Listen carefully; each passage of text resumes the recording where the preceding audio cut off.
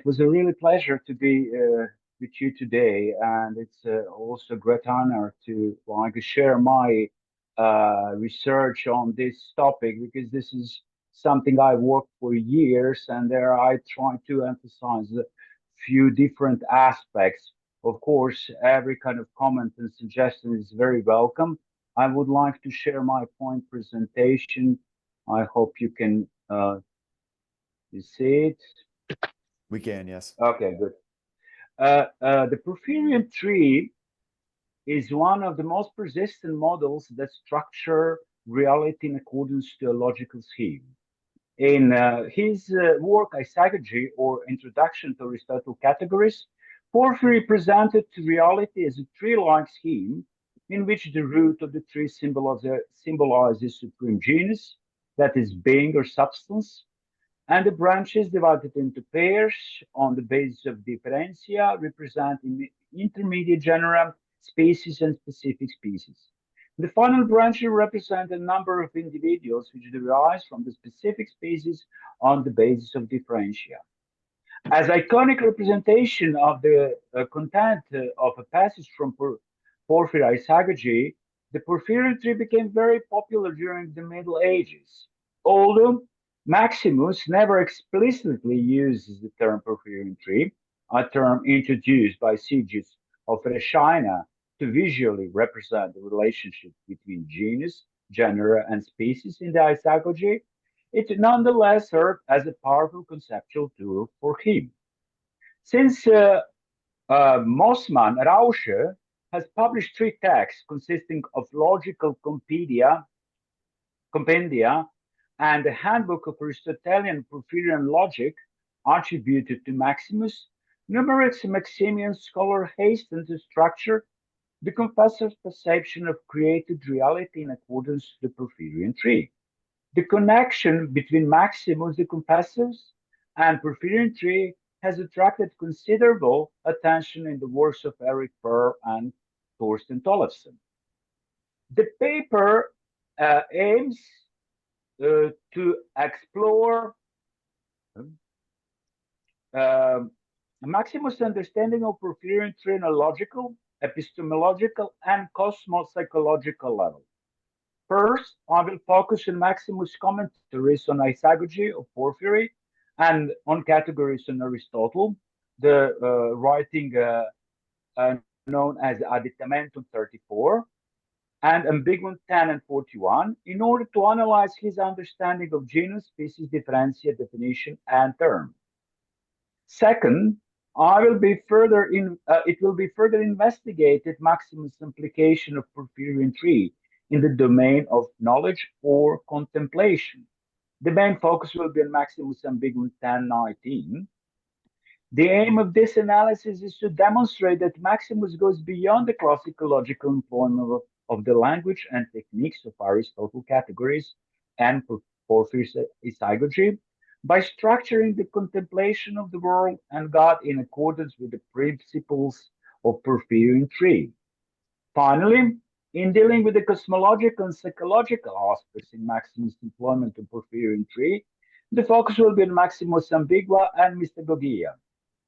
It will be compared the cosmological doctrine of Maximus' fivefold division of being from Ambiguum 41 with a fivefold division of psychological capacity from Mystagogia 5.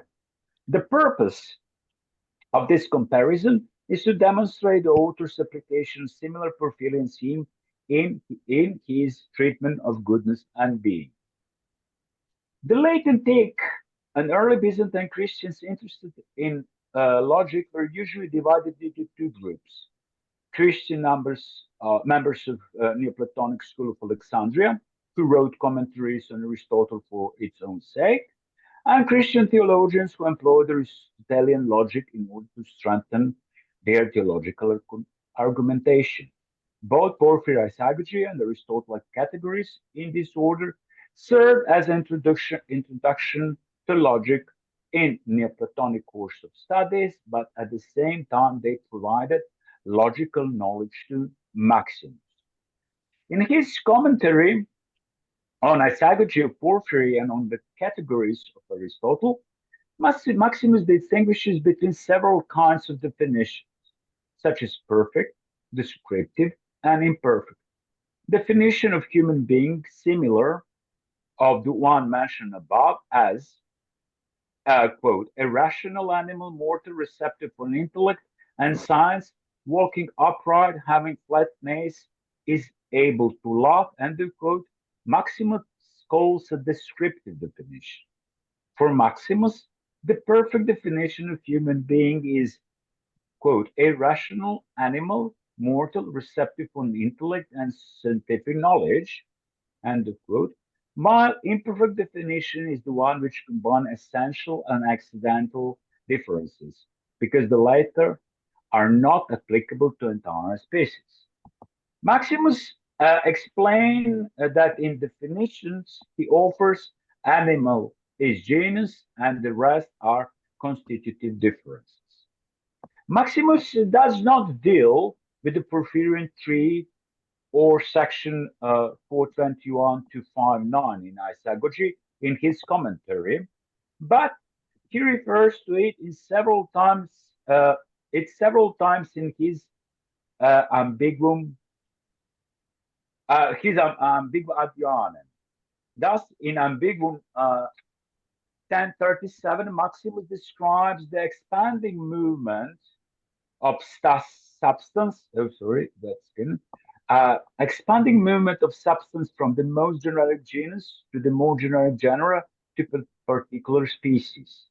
Moreover, in Ambiguum 41, Maximus further elaborates on the principles of the Porphyrian tree.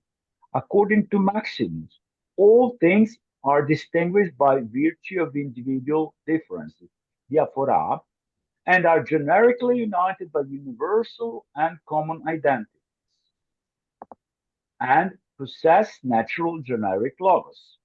This genus, naturally unites what is separated and is wholly present in its subordinate species. Species 80 that belong to the same genus are distinguished on the basis of difference, diaphora, while individuals, atoma, different one from another,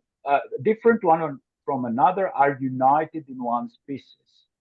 Finally, the accidents in Berekota possess unity in one subject, or hypokeimenon. In his treatment of Porphyry's 5 types of predicates, such as genus, species, difference, property, and accidents, Maximus replaces property, idion, with individual, atoma, and introduces individual as a subject of the unity of accidents. In the above-mentioned passage from Ambiguum 41, Maximus is clear that the accidents exist only but gathered in a subject or in an individual being. One may also say that for Maximus, species and genera exist only in an individual being, and that they are thoughts produced by abstraction from many individuals or many species in case of genus. However, Maximus secures for genera and species more permanent existence that is that than it is one in human mind. By ascribing to genera and species specific logoi of beings, which are divine wills about the creation, these phenomena acquire their existence independent from the individual beings. Although Maximus claims that universals exist only in particulars, with his doctrine of logoi of being, he secures them existing out of the created world that is in the mind of God. Maximus attempted to employ Porphyrian tree out of the domain of logic, first in the domain of knowledge, and then in the domain of cosmos and soul. In Ambiguum 1019, Maximus exposes the theme of divine knowability in the context of 5 modes of contemplation: being, movement, difference, mixture, and position. The first 3 categories provide the one with the knowledge of God as a fashioner, provider, and judge, while the other two educate the one in virtue and in affinity with God. For Maximus, being is the teacher of theology because it reveals the knowledge of God as the creator. The movement of creation indicates divine providence over the universe, while the divine judgment instructs us in the difference in creation. The role of providence is to preserve the unvarying sameness of each of the things in the universe, and to preserve the universe in accordance with the logoi of which it consists. According to Maximus, the role of providence is to hold the whole creation and every single being within the unity with God and among themselves. As the judgment is indicative of difference, the role of judgment is to preserve the divine distribution of beings, quote, in accordance with which each of the things that come to be in connection with the logoi in accordance with which it exists, has inviolable and unalterable constitution of its natural identity. End of quote. For Maximus, the mixture of beings in the synthesis of mind and virtues, and it pertains to intelligible cosmos, while the position is inclination and fixedness of mind in the good. According to Maximus, by considering the whole creation from the point of view of position, the five modes of contemplation are reduced to three modes of contemplation, or theological, natural, and ethical philosophy focused on heaven, earth, and what is in between them. By considering the creation from point of view of difference, Maximus reduces these three modes of contemplation that deal with earth, heaven, and what is in between to two modes of contemplation, namely wisdom focused on heaven and philosophy focused on what is contained beneath heaven. Wisdom pertains to, quote, all natural and hidden logoi of other modes, while philosophy, quote, unifies character and choice, practice and contemplation, and virtue and knowledge, and through affinity of relation refers them to wisdom as their cause. End of quote. Finally, if the creation is beheld from the point of view of mixture, mind is led from the contemplation of logoi to the single contemplation of logos of God as their cause. In his exposition of five modes of contemplation, Maximus goes beyond a common Neoplatonic heritage. He transforms five logical predicates into modes of philosophical contemplation by which one obtains the knowledge of the creation and of the creator. Next, the five predicates in porphyry, namely genus, species, difference, property, and accident, correspond to five modes of natural contemplation, that is, being, movement, difference, mixture, and position in Maximus. Maximus considered highest genus as substance. For Maximus, the process of division of genus into species is described as the expanding movement of substance, and therefore he identifies species with movement of expansion within substance. Maximus refers to category of difference when distinguishing between the different species in one genus and different movements with one substance. In spite of diverging in terming the last two modes, Porphyry and Maximus point to the same issues. The property for porphyry points to innate substance or essence of each individual nature, such as rationality is distinctive characteristic of human nature when it's compared with other sensible nature. Although the similarity between the property in porphyry and the mixture in Maximus may not be recognized at the first glance, they point to innate property of each nature or its logos according to Maximus. The knowledge of nature from the point of mixture or composition is not a passive process of recognition of certain natural properties by mind or reason, but rather a transformation of a knower who, by mixing virtues with mind, obtains the knowledge of logos for each particular nature. The mixture refers actually to the mixture between theological, natural, and ethical philosophy, which provides a knower with the potential to discern as insensible nature the divine intention or logos for each thing, and this logos represent the most innate property of this thing. The accident in porphyry points to other characteristics of a thing that are not fixed, but they can vary, like skin color of human beings. The position in Maximus corresponds to accident in porphyry. According to Maximus, position is feature of character. However, like in case of mixture, position is chosen by inclination of mind, which can understand and accept on rational basis any kind of change. Only it is fixed in the good. Dimension change pertains to variety that exists within certain species or nature. If the species within one genus are distinguished on the basis of difference in properties, the individuals within one species are distinguished of the basis of difference in accident. Thus, a human being is distinguished from other animals by being receptive to intellect and science, walking upright and having flat nails. These characteristics are necessary of human species.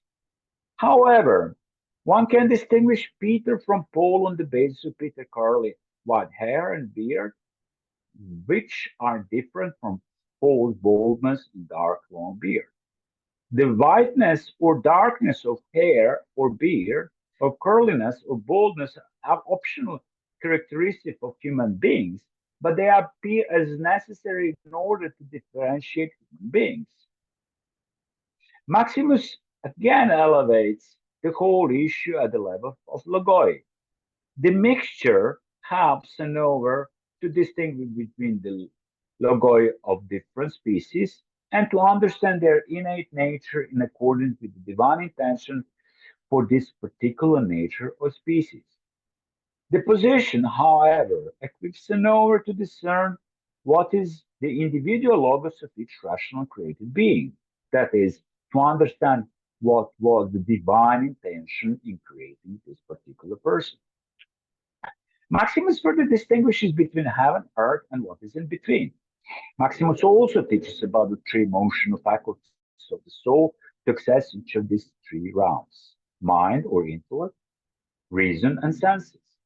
God is accessed by mind or intellect. The defining cause of something unknown is accessed by reason or understanding, and the material world is accessible by senses. Maximus describes a particular kind of philosophical contemplation to each of these three realms, accessible by different faculty of the soul. He refers to theological, natural, and ethical philosophy. He further reduces three kinds of contemplative philosophy to only two, namely philosophy as love of wisdom and wisdom itself. The scope of contemplation is now focused on divinity as wisdom itself, as well as on truth in reasoning and to holiness and chastity in action as philosophy. Finally, Maximus ends up with God, who leads each mind from the contemplation of his logoi to the single contemplation of him, the logos of God. In Maximus, the main line of reduction goes from five modes to three, then to one, then two, and finally one. In Ambiguous 41, Maximus described creation as the process of cosmological procession into five pairs. The first pair is uncreated and created. One may further distinguish in the created nature the nature perceived by the mind and nature perceived by senses. The nature perceived by the senses further divided to the heaven and earth, which consists of paradise and inhabited world of Ecumene. Finally, the living beings that inhabit the world are divided into male and female or man and woman in case of human beings. Maximo points out that the unification of these distinctions was the task of Adam, who by failing to fulfill this task made a distinction made the distinctions the basis for division in the created nature. By taking Adam's role, Christ overcomes this division in the following way. By immaculate birth from virgin, he unites man and woman. By living on earth in the resurrected body, he unites inhabited world with the paradise. By ascension into heaven, he unites earth and heaven or sky. By passing in body and soul to the intelligible orders of heaven, he unites the sensible and intelligible nature. And finally, by sitting at the right side of the Father, he unites the created with uncreated nature. What Christ has done is to actually unite the extremes in the middle or mean terms. On the level of humanity, he unites a set of mutually exclusive terms. By divine intervention, Mary, the Mother of God, conceives and gives birth while remaining a virgin. By stripping humanity of sexual differences, Christ recreates the paradisiacal condition in which procreation did not potentially include copulation and labor, and he opens the possibility for genderless humanity as the middle term between man and woman. By the second unification between the inhabited world and paradise, he overcomes the difference between corruption and mortality on one side and immortality on the other. And he shows a way toward the paradisiacal ecumeny as the middle term between mortality and immortality. By his ascension into heaven, Christ unifies the heaven or the sky and earth into one sensible nature. Thus, all the divisions that exist on this level of reality, such as division between the rational, like human beings, and rational animal plants, or between animate humans, animals, plants, or inanimate stone, planets, fire, water, are overcome in one single sensible nature. By passing in body and soul through the intelligible orders of heaven, Christ abolishes the division between the sensible and intelligible nature. On this level, not only is the division between the sensible and intelligible nature abolished, or humans and angels, so to speak, but also the division between knowledge and ignorance, because the knowledge of all creation is revealed through the divine logoi. This means that the knowledge of God will be achieved through direct experience and not as a product of an intellectual or sensible perception. Finally, on the last level of reality, symbolized by Christ's placement at the right hand of the Father, the created nature is united with the uncreated nature as it receives all the attributes of the latter, except the identity of essence. Thus, the whole creation and human beings in particular will, on this level, overcome the limits imposed on their mind, reason, nature through definition, order, and law. The future union of created and uncreated nature is already realized in an infinite logos, or the God man, although in his case he owns his divinity by essence and not by grace, as the deified people and God humans do. According to maximum hierarchy of beings, according to maximum hierarchy of beings, all the divisions or extremes that exist in nature, such as male, female, mortal, immortal, rational, irrational, inanimate, sensible, intelligible, and created, uncreated, have been reconciled not by assimilation in the logos of highest universals, but by unification in the middle or mean term.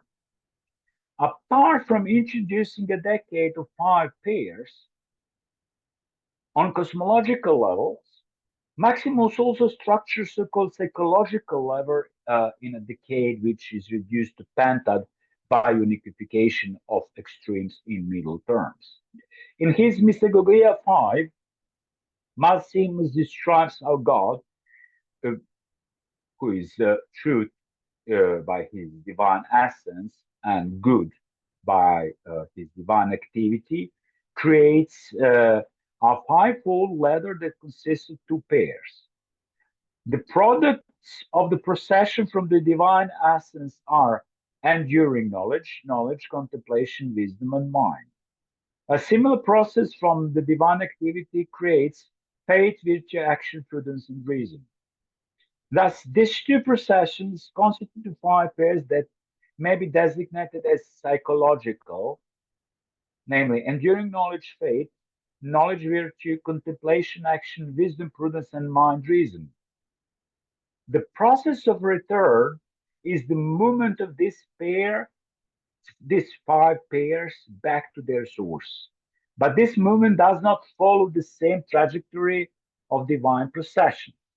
Namely, the unification of procession does not take place in God, but but at every level of reality. This means that the mind does not revert back to wisdom and further to contemplation, knowledge, and enduring knowledge, nor does the reason return to prudence, followed by activity, virtue, and faith in order to reach God as their source. The return, or as Maximus designates it, the gathering, synodos, is to the middle terms. Mind and reason gather into rational mind, wisdom and prudence into prudent wisdom, activity and contemplation in active contemplation, virtue and knowledge into virtuous knowledge, and then enduring knowledge and faith in faithful and unchanging knowledge. Therefore, the decade is reduced to a pentad, and the unity of the soul with God is achieved through rational mind, prudent wisdom, active contemplation, virtuous knowledge, and faithful and unchanging knowledge. This process implies that the unity of the created elements in the lower levels preconditions the unity of the elements on the higher levels. And both unities are attained through the middle terms between two different but not necessarily contradictory realities.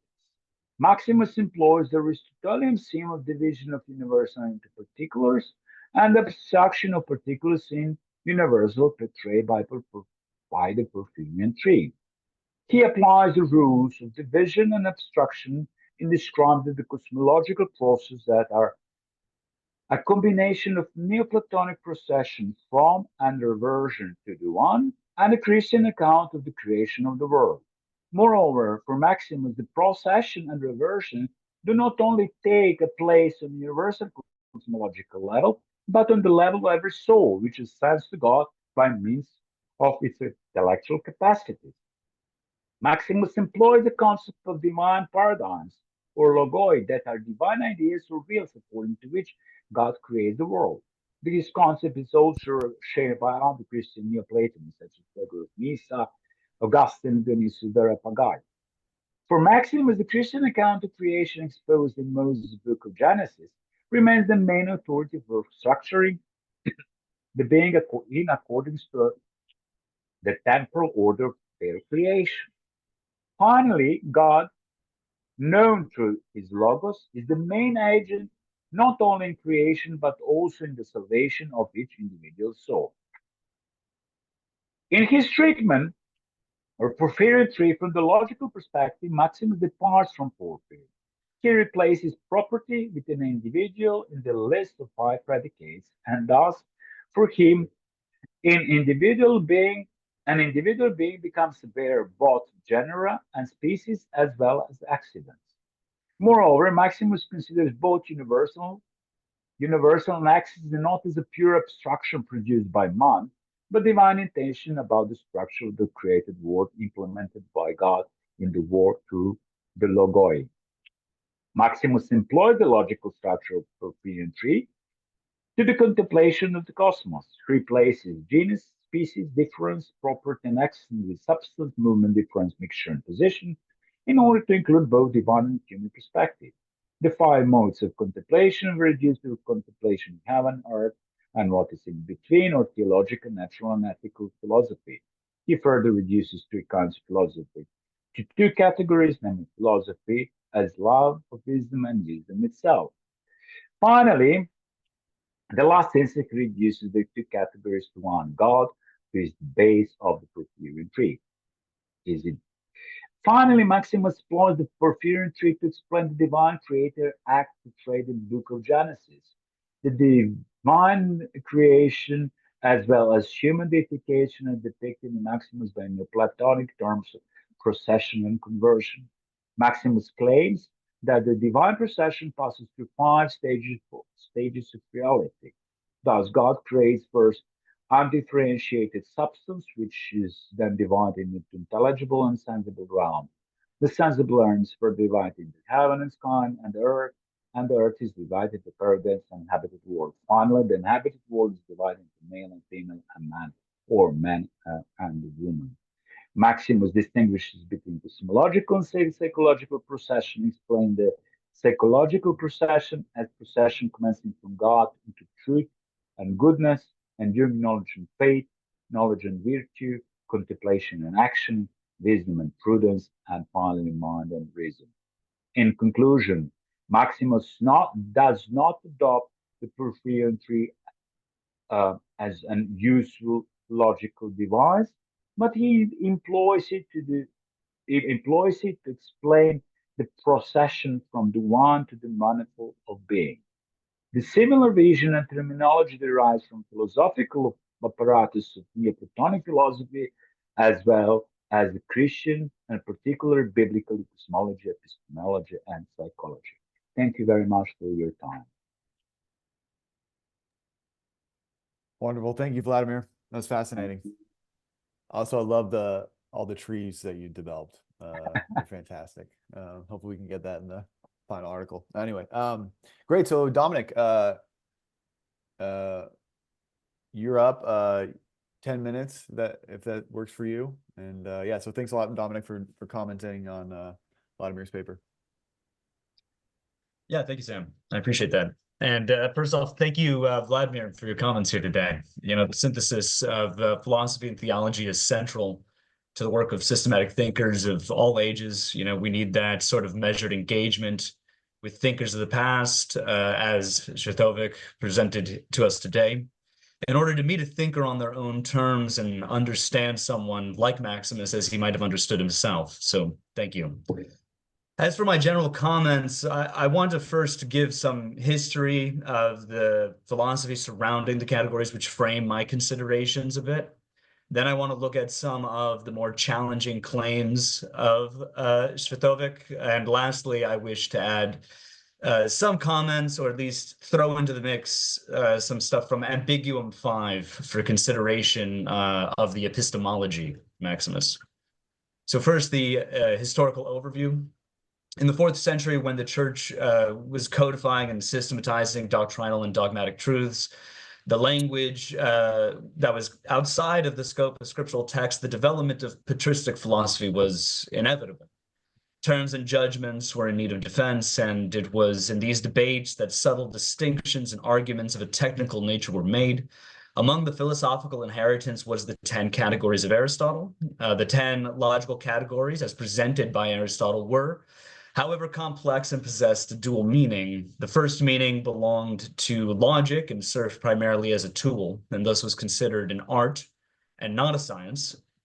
The second belonged to metaphysics, and the categories themselves were said to correspond and exhaust the ways in which a thing could be. Early commentators on Aristotle pointed out and contested why there was a need for 10 categories in the ontological realm, when they argued that Plato only taught a twofold distinction between relation and what exists in its own right. Plotinus criticized the Aristotelian categories because he believed they could not encompass Platonic forms, and that for the material world, we only have use for 4 of Aristotle's categories in a modified system. However, Porphyry restored Aristotle to the academic syllabus by arguing that the categories of Aristotle were primarily about words, insofar as they signified things and not about things themselves. And here I want to zero in on the contributions of Cvetković. To adopt the divisions presented by Cvetković, it seems to me that the division between logical and cosmos-psychological is central for Maximus, with the two being bridged by the epistemological. The first section of the presentation today gave us the general overview of Maximus's treatment of the isagoge. In it, Cvetković is right to point out that Maximus replaces Porphyry's property, ideon, with that individual atom. And this is no small move. As I mentioned, there was that general consternation in the centuries preceding Maximus, and perhaps during his life, which saw debate concerning whether or not the categories were merely logical or if they also possessed an ontological import. By changing property ideon from this generic property to the individuated atom, Maximus, as he's doing in Ambiguum 41:10, is showing us that he sees the categories as having an ontological being as well as serving as logical tools.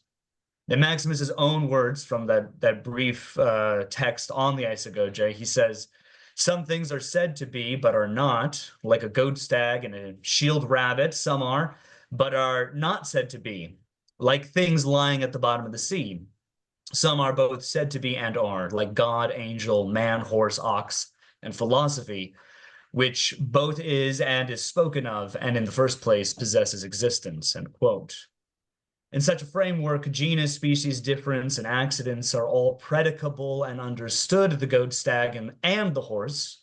But between the goat, stag, and the horse, only the horse is an individual because of its possession of existence. The things at the bottom of the sea possess all modes of predication, but are just not nameable, as they are not known to man. Following these considerations on the isagoge, we turn to Ambiguum 10:19. Here we have some categories of Maximus: being, movement, difference, mixture, and position. Being correspondingly understood as generic unlimited ousia, which is then limited by movement, which, as we saw, is associated with Maximus, is associated by Maximus with nature, right? The principle of motion and rest, after all, is physis, according to Aristotle. And then we have the difference, which Cvetković pairs with ethical considerations. And this follows upon the specific difference of any given species as the defining principle of a thing's telos. And so you can see how that makes sense. Cvetković then points out how mixture blends the theological, natural, and the ethical, and he locates this with property in Porphyry's thought. But if we were to use atom, or that sort of individual, instead, we get a kind of formula of unlimited being is then limited by the nature or motion, which in turn is limited by the telos of the species or the telos of this individual, since mixture by Maximus is also paired with divine providence, seemingly representing the concrete mixture of being, nature, and act or form. Finally, the accidents and positions are paired as they both communicate the non-essential variety of any given species. However, Cvetković here makes it out to seem that position or accident serve as the individuating principles for members of a given species. And I just want to push back on that a little bit, although I by no means make any definite claim here. But it does seem to me that in Ambiguum 1094 and 10106, we do get a presentation of eulei and eidos, matter and form, which might be there in order to account for individuation. And that would be a line of thinking somewhat more in continuity with what I understand as classical Aristotelian reception. In his summary, Cvetković continues these considerations and shows that from God, who is the source of all being, matter, and form, we get undifferentiated being, which of itself does not exist, but must be limited by either intelligible or sensible.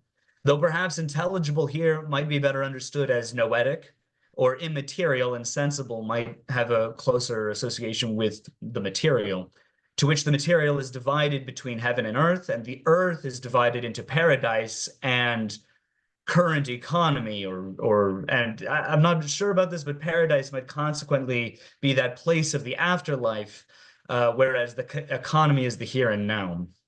And of the economy, man being the central figure gives us this division into male and female. From these considerations, we see that the procession of being from the divine into all of creation and the various limitations added to unlimited being is central to Maximus.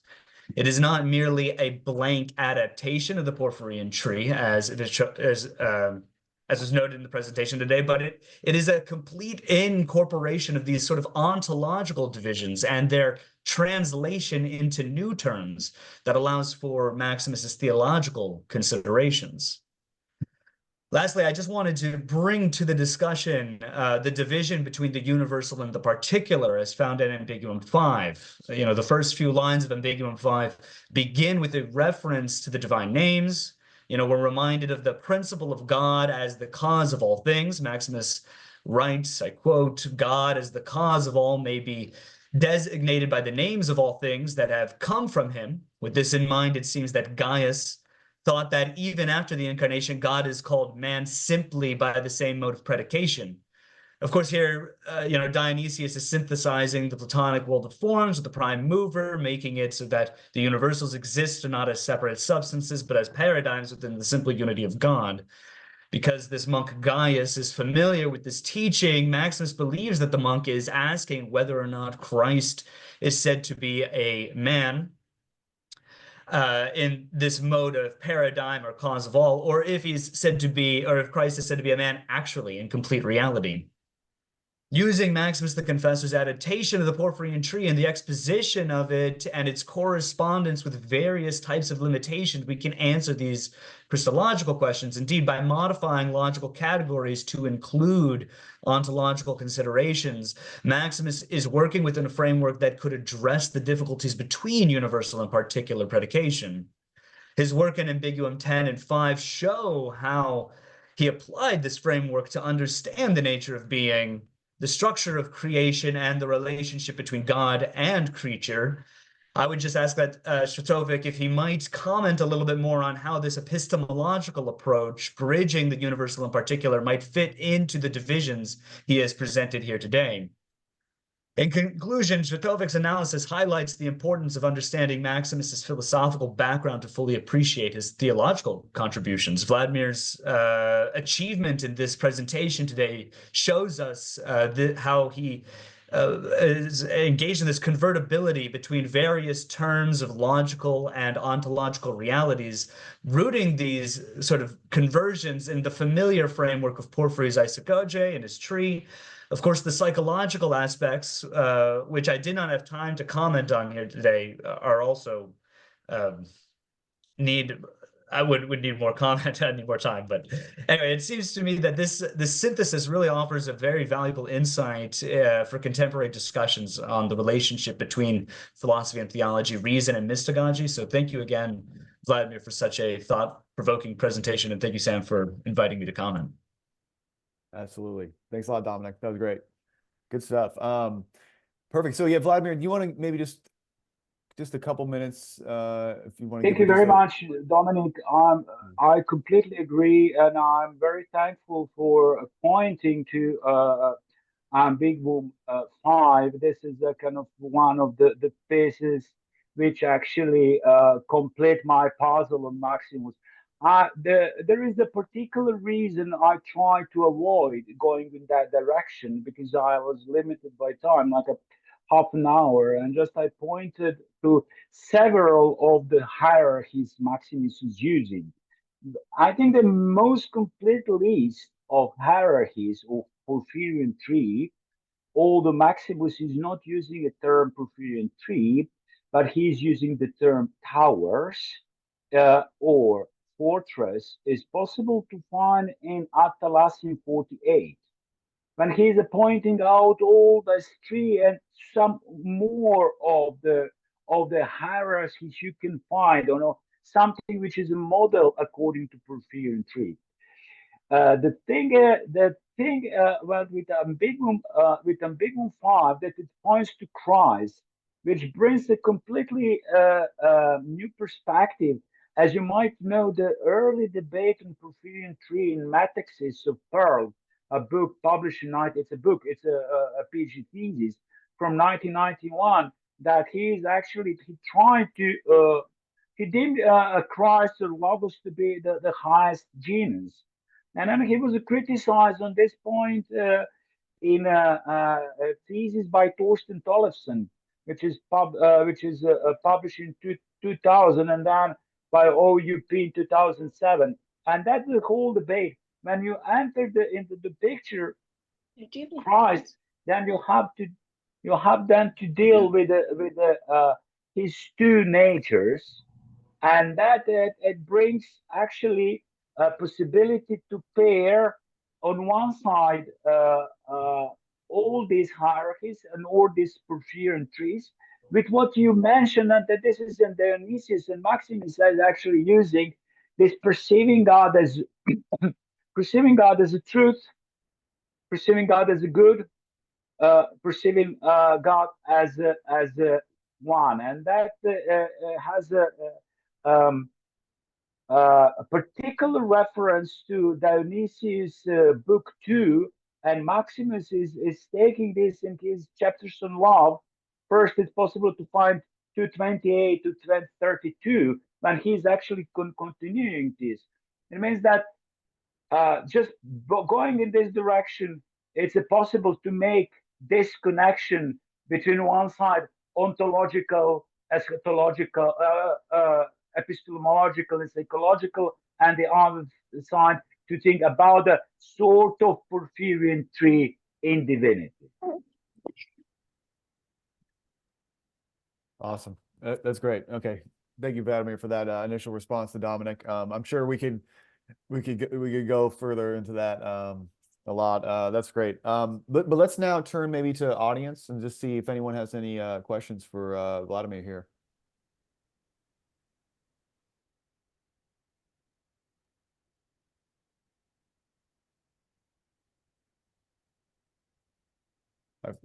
Feel free to either jump in or raise a hand. If not, I have a question, but let's see. Is anyone? Could I ask a question? Yeah, Carson, please. Yeah. I was curious, Vladimir mentioned universals and how Maximus has this view that universals only exist in particulars. But then I thought he said something about how Maximus locates them in the mind of God, and I think he mentioned the logi. So I was just curious. I've always been somewhat confused about this connection in Maximus between universals and the logi doctrine. So could he perhaps clarify this connection between universals and logi?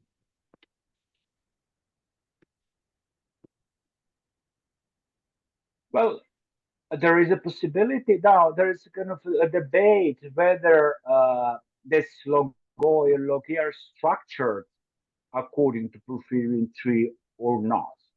Is it possible to have that kind of scene in mind of God according to which God creates or not? I'm fond of accepting, although you have a debate between, for example, Thorsten Tollefson and Melchizedek Toronen.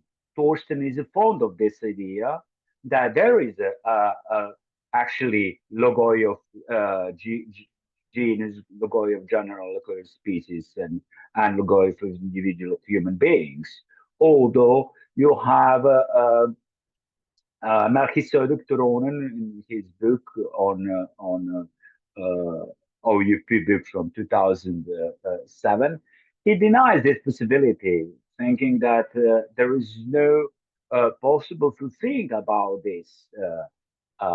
Now, I think that there is a possible to claim that there is a logoi of universals. But I also think that crucial for Maximus is what he's using, and I actually refer to it this middle or mean terms. And now there's a question whether these mean or middle terms are logoi or not. That's something actually I try to answer to myself, and I think that this is not a logoi, but we are in like all these levels of reality I mentioned, from genderless humanity to like let's say on both levels, on level of cosmos and on level of souls, are much more of like a tropos hyparxios, or possibility to gather different logoi in the one mode of existence, and that all of this modes of existence exist in one hypostasis. In this sense, hypostasis, it could be human hypostasis, but which is again a compound of soul and of body, which has a two different logoi, is a kind of mode of existence. Although this mode of existence, it has its own logos, which is individual logos of this separate individual human beings. Well, I just put a lot of things. I don't know whether I answered directly to your question, but I hope that you can pick what is interesting for you. Yes, thank you very much. That was really interesting. A lot to think about there, especially with the idea of the possibility of a Porphyrian tree of the logi themselves. Yeah. And then what you said about the mode of the tropos hyparxios. That was an interesting element to that. Could I add one more thing, one more question? Yes, please. Well, I mean, Carson, yeah, just real quick though, because I think Dan has Yeah. a question. Yeah. How does this ousia that Maximus mentions, that seems to be corresponding to the Porphyrian tree? Dominic mentioned it as kind of an unlimited, undifferentiated being. Would you consider that to be the same as the procession being in Dionysius? Would they be talking about the same thing, or is there a difference there between what Maximus is referring to as ousia and what Dionysius would call the procession of being? Well, Maximus is following Dionysius in this regard, but I think that every ousia has its oros, or its definition, and the form it takes. It means it can be undefined. It has its limits, and it's very important to see what is the end of this movement from most most general genus to particular human being. But when it comes to particular human being, you can see that this is the limit of movement. This is the limit of movement of expansion. And Maximus is very clear in this regard, and especially in Mystagogia 5, that there is that God doesn't allow his beings to scatter around, but he keeps them by the force of being their origin. And this is very important, that I'm trying to work through this kind of metaphors, which becomes very popular diagrams. For example, you have a diagram which is in Dionysius. This is a diagram or metaphor of a circle and radii. And you can find that actually there is a movement of human beings or created beings from God along the radius to the circumference. But then there is no possibility to expand further. It means what you can as a substance, you can expand in your properties, and you can expand in your accidents. There is no possibility, and that's the kind of the problem. Of course, you can try to identify your being and yourself on the basis of your properties or on your accidents. I don't know, I don't know, being a male or female, or being a different race, or a different language and tribe, or different social status. But this is something very like Maximus is, when you read it, and that is very critical of this. It means that you need this kind of movement back, and this is a kind of reversion going to God. It means that trying to see going beyond all these attributes you have, and trying not to go like having a general idea of humanity and try, but going even further than this, going to another sensible nature and this kind of that kind of a satirical philosophy for him, and even though going to the levels, and I think that this is something which actually points to this movement with a substance, like in this kind of two parallel movements, which is Great, great. Thank you so much. thank Awesome. you. Yeah, Dan, you want to hop in? Yeah, thank you so much for your paper. So I wanted to ask about the status of the atom on the individual here, and the way that Maximus thinks about Porphyry's treatment of that. There's a sort of classic problem in Porphyry because, on the one hand, just as you wrote on the slide, it seems like the individual is the bearer of the genus, species, and accidents, which would make the individual sort of ontologically more fundamental. But then on the other hand, when you ask, okay, so what's left to the individual other than its essence and accidents? What can the mind latch on to? Is there anything intelligible there? It seems like Porphyry doesn't have anything else to say. And so that seems to construe the individual as a kind of bundle of the essence and the accidents. And I'm wondering, it seemed like you said something about that, Maximus's view of that, but I did not quite understand which is more fundamental. Mhm. Well, thank you. Yeah, you're like quite right in this point. And that it's not only a problem for Maximus, but even for earlier Christian Neoplatonists. But Boethius is one of these writers who is actually trying to solve this problem. With Maximus, it's quite easy. Maximus has this theory of logi or logoi. It means, and that it's very clear in Ambigua Adioane, and especially in Ambiguum 10, that he is actually criticizing like a general providence over species and genus, but not providence over particular individual beings.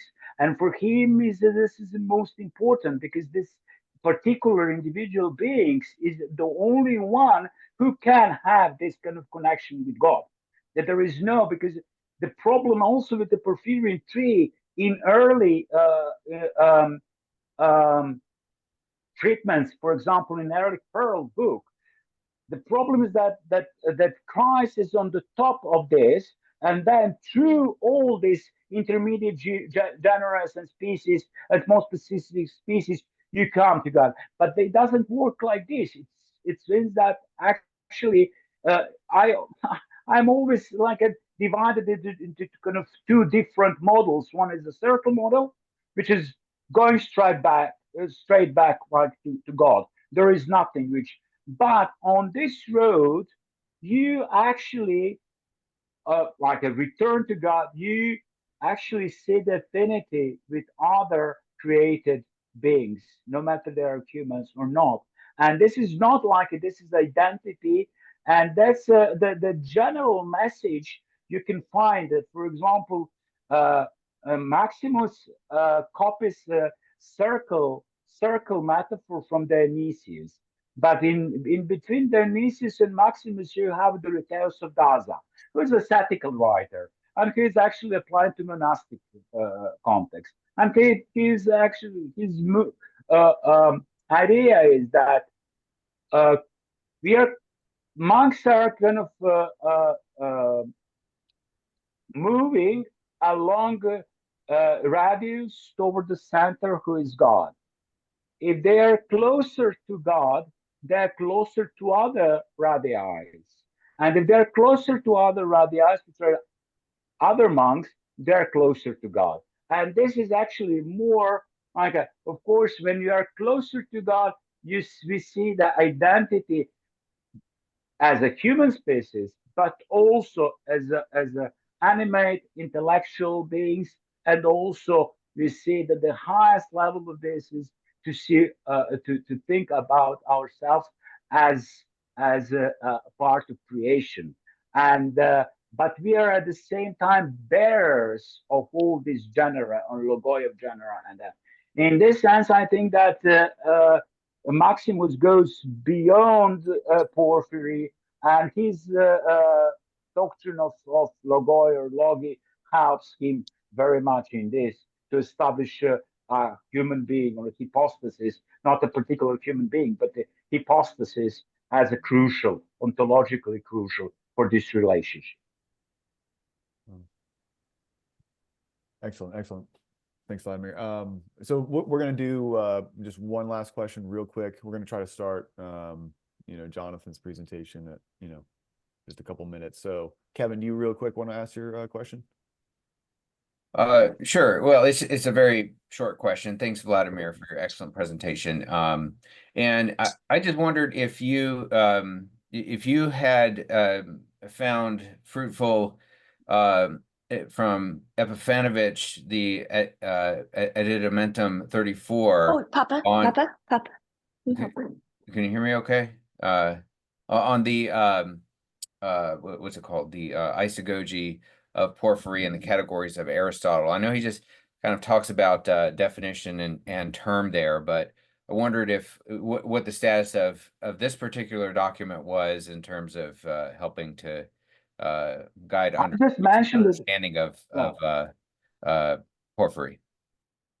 Thank you very much, Kevin. I think that it's a very important. I haven't considered this document a long time ago, but after Bram, accepted it as a possibility to be genuine, like an outship of Maximus, I'm just trying to include it, and I see a possibility to develop, especially as I said in my presentation, he is actually dealing with the definitions, and that doesn't go further to like a 4 and 5th sections on isagogy. It means that we have a limited readings, but I think that it's very important to see because he gives the difference between perfect and descriptive definitions.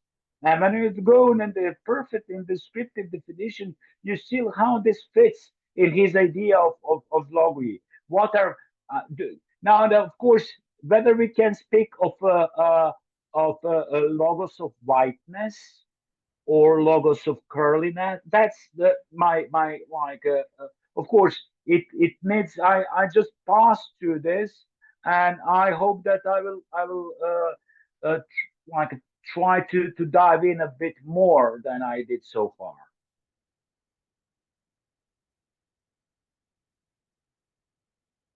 Awesome. Well, yeah. So thanks so much, Vladimir, for this presentation. Paper is fascinating, really helpful in terms of understanding. Thank you very much indeed. Divine processions and Maximus. It's fantastic. Great. And thanks again, Dominic, for your comment. Great. So we're going to move right into Jonathan Bieler's presentation. So Jonathan's professor of petrology and systematic theology at Pontifical JP2 Institute.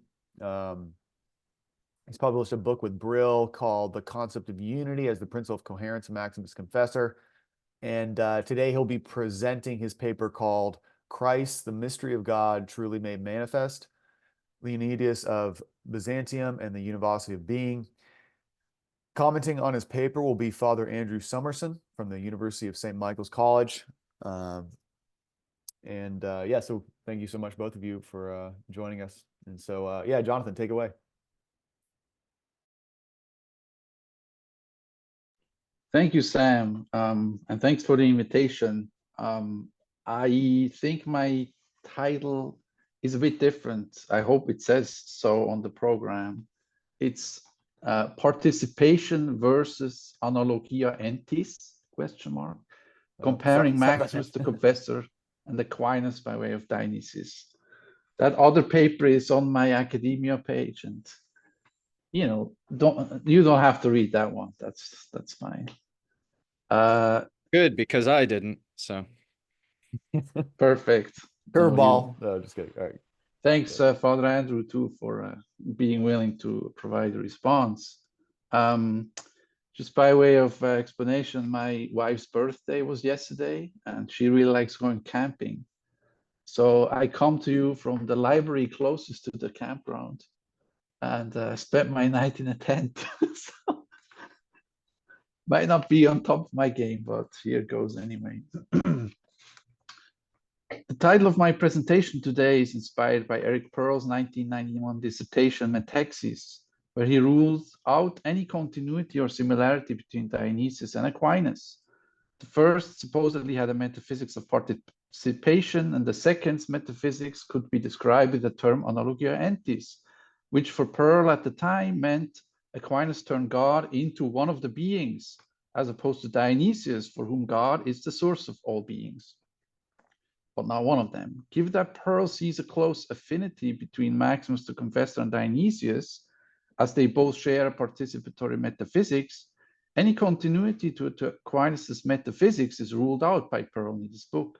However, Pearl has more recently highlighted the Neoplatonist and even Dionysian or Proclean strands in Aquinas' philosophy, leading to a new appreciation of some key Neoplatonic elements in Aquinas' philosophy of analogia entis.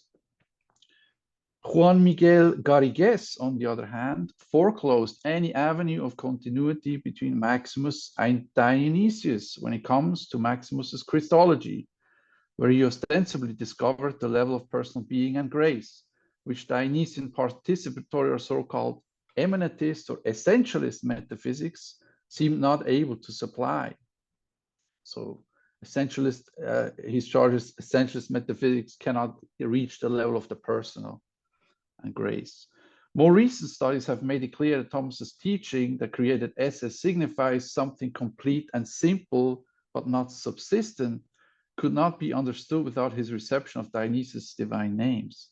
The strange prospect arises that Aquinas and Dionysius' metaphysics share an affinity against Maximus, whereas Maximus and Aquinas band together when it comes to their Christology, as other recent studies have shown. For example, Corey Stephen has made this point, but supposedly against Dionysius' Christology.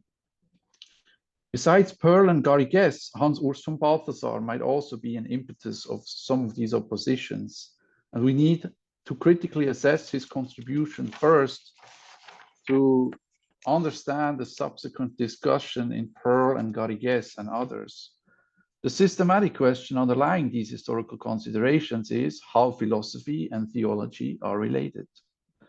The present paper will address Pearl's former opposition of Maximus and Aquinas and Dionysius, as well as Balthasar's and Garrigues' opposition of Dionysius and Maximus, by way of two questions. First, is Maximian thought compatible with the Thomistic analogia entis? And second, does Maximus leave behind participatory Dionysian metaphysics when he considers the personal existence of Christ? It is not possible to address these questions exhaustively. I might have even been more than I could chew, but I only want to offer a sketch. Maximus and Aquinas, first section. Analogia entis is a very complex term, and I define it here very generally by saying that it is based on the real distinction between created esse and essence in Thomas Aquinas. Their distinction in creation is analogically related to their identity in God, who is his own esse and essence. In the interpretation of existential Thomism, created esse or esse commune is, together with the essence, a co-constitutive principle of the concretely existing substance.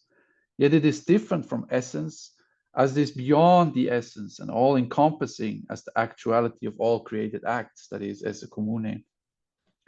The question for placing Maximus in a relation to Aquinas' metaphysics is whether Maximus can be seen to share, at least intuitively, such a concept of created esse as a principle distinct from or even beyond essence.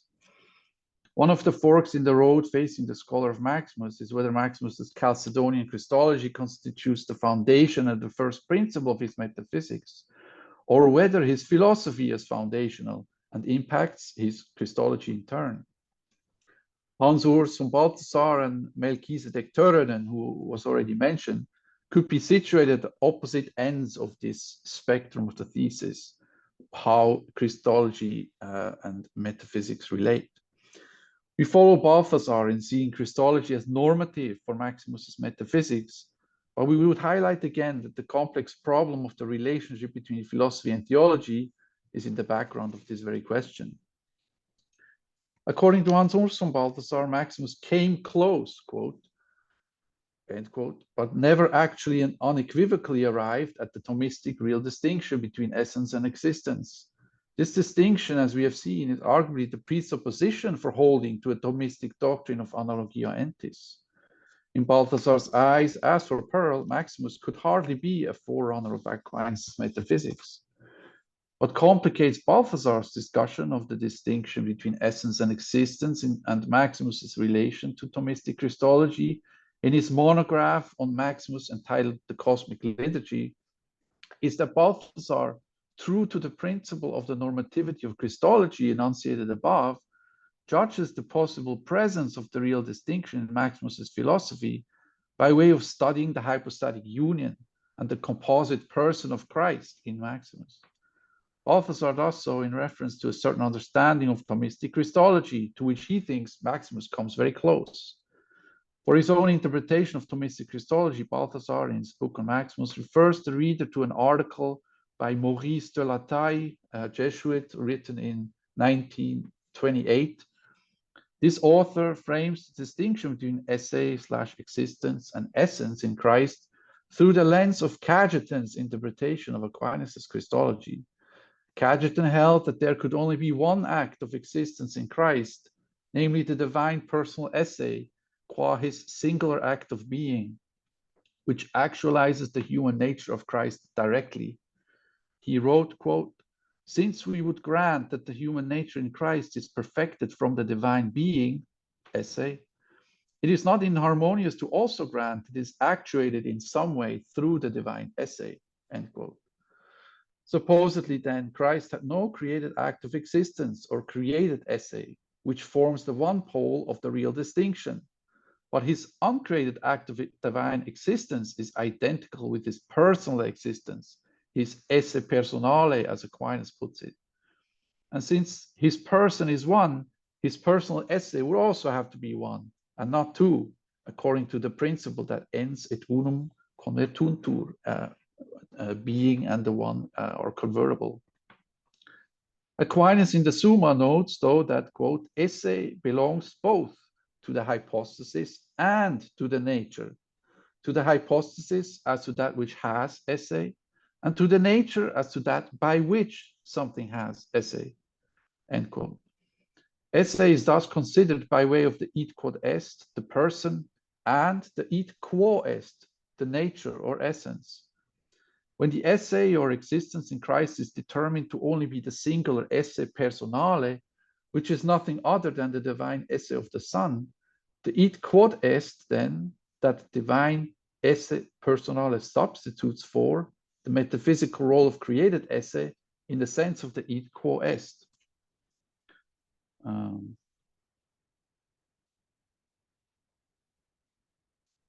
This esse associated with the essence is the created esse commune. So in Aquinas, the esse commune has a place to speak about the esse.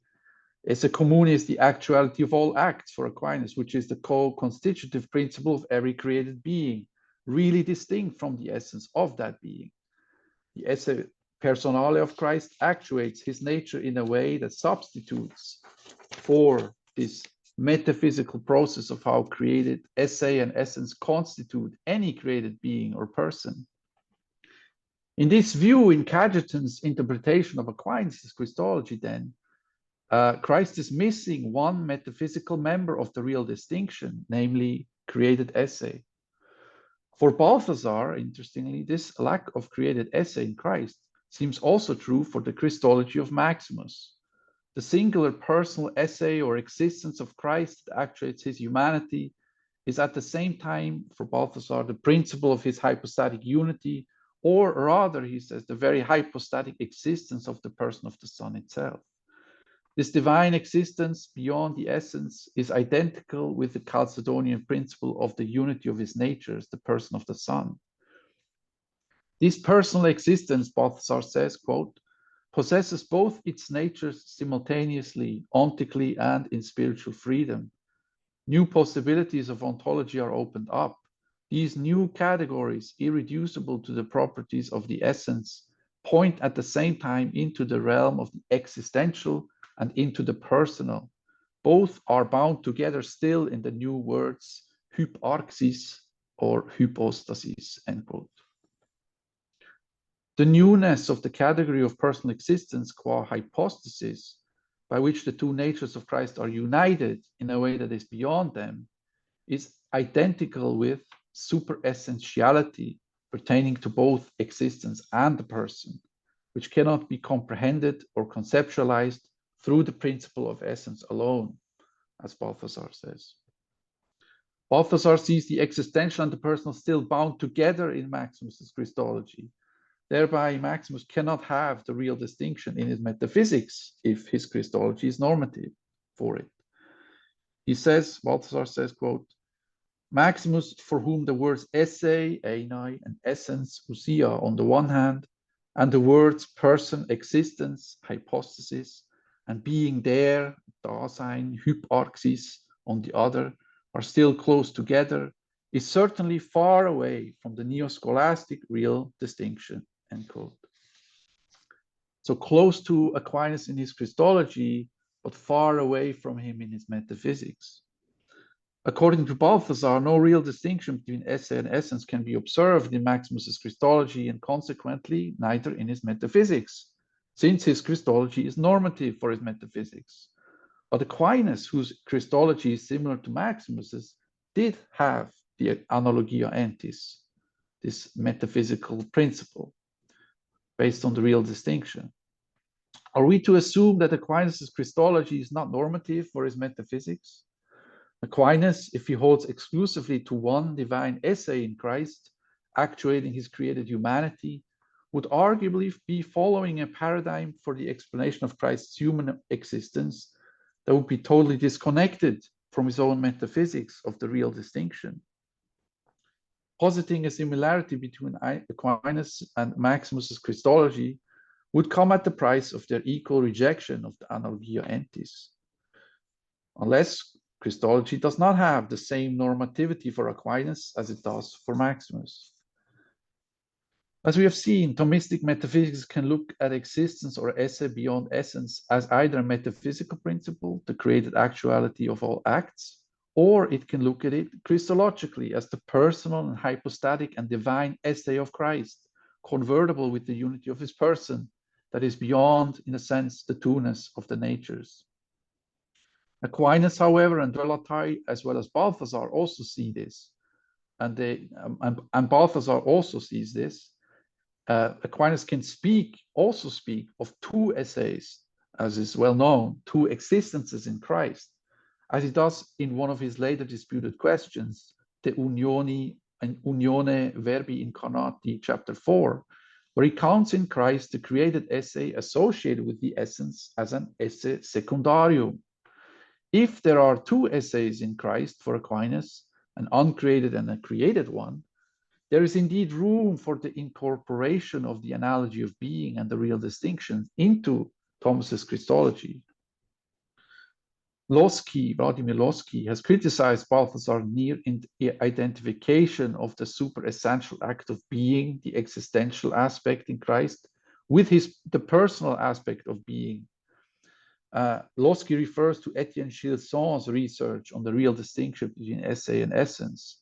Lossky states that existence qua super-essential act of being is not thereby also simultaneously the personal act of being or the root of the person. Quote, Lossky, is the non-conceptualizable character of the existence of the same order as the order of the person? Or does this new ontological order discovered by St. Thomas still remain below the personal?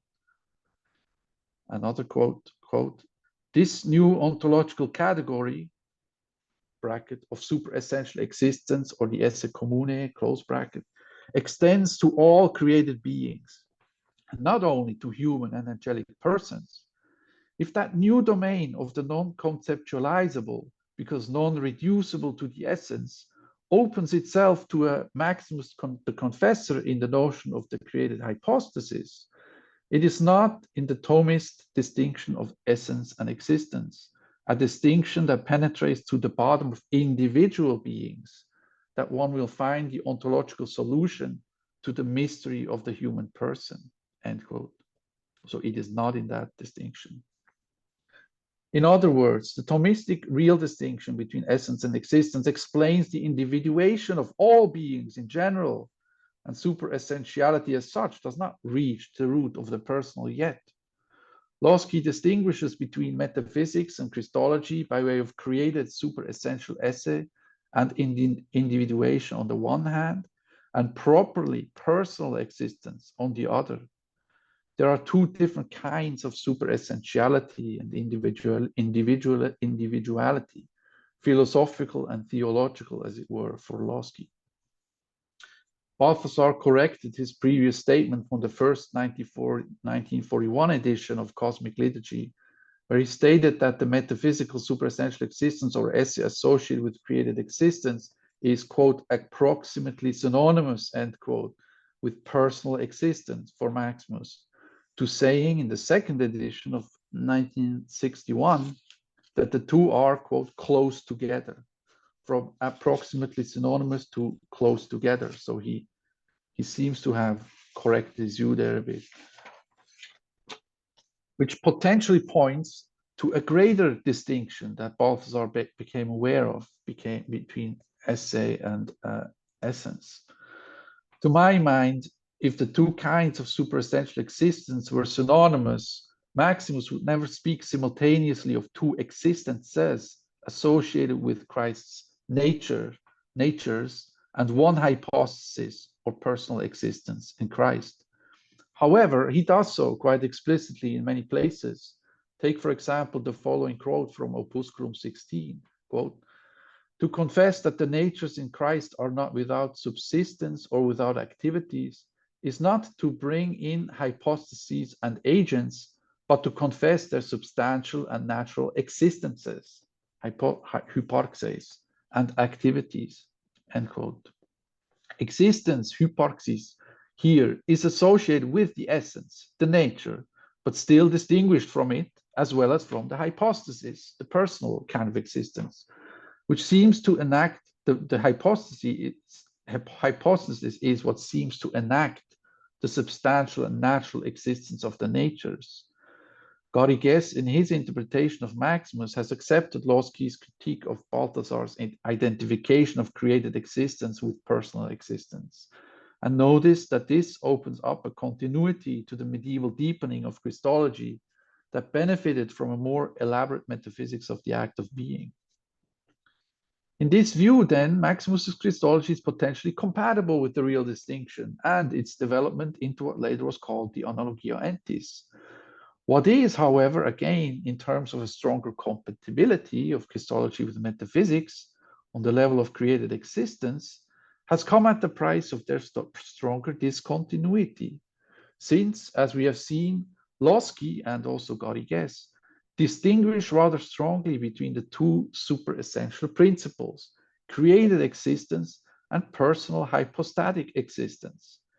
They judged the root of the person to be in radical discontinuity with metaphysics and its focus on nature and existence associated with the essence, but distinguished from it. So for Lossky and Garrigues, this discontinuity between metaphysics and Christology leads to a Christological personalism that sees nature somehow in contrast and opposition to the person.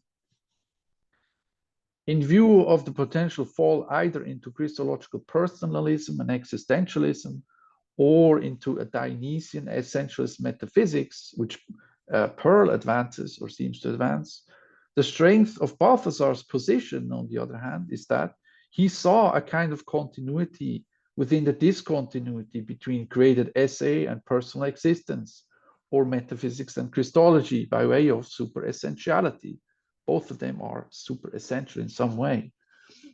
Indeed, after the first edition of his monograph on Maximus, Balthasar came to conceive of the continuity and discontinuity between philosophy and theology in a clearer way, which can only be hinted at here. When understood in the light of Gustav Sievert's and Ferdinand Ulrich's Christian metaphysics of being as gift, the Thomistic real distinction and individuation opens up to the personal dimension of reading created being, created esse, as a likeness of God's goodness and as love, being as love. The creator freely creates in this view ex nihilo by way of giving created esse to the substance through the essence, which receives and gives being at the same time. God's free personal being leaves traces and images of himself in created being. To discover them as traces of the divine tri-hypostatic existence is beyond the reach of philosophy proper and belongs to theology or Christology in distinction from philosophy. Such theology can nonetheless illuminate philosophy and turn it into a Christian philosophy that opens the natural, the existential, to the personal in a more continuous fashion than Losky and Gorgias seem to be able to conceive. Second part, Maximus and Dionysius. Part of the historical analysis of the continuity and discontinuity between philosophy and theology is how Maximus's Christology relates to Dionysian metaphysics. As we have already remarked, opposing answers have been offered to this question by Pearl and Gorgias, to whose work on Maximus we will briefly give closer scrutiny before concluding our sketch.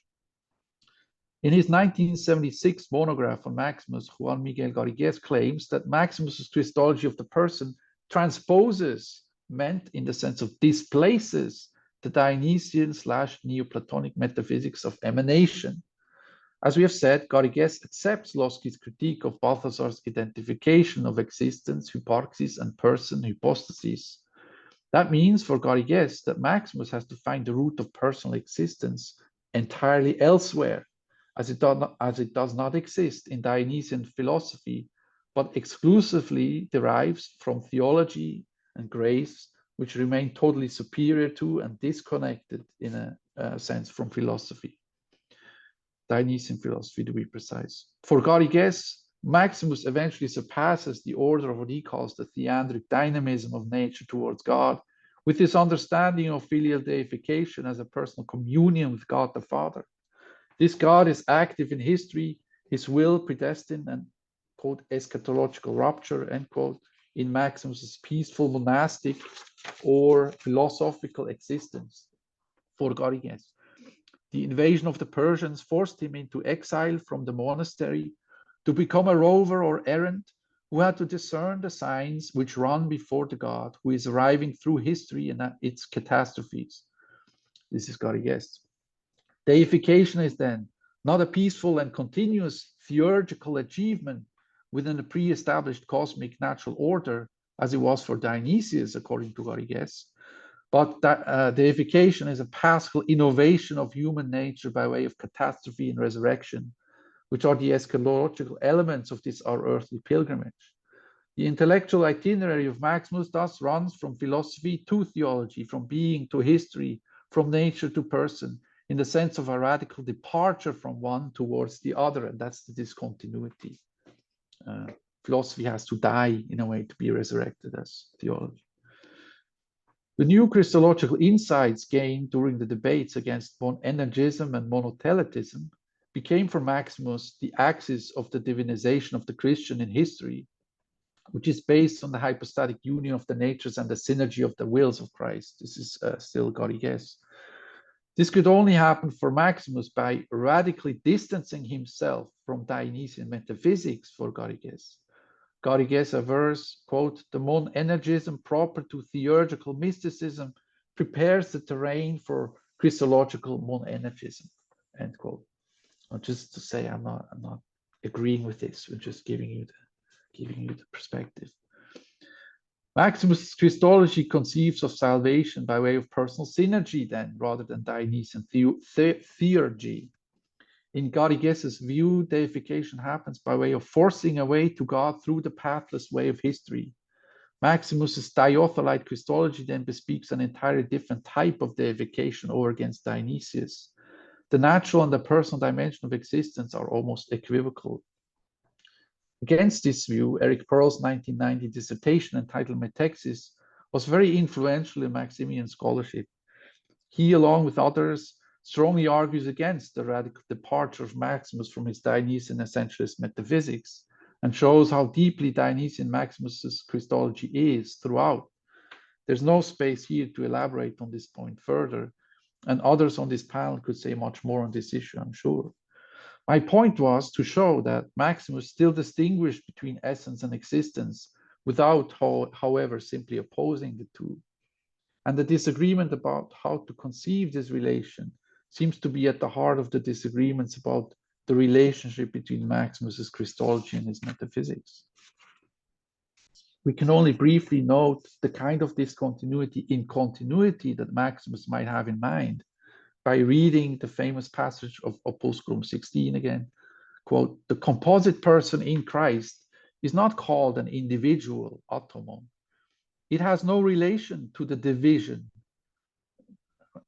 brackets, within created being, bracket closed, descending from a most general genus to the most specific species by way of the subordinate genera, which terminates its own procession in the most specific species, end quote.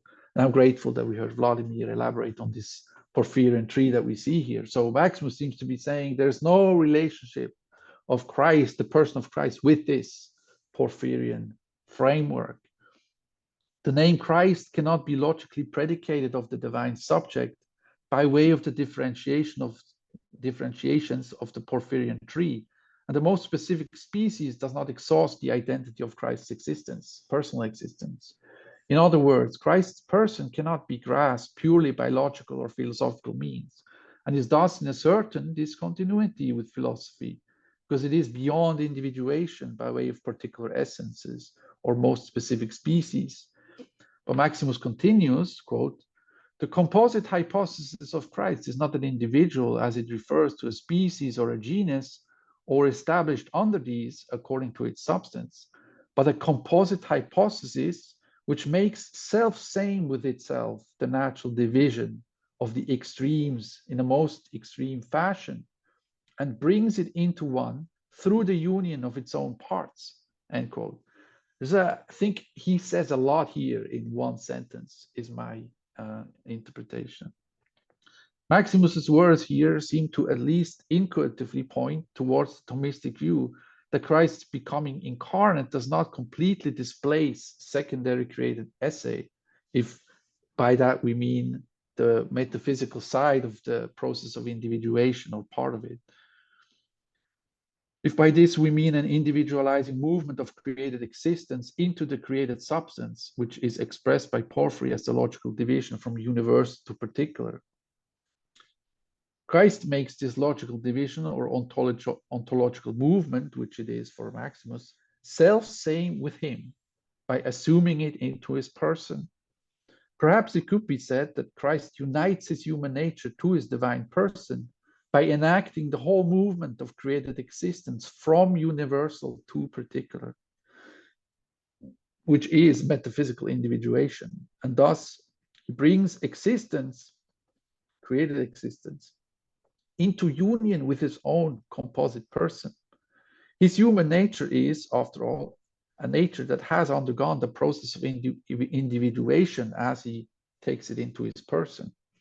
If indeed there is a kind of distinction between essence and existence from Maximus as for Aquinas, then just as Christ assumes a human nature, he also assumes the metaphysical process of how a created individual human nature is constituted.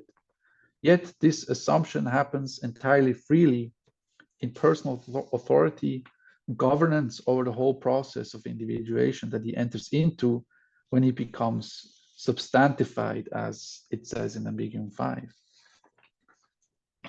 This accords well with the classical Christological principle of ipsa assumptione creatur, that Christ's human nature is created by way of him assuming it. So his assumption means also the creation of it. Conclusion, very briefly.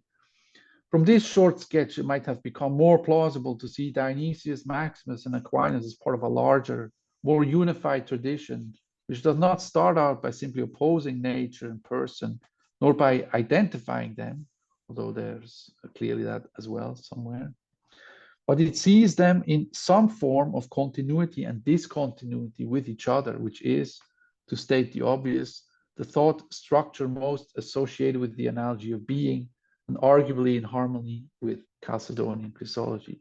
Thank you very much. Awesome. Thank you, Jonathan. Fascinating. I think maybe you should give all your presentations from the woods. I think that was really well done. Anyway, It's not quite the woods, it's a library, yeah, so true. there would be too many birds in the woods. You would hear nothing. Awesome. All right. Well, thanks again. Yeah. So, great. So let's go to Father Andrew, if you'd like to please present your commentary. Thank you. Sure. Thank you for this opportunity. It's good to be reunited in some ways with Jonathan, who I met a very long time ago when he just moved to the States to begin graduate work. So that was back when he knew something, I knew nothing. And so hopefully I will show you that I've at least gleaned something from my own study of Maximus. One of the things that I find really good about what he did for us today is taking a very measured way into this problem and this tension in Maximus scholarship, and especially by tackling Eric Pearl's work, and in a certain way, a little bit more implicitly, von Balthasar's Cosmic Liturgy, because these are two works that I find are like really bad acid trips for scholars of Maximus. And what do I mean by that? So it's the kind of trip that it stays on your brainstem, and whenever you return to the object that kind of quickens that, you have a flashback and you can't unsee what you see. So when you read Pearl or when you read the Cosmic Liturgy, there's a way in which you can't unsee Pearl.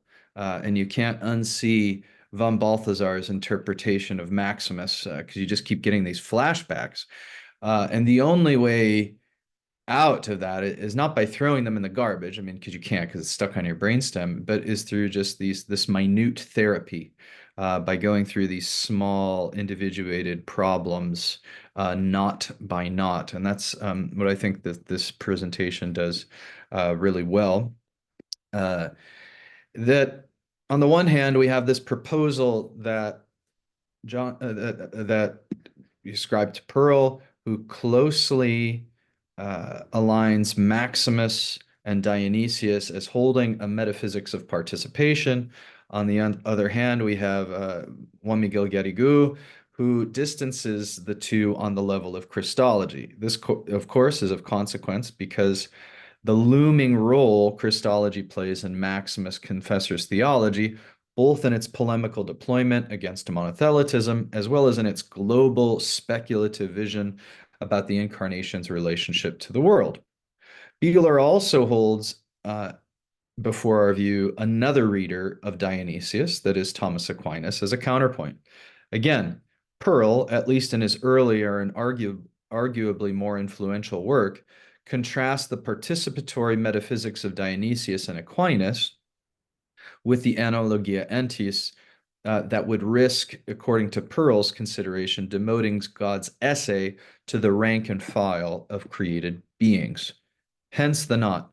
Maximus and Aquinas are distinct in metaphysics, while Maximus and Dionysius are distinct in their Christology.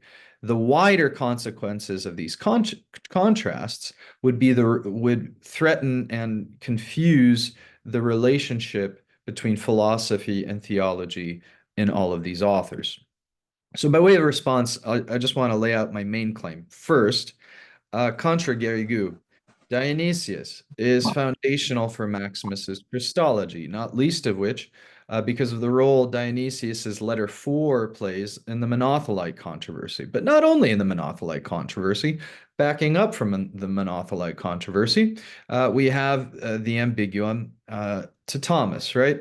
Maximus's interpretation of letter 4 presents Christ as an icon of apophatic and cataphatic theology, where Christ, he says in His interpretation of letter 4 and ambiguum 5 to Thomas becomes a, quote, symbol of himself, manifesting his super-essential being through divine hiddenness.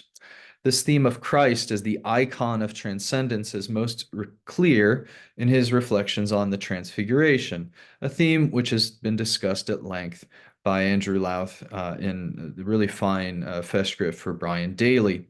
I'll just give you one line from Maximus's Questions and Doubts that I think makes this clear. The Word, that is Christ, who leads those who possess faith, hope, and love up onto the mountain of theology and is transfigured before them, so that to call him God is no longer to affirm that he is holy, king, and such like, but to make denial of him according to the fact that he is beyond God and beyond holy, and everything said of him transcendently.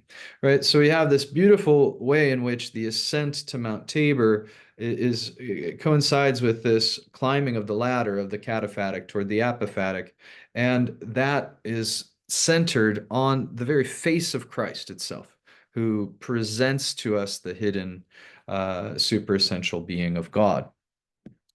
Second, before we move away to comparisons between Maximus and the medievals, I also want to note that Maximus finds Dionysius's Christology entirely traditional, right? So the distinction between Dionysius and Maximus on the level of Christology, I just don't think comes out in the wash. He reads Dionysius as harmonious with Gregory Nazianzen. This is what Maximus does in the Ambigua to Thomas.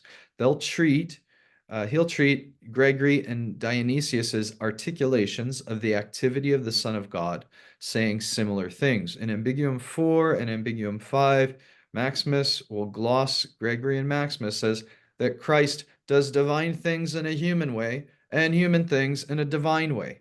This captures both Gregory's rapid-fire deployment of the communicatio idiomatum in his theological orations, as well as Maximus's descriptions of the miraculous healings and the walking on water in letter 4.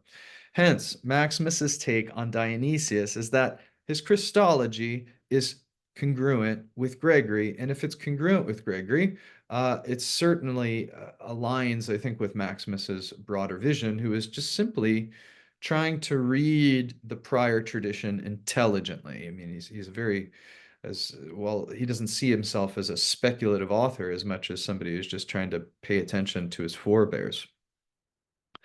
Okay, I would argue that this is the starting point that would show Maximus as speaking of the incarnation in a way that maintains both a participatory metaphysics and a reverence for God as the superessential esse, transcending by way of excess the created world. Bieler draws our attention to, I really enjoyed him diving down into the footnotes of Balthasar to find that commentary on Cajetan, so influential for Balthasar, which depicts, I think, Thomistic Christology as foundationally Neo-Chalcedonian, which emphasizes the person of the Word as the active subject of the incarnation. Yep. But then Bieler will also draw our attention to more focused, precise texts in Maximus and Thomas, Opusculum 16, Maximus's Disputed Questions, which shows that both authors are capable of finer distinctions in Christology when pushed, right? So two things can be true at the same time, right?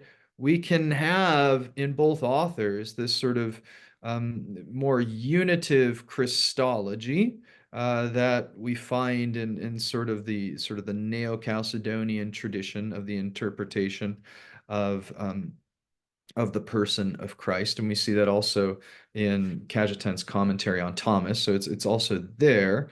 But that doesn't preclude either of our authors to begin to make these finer distinctions, particularly the Opuscula, which are really engaged polemical text trying to come down to the answer to a problem. But we can reintegrate these distinctions in the Garden of Gethsemane.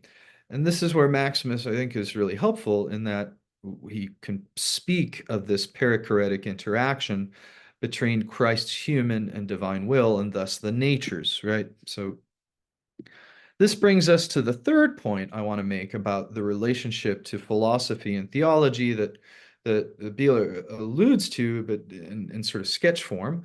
But I don't think we do a good service to Maximus to begin to tackle this question by comparing him to Aquinas yet, or at least an interpretation of scholasticism that would distinguish so as to separate philosophy and theology. The kind of philosophers that Maximus would read, whether it's in the Adamantium, would consider theology really on the far side of philosophy, an advanced, attenuated form of philosophy that turns towards the divine things.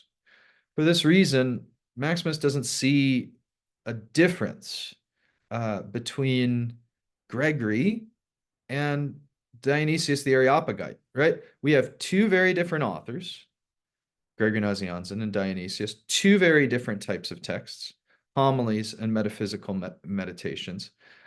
And yet he's able to read them together without much trouble. And I think this speaks to the way in which he understands philosophy and theology as being part of an integrated whole.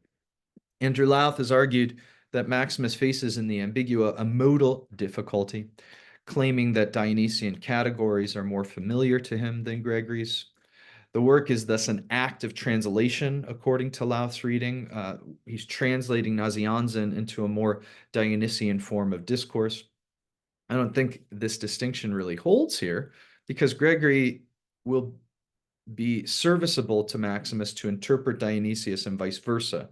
So what I think is going on in the Ambigua is a very different strategy about trying to hold up the two inseparable elements of a Christian theological tradition. Gregory, Dionysius, two very different modes of discourse, the rhetoric of preaching, the precision of metaphysics. Maximus recognizes that a Christian intellectual culture requires both. The evangelical mandate demands that the gospel be preached, while metaphysics ensures that that historic particularity of that event and its preaching on it, Christ's death, life, death, and resurrection, has to be understood to be of universal significance. So if you unmoor these two, Christian preaching deforms into sophistry, or metaphysics really loses its voice and vocation, right? The bigger background to all this harmonization between Gregory and Dionysius, preaching and metaphysics, maybe even philosophy and theology, if we want to hold the medieval distinction. I don't really want to, but think of Platonists who advanced a claim of fundamental agreement between Homer and Plato, or even Plato and Aristotle, to provide a coherent sense of their own culture. The usefulness of Aristotle in philosophical instruction, evidenced by the position of the categories, as we saw in the first lecture so well laid out, in the philosophical curriculum, required greater sensitivity to the relationship between Plato and his student Aristotle than just the caricature of opposition, right? So if we think of that, binary between Plato's about the forms, Aristotle's is about the particulars, never the twain shall meet, they're just diametrically opposed to each other, that's not going to be very serviceable to us if we want to understand late antique philosophy, because everybody's reading the categories as their first texts and their first way in to reading Plato, right?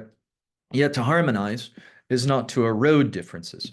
Maximus's direct engagement with Gregory and Dionysius welcomes complexities when synthesizing different strands of thought. Now, I'll leave you with this that I find really interesting. Maybe you guys don't. I know it kind of takes us a little bit far afield from Bieler's talk, but we can bring ourselves back to it, I think, also by the end. Dionysius and Gregory are read together, but Maximus differs in their interpretation of them in one crucial respect. Maximus subjects only Gregory to non-literal, figurative exegesis. He will allegorize Gregory, especially in his treatment of the second Paschal oration, for example. I think this has to do with the way in which Gregory's words function in relationship to Christian scripture. The reason he's a theologian is he's a theologian, his first biographer tells us, in the way in which John the evangelist is a theologian, right? He's somebody who seizes on the first principles of reality and deploys them in their writings. Gregory's prose is also a little bit more serviceable in constructing a Christian vernacular.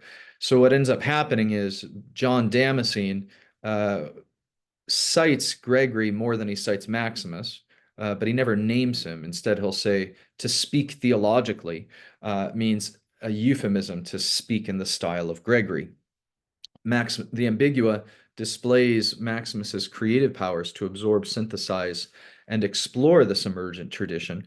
This type of harmonization that Maximus performs in the Ambigua just can't be reduced to the polemics of doctrinal agreement, right? So what do I want to say here? I think what we've tripped upon in this brief sketch is this relationship between philosophy and theology. And before we begin to explore the distinction between Maximus and Aquinas, I think we should just sort of see how Maximus synthesizes what would be considered the domain of philosophy and the domain of theology in a work like the Ambigua. And when we're sensitive to that, that is this, I think when we get this Gregory-Dionysius relationship right, I think we'll be able to do the hard work to see how we can read, not just as Maximus does, Gregory and Dionysius in harmony, that doesn't erode or eradicate difference, but respects them and shows off complementarity, but how we can also read Aquinas, Maximus, and Dionysius together with that same generosity. Awesome. Thanks, Father Andrew. Appreciate that. Jonathan, real quick, do you want to maybe respond a minute to Father Andrew, and then we'll just want to give some time for questions. So. Yeah, no, thanks. I mean, I agree that, you know, you have to think about whether Maximus could speak of philosophy and theology as sort of these two different disciplines that you have to put somehow in relation. I mean, that's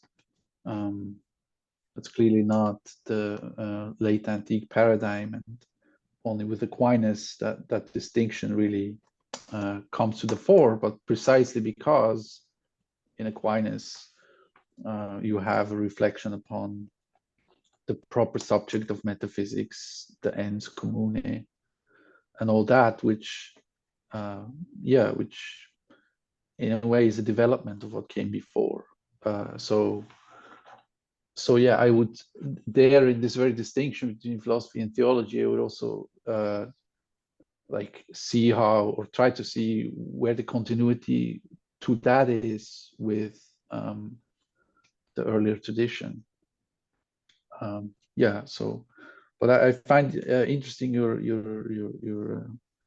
and by the way, I mean, I felt at the time I met you, you knew more than me, but maybe, I don't know, I still do, you know. What you said about Cajetan and De La Torre being Neo-Chalcedonians, I mean, that's really interesting, because that that would actually speak to this problem from a different angle.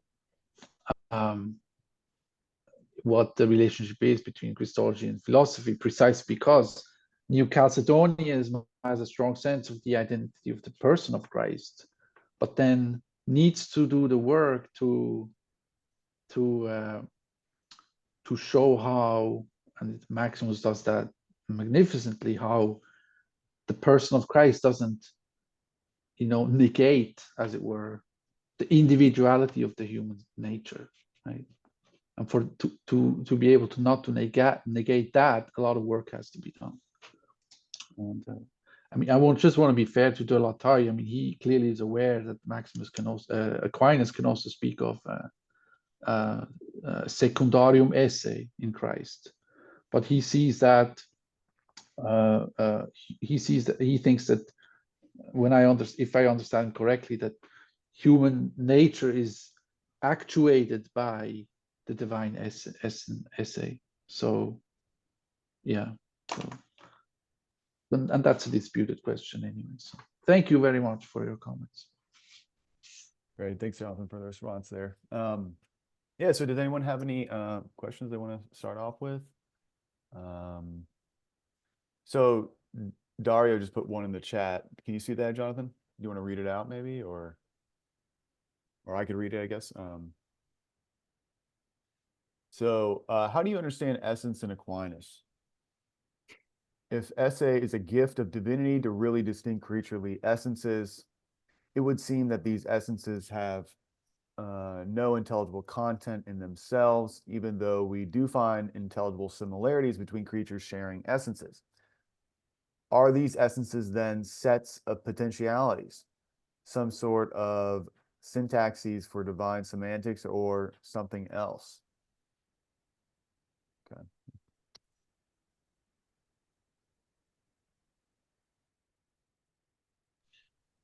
I mean, that's a large question. You know, how do you understand essence in Aquinas?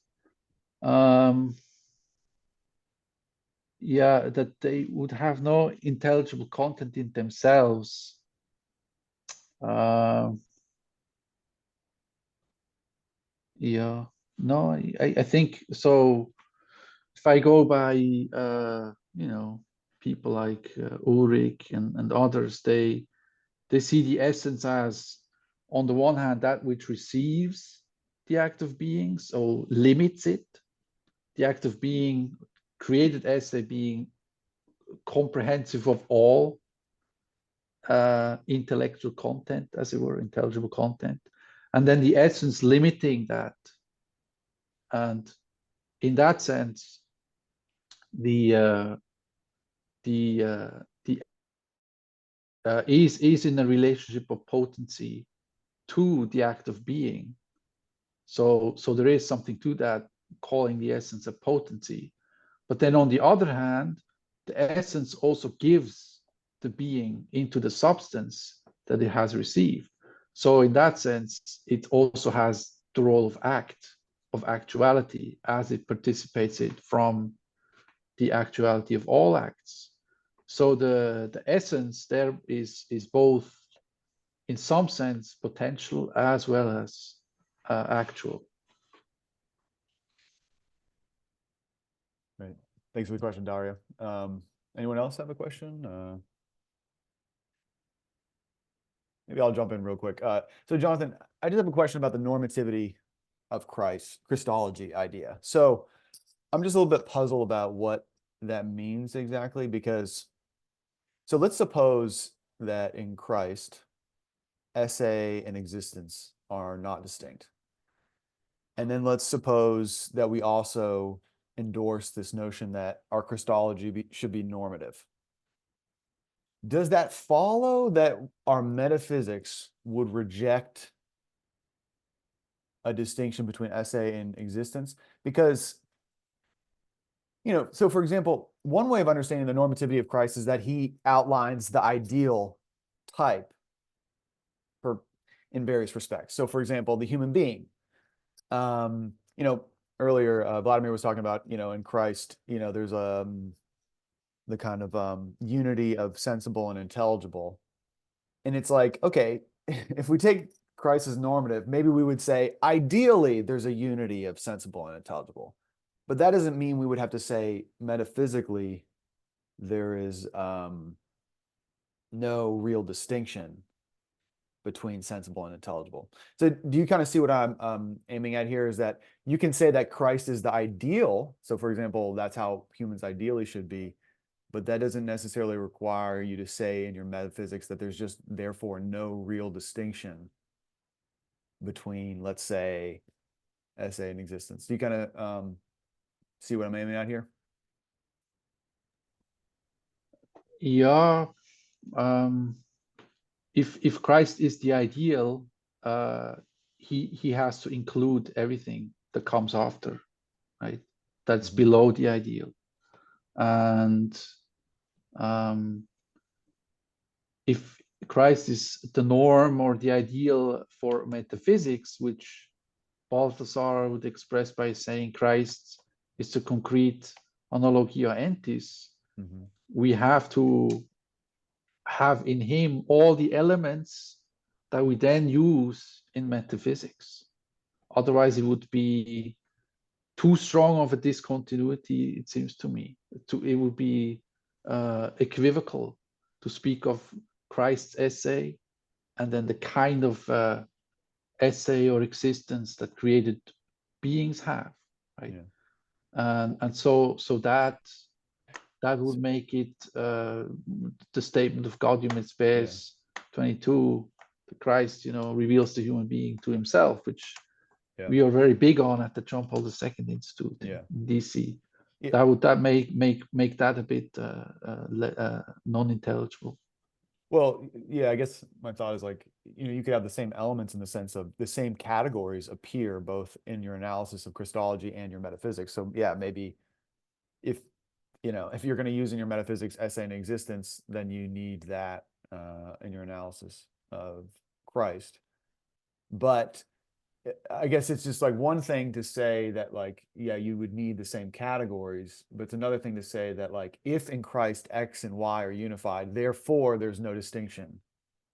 Generally speaking, it could be that Christ is a sort of exceptional ideal. That's kind of what I was aiming at with that. But if that makes sense. Anyway, but I don't want to press that issue, I guess.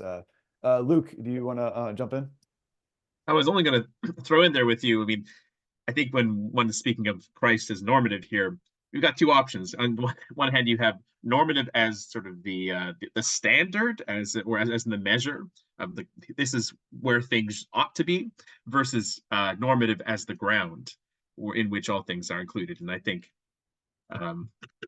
you could also put that together with the distinction between, you might say, an eschatological priority, in which is the eschatological exceptional, or is it the real? And I think throwing those measures up there complicate the issue more, but help us maybe work through the question as to whether our current metaphysics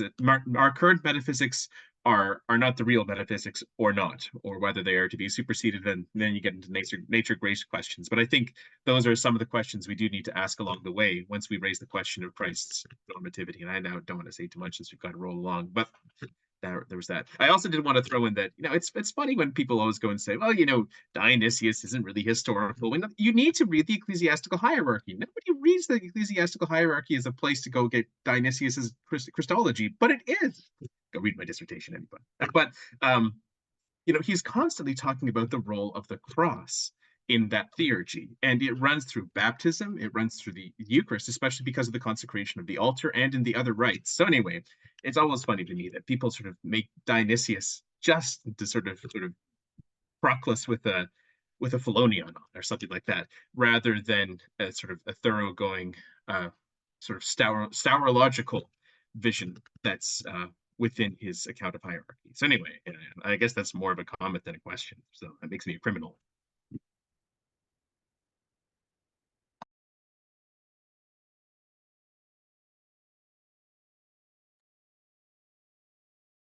Thanks, Luke. I appreciate that. Awesome. Okay. Anyone have a question here then?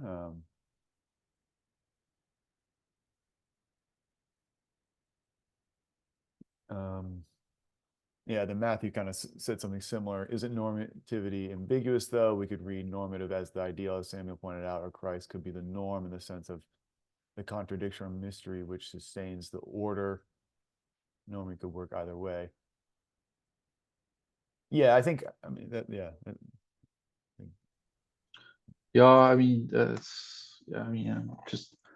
happy for the criticism. Yeah, normativity might not be the best word, especially if it's seen in competition to a kind of freedom, right? If it's just an abstract ideal norm. You could also see it, at least in the sense that I, could see going on what maybe Balthasar has in the background too, is you can sort of apply Christ's, status for metaphysics, that in the sense that he includes everything. You could also apply that to in a Bonaventurian sense to Trinitarian theology. You know, that Christ, the Son, the Logos, expresses all the three persons. He's the middle, right? So if we think about normativity, I would go into a Bonaventurian direction and understand who Christ is in Bonaventure's Trinitarian theology to speak about what I amateurishly called normativity.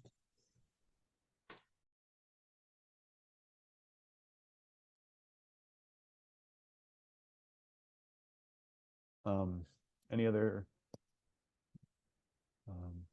Only to say that I second the Bonaventurian movements. Luke I'm a partisan Bonaventurian. Yeah. Yeah, I don't know if it's amateurish to use it. Anyway, I just was thinking like just spelling it out, like these different possibilities, ways of thinking about normativity in that context. I mean, maybe does anyone have a question? I'm kind of. I have a quick question. I mean, or not, this is not maybe not quick, but like we don't need to go too long. But I basically have a Pearl question. So I guess you're kind of setting up the opposition between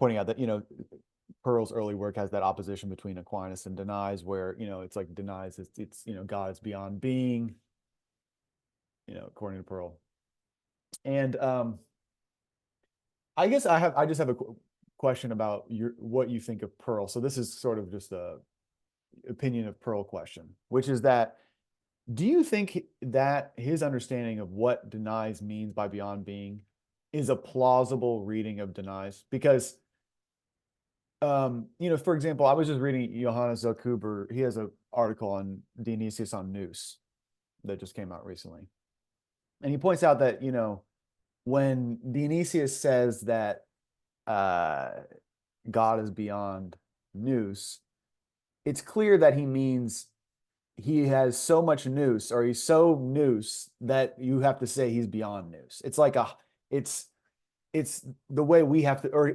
we have to say that he's not Nous because he is so Nous. It's like in other words, it's a hyper level of intelligence. That's why we have to say he's not intelligence or not Nous.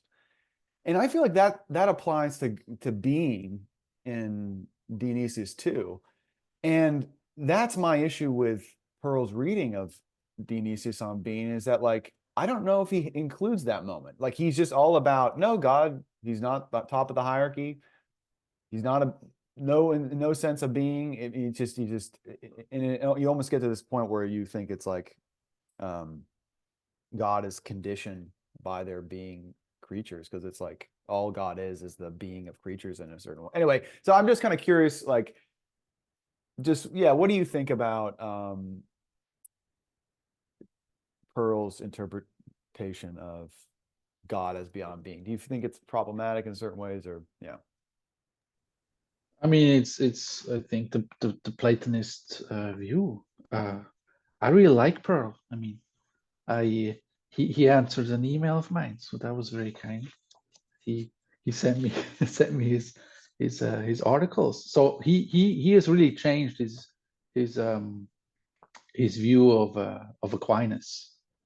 So he sees now very many. So for example, in his article, Lessened by Addition, Procession by Diminution in Proclus and Aquinas from 2019, he really sees a lot of continuity between Aquinas and Proclus, and that it would include Dionysius as well in some extent. You would also have to know that he is a Platonist, in terms of religion. It seems to me. I mean, that's what I understand.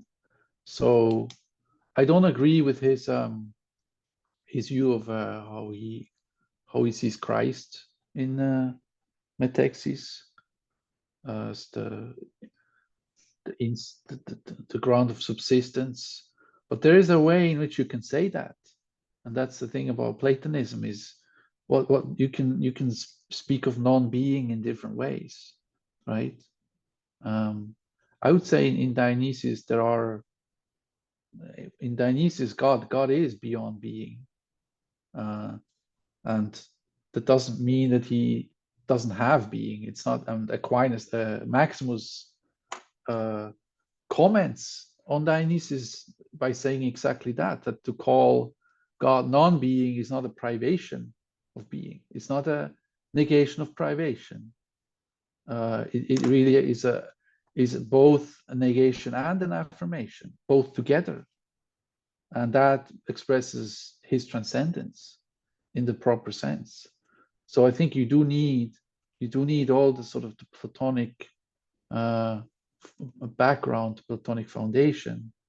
But then when Christ comes into the picture, things change a bit, seems to me. Without, grace presupposes nature and doesn't destroy it, but perfects it. So I think there is, if you go into the direction of Ferdinand Ulrich, who's a German philosopher, maybe not as known as he should be, but it seems to me he's able to uphold the Platonic view of God beyond being and really be able to interpret that in a Christian sense. Great.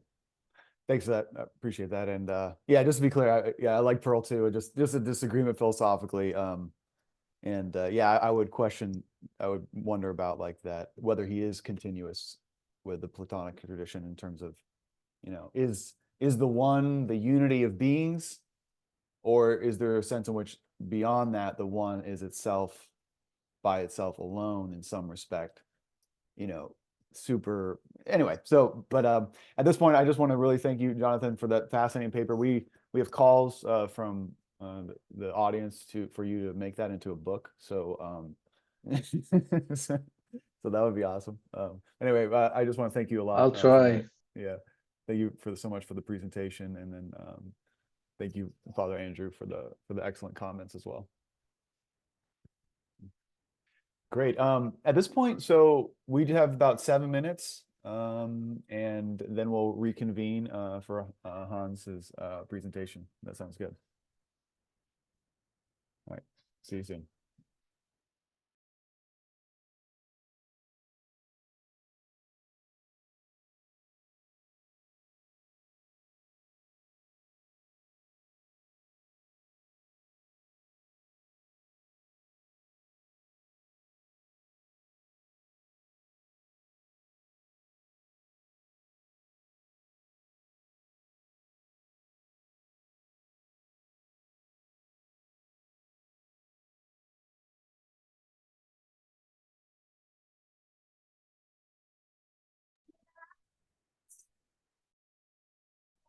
Yes.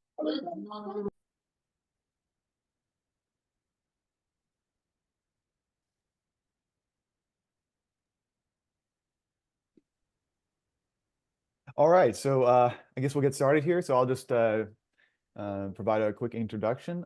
Yeah, so of course I'd like to warmly welcome Dr. Hans Boersma from Nashota House. My apologies. So most recent book from Hans I recommend is Pierced by Love, Divine Reading with the Christian Tradition.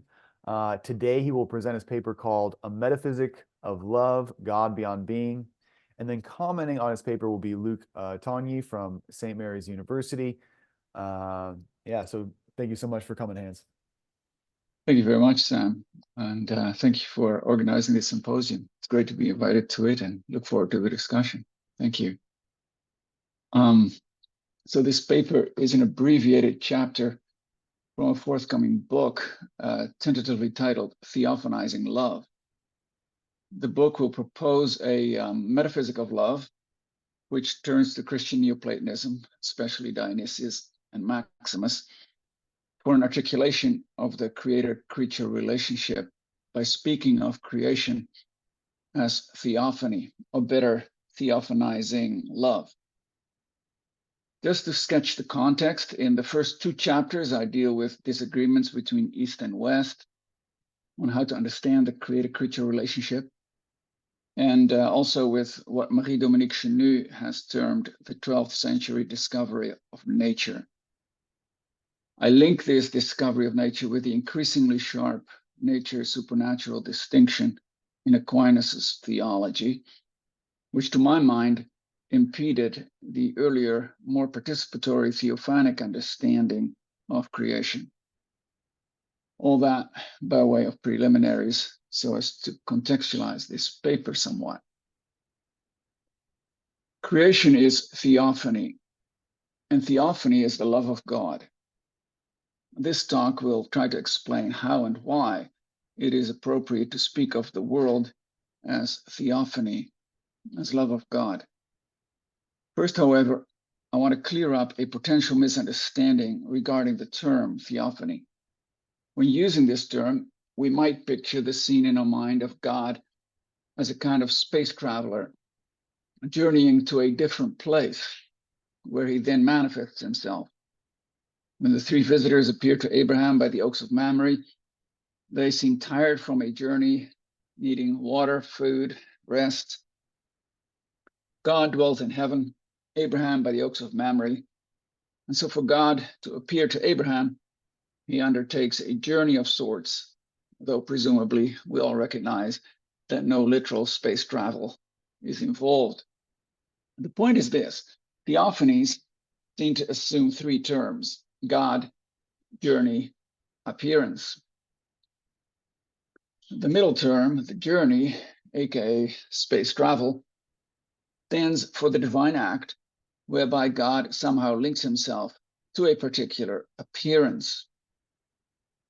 When I suggest that the world is a theophany, an appearing of God, I'm not assuming three terms: God, world, and the link in between. Rather, I think we should limit ourselves to two terms, namely God and creation. And creation on this view is simply God appearing in a different creaturely mode. In other words, there's no gap separating creator and creature, no journey to undertake, no space travel to embark upon.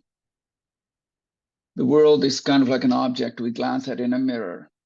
What we see is in a genuine sense the object, but it exists in the mode of mere image or likeness, rather than as a really real 3D object. Because it is a mere likeness or image, it is less real than the object in front of it. Similarly, we might think of the world as an image or likeness that God images or shimmers forth in a different, inferior mode. God's love truly is creation's deepest ground. In what I would call a model approach, one might regard participation as the link between intelligible form and sensible object, like a journey or space travel. By contrast, in what I will term a paradigm approach, participation is the dependent mode in which the object exists in relation to its form. If particulars are strictly relational entities, which is another way of saying that the relationship is the way they exist, then this means that sensible things are there being mirrored by the intelligible form. In the paradigm approach, participation says something about the object itself, namely how it exists. So the participation is not a third distinct entity apart from the form and its particular. In a paradigm approach, the paradigm and its particulars are one and the same, in the sense, for example, that my dog, Penny, and her image in the mirror are one and the same dog. But they exist in different modes. Paradigm as the really real, Penny herself, and the particular as the less real, that is, the dependent participatory mode of being, Penny's mirror image. Here, transcendence and immanence imply one another. On the one hand, Penny herself obviously transcends the mirror image, which exists in a deficient participatory mode. On the other hand, the mirror image really is penny. Penny, we might say, is immanent in the mirror image. The main point then is this. In a paradigm approach, transcendence does not imply separation. And for that reason, it enables immanence in creation. Deists may uphold divine transcendence by viewing God as separate from the world, but Orthodox Christianity has typically maintained that transcendence and immanence go hand in hand. Creation as theophany assumes a paradigm approach. On my understanding, the creator-creature relationship has 2 rather than 3 terms. Theophany does not require, indeed it precludes, a journey bridging the distance between God and creature. Participation, the journey, is not a third term in between creator and creature, but is simply the mode in which creatures exist. Only God, we might say, is the really real. But when he appears, takes on theophanic form, he assumes a creaturely shape or mode of being, shimmering forth an image, as it were. The notion that God renders himself present in creaturely mode will be unnerving to some. It may seem to imply a monistic or pantheist view of reality. It does not actually, for the transcendence I just highlighted emphatically precludes a pantheist metaphysic. The argument that I make in the book that I am working on is that our Aristotelian proclivities make it difficult for us truly to embrace divine immanence. We see this already in St. Thomas Aquinas, who, though he appealed to Dionysius a great deal and often used the language of participation, needlessly separated nature and the supernatural, creator and creature. Aquinas' adoption of a substance metaphysic made it difficult for him freely to adopt the kind of theophanic discourse that Dionysius and Maximus liberally used before him. My proposal, therefore, is that we replace an ontology of being with an ontology of love. The ultimate metaphysical principle is not being, esse, but love, caritas. To be sure, some will use the language of the good rather than of love, seeing as the former is pervasive both in scripture and in the Platonic tradition. Plato and Plotinus, as well as Dionysius, all speak of the good as the ultimate principle, beyond all other forms. If someone chooses the good instead of love for God's most appropriate name, I will not object, and at times I myself will also use these 2 interchangeably. Still, the name of love has distinct advantages. Most significantly, perhaps, love is central to Holy Scripture in a way that goodness is not. God is love, the first epistle of John famously tells us. Jesus combines love of God and of neighbor in response to the question as to what the great commandment of the law is. And love is the greatest of the 3 theological virtues, faith, hope, and love, which St. Paul repeatedly links together. Love also has long played a role in the history of Trinitarian theology, most famously through Augustine's appropriations of lover, father, beloved, son, and love, spirit. A metaphysic of love may turn to love as the perichoretic relations of Father, Son, and Holy Spirit. And finally, it is the Spirit's presence, the presence of love in creation, that transfigures it on its deifying journey back into God. Love is what identifies most deeply both God and creation. Though I think we could speak of symbol, creature, and symbolized, creator, as the only 2 terms in creation, though I think we should speak of it that way, it is nonetheless also the Spirit that does the symbolizing within rational creatures, modifying their mode of existence.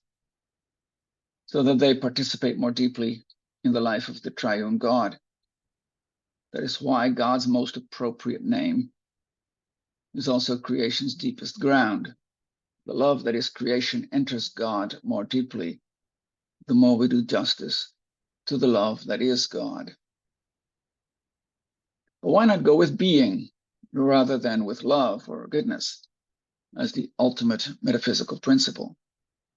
That, after all, is what Thomas Aquinas did, knowingly and deliberately distancing himself from Neoplatonist metaphysics on this score.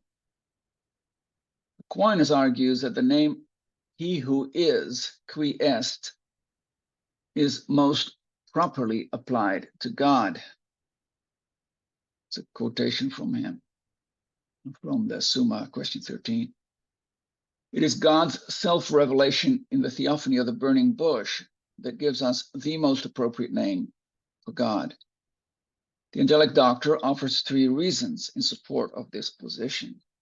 First, qui est, he who is, signifies not a certain form, but being itself, ipsum esse.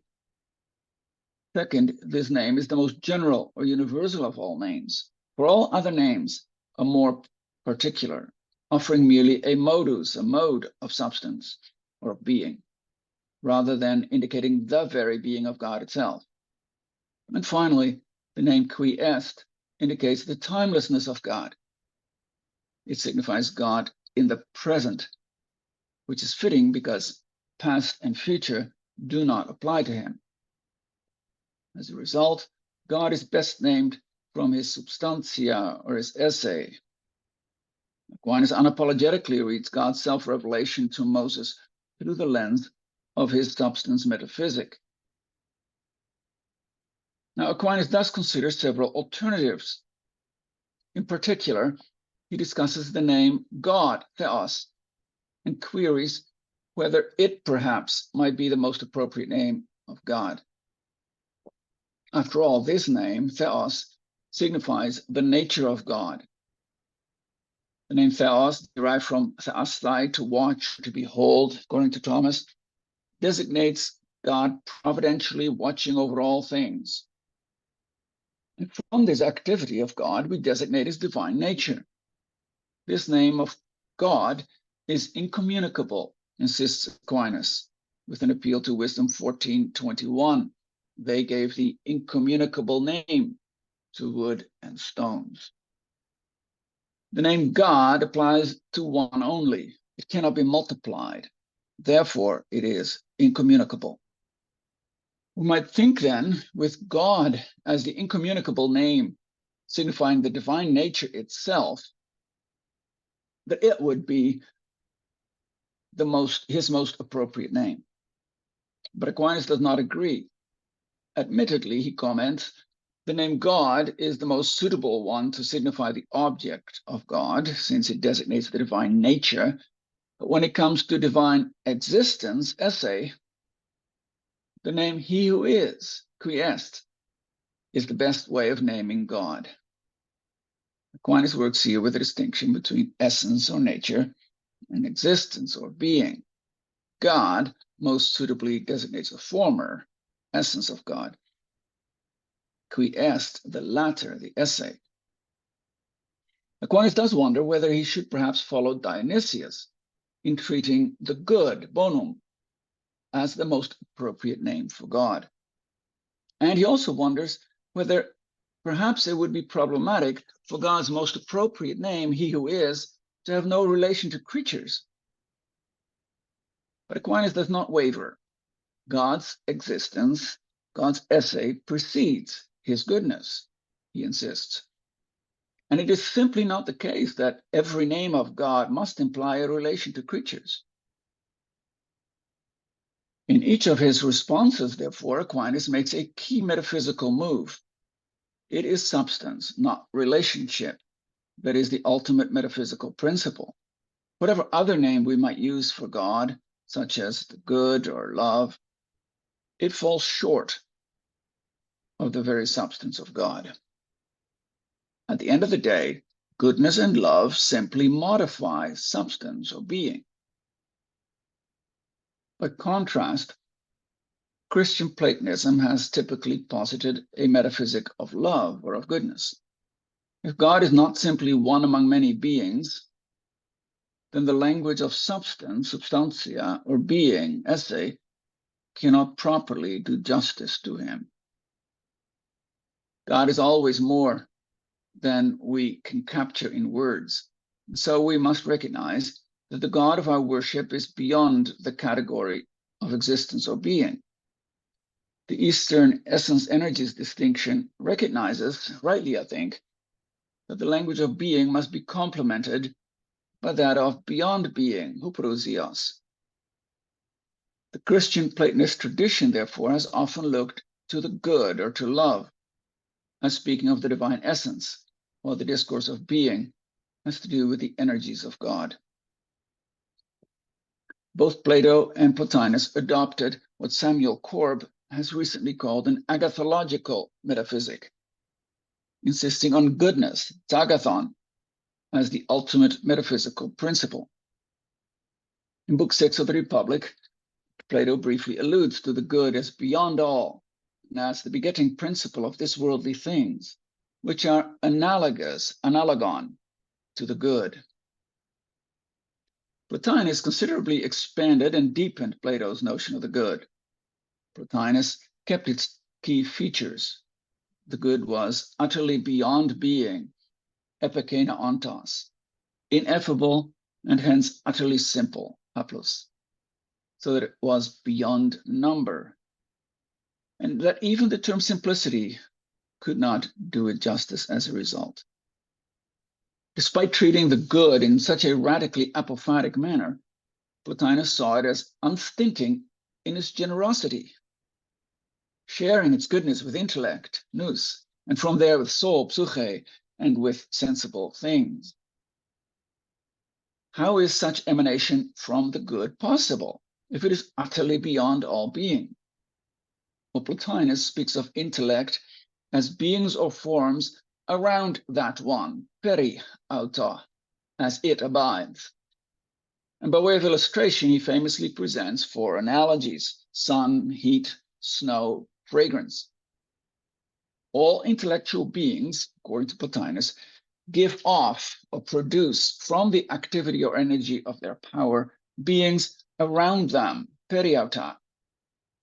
As archetypes, they produce these images of themselves through their external activity.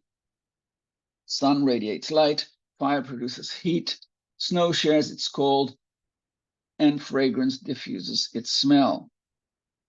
It's Plotinus's doctrine of dual energies or dual activities.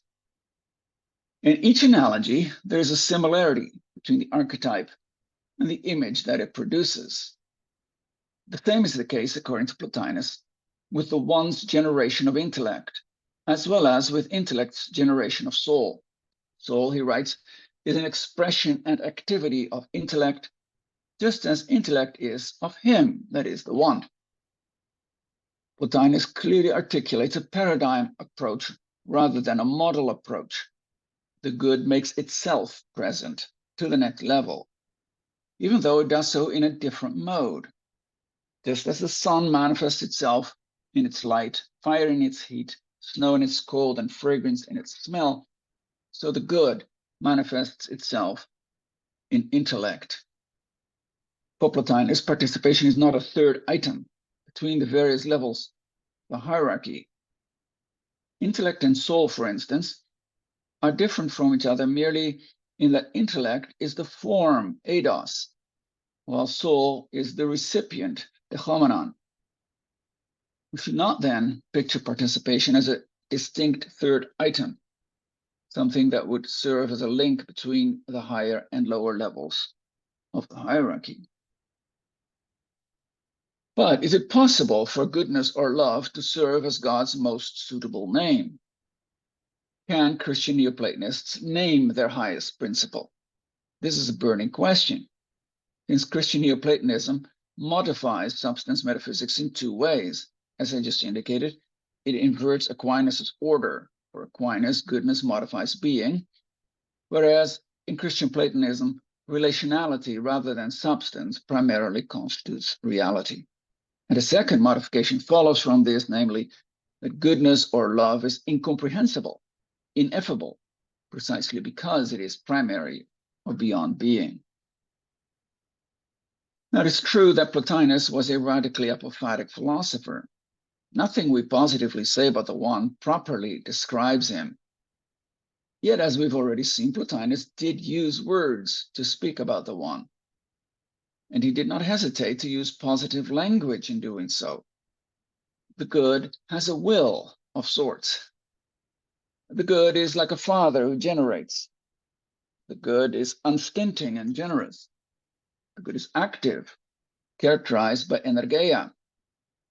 Indeed, the very use of the term good as an alternative to one makes clear that Plotinus went beyond simply negating positive language. Hilary Armstrong speaks of these positive articulations of the one as the negative theology of positive transcendence. We briefly talked about that in our discussion in connection with the previous paper. The good is always greater than whatever we may come up with, either in thought or in words. The good is superior to all that. For Plotinus, the worshipful attitude of piety demands that we think of the good as beyond whatever goodness we can imagine. As Armstrong puts it, it may be spoken of as beyond being, and all the terms of the negative theology at its most emphatic may be applied to it. But it will be clear that this is only because its reality cannot be adequately expressed in terms of the realities we know. Phrases are preferred that make it clear that the transcendent reality is more than what is denied of it. Unquote. The good is always in excess of whatever goodness we imagine. The good, therefore, is not simply nothingness. It is such excess that it transcends human thought. Positive transcendence, in Armstrong's words. Mysticism, if it is to fulfill its anagogical role, must use words, even though they obviously fall short. Dionysius famously opens his mystical theology with a prayer to the God beyond perception and understanding. O Trinity, beyond being, beyond divinity, beyond goodness, and guide of Christians in divine wisdom, direct us to the mystical summits, more than unknown and beyond light. We really only need the opening line to see what it is that Dionysius is doing. He addresses the Trinity as beyond being, hyperousia, beyond divinity, hyperthea, beyond goodness, hyperagathea. And this hyperphatic discourse, the beyond hyper language, continues to reverberate throughout the prayer. Dionysius follows in Plotinus' footsteps in using positive language to speak about the good. Dionysius, however, is much more specific in his negative theology of positive transcendence than Plotinus had been.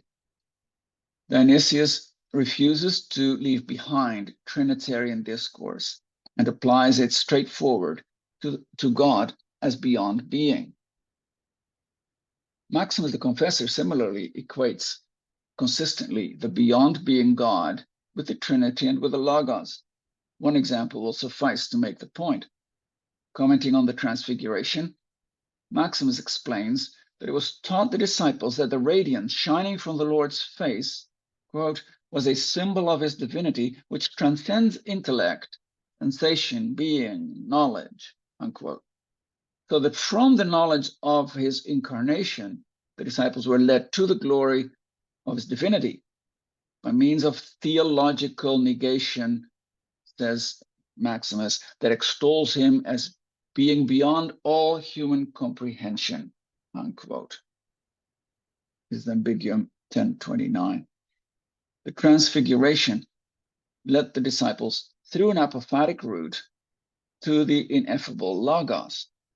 It is the Logos, cataphatically revealed in the divine scriptures, whom Maximus describes as being hyperousios, as well as agnostos, unknowable, and aretos, beyond speech. It is not at all my intention to disregard or do away with the notion of being. A metaphysic of love includes the notion of being, but aims to give it its proper subordinate role. Dionysius the Areopagite discusses being along with life and wisdom immediately after dealing with goodness, light, beauty, and yearning. Whereas he regards the latter four terms as the center of a circle, the equivalent of Plotinus's one, being, life, and wisdom are like the radii, moving out from the center. For Dionysius, the good reaches out to creatures by granting them a share in his being for all creatures, a share in his life for animals, and a share in his wisdom for human beings and angels. The same holds for Maximus. His metaphysic of love in no way precludes the notion of being. He too uses the imagery of a circle. In a sense, the Logos as one is beyond all being, and beings do not participate in it in any way. Nonetheless, Maximus goes on. When we think of the one as present in its processions, we may and should start thinking of participation. After all, the one gathers everything back to itself, he writes in Ambiguum 720, and I'm quoting him, as if to an all-powerful point of origin, or the center of a circle pre-containing the beginnings of the radii originating from it. We too are drawn into the circle, for we too are portions of God, claims Maximus in that same context of Ambiguum 7. Maximus, therefore, speaks of the circle's radii as participated beings, methecta, beings in which creatures participate, which have a place periauton, around him, around God. As such, being, life, wisdom are among the divine energies. Each of these energies, explains Maximus, has the logos of being, ton to enai logon, and as such, each is a work or activity of God. Love and being are not mutually exclusive, even if ontologically the former precedes the latter. By prioritizing the name of love or goodness, Christian Platonism acknowledges that the being of God arises out of his love.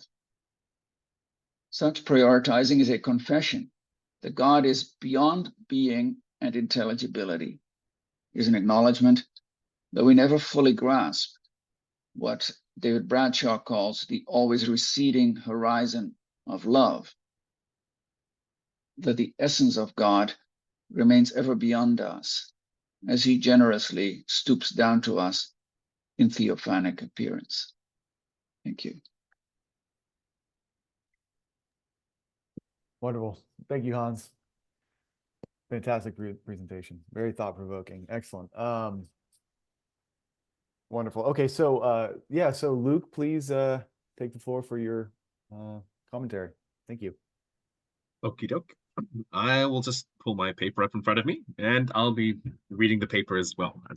I know some people have spoken more offhand, others with a paper. I have a paper, so just one moment here. Okay, can everybody hear me? Yes, we can. Sam, good to go. Great. Okie doke. In the first place, I would like to thank Sam Bennett and the Dionysius Circle for inviting me to respond to Hans Boersma's exhortation unto a metaphysics of love. I thank Dr. Boersma for voicing such a need, for uncovering and further developing in our own time a metaphysics of love. For he has put to paper and to voice today a concern that I have long harbored, that goodness, that love, should never be anything but primary, and that any subordination of goodness and love, be it as a quality or even a co-equal and convertible property, ultimately leaves us with something other than love or goodness, since the first, as the dictum goes, is judged by none. Furthermore, I thank Dr. Boersma for casting a light on the difficulty with which the Latin scholastics, not only Aquinas, but Albert the Great, and in his own way, even my dear Bonaventure, had with reckoning about the language of God's supersubstantiality. Nevertheless, for all the appeal of the absolute primacy of love, articulating a metaphysics of love before being is a thorny undertaking, which may be understandably critiqued for being expressed, at least as our language does, by being and to be in every copula and existential statement. We would, in this effort, seem to be betrayed by our manner of speaking and pressed, perhaps rightly, to the ineffable, and indeed a union beyond mind. But if solely so, we will not be left with much of a metaphysics, if we mean by this an account of first principles of things and their causes. Dr. Boersma today has worked to navigate these issues with theophaneia as his preferred vehicle for articulating God's appearing in the creature as the core of a metaphysics of love. I will provide a few questions and prods on the specifics of Dionysius' own language to develop that idea. Finally, I will offer a small suggestion about how worship might function with the viewpoint of a metaphysic of love. Now, I'd like to raise two critical points. The first is whether the centrality of the choice of the word theophaneia, or theophany, overshadows or obscures the technical vocabulary whereby Dionysius describes the reality of God's self-othering in the act of creation, which Dr. Boersma intends by the term theophaneia. To be sure, I am not saying that theophany cannot have that sense, or should not, and indeed I agree that creation in the Dionysian and Maximian perspective, and Eriugenian and even Bonaventurian, if I may be daring, is genuinely an appearance of God and not merely the product of a grand designer. But in the Dionysian corpus, theophany appears 12 times, found in the divine names, in several of them, in particular, as the manifestation of the divine ray to the minds of the angels and mediated through their ranks, the visible theophany in the manner of the transfiguration, one aspect of the triple deification in body, mind, and beyond both, at Divine Names 1:4, this as the symbolic theophany of the burning bush at Divine Names 1:6, and in the symbolic prophetic image of the Ancient of Days from the book of Daniel in Divine Names 10:2. The entirety of that discussion of creation, rather the entirety of the discussion of creation under the series of narrowing names from good to being and to life and wisdom does not employ the term theophaneia or theophany. But there most certainly is language that describes God's coming forth in, or even as, creation in the dependent and yet divine way of which we have just heard. What one does find in the divine names, especially to name that reality, or rather that realization from out of the most real, is the language of ekphansis, or what I might call ekphany, rather than theophany, and its verbal cognates, often translated as manifestation, together with the language of ekbaino, or stepping out, ekstasis, stepping outside, and even ekbluzo, bubbling over, and of course, hyperbole, or overflow, hyperbole, if you really want it. All these terms for God stepping outside himself, as himself, express what Dionysius calls the proodoi, or the processions. Without the space or time to rehearse the whole of the divine names, which is God's coming forth, as much as the coming forth of all things, which is, without the space or time to rehearse the whole of the divine names, which is God's coming forth as much as the coming forth in all things from nothing, we will have to do with a shorter discussion, but we'll have to let the prohodoi stand aside for a moment. However, the theophanies do not name these processions, but rather the appearance of the unanticipated divine hiddenness explicitly thematized. If you should ask what I mean, it's necessary to turn to an absolutely critical but all too overlooked schema from Divine Names 2. The multi-level distinction of the divine unity and differences. In that chapter, that's to say Divine Names 2, Dionysius outlines God, saying, by distinguishing divine unity and divine differences, which are also called the divine hiddenness and the divine manifestation. That is to say, God in se and in procession as the world's cause, or even simply as the world, in which God is said to be multiplied. Further, that first level distinction is repeated in each of its terms. The divine unity is both unified as more than goodness, more than being, more than living, more than more than wise, not wide. Sorry, sure. Why not? Why isn't God more than wide? Could be. Fine. And then also differentiated and multiplied as the Father, Son, and Holy Spirit. The divine differences, the second primary level term, is unified, or rather as unified, are the processions named by the divine names. That is to say, the good of all goods, the being of all beings, the life of all living things, etc., which are common to the whole Trinity.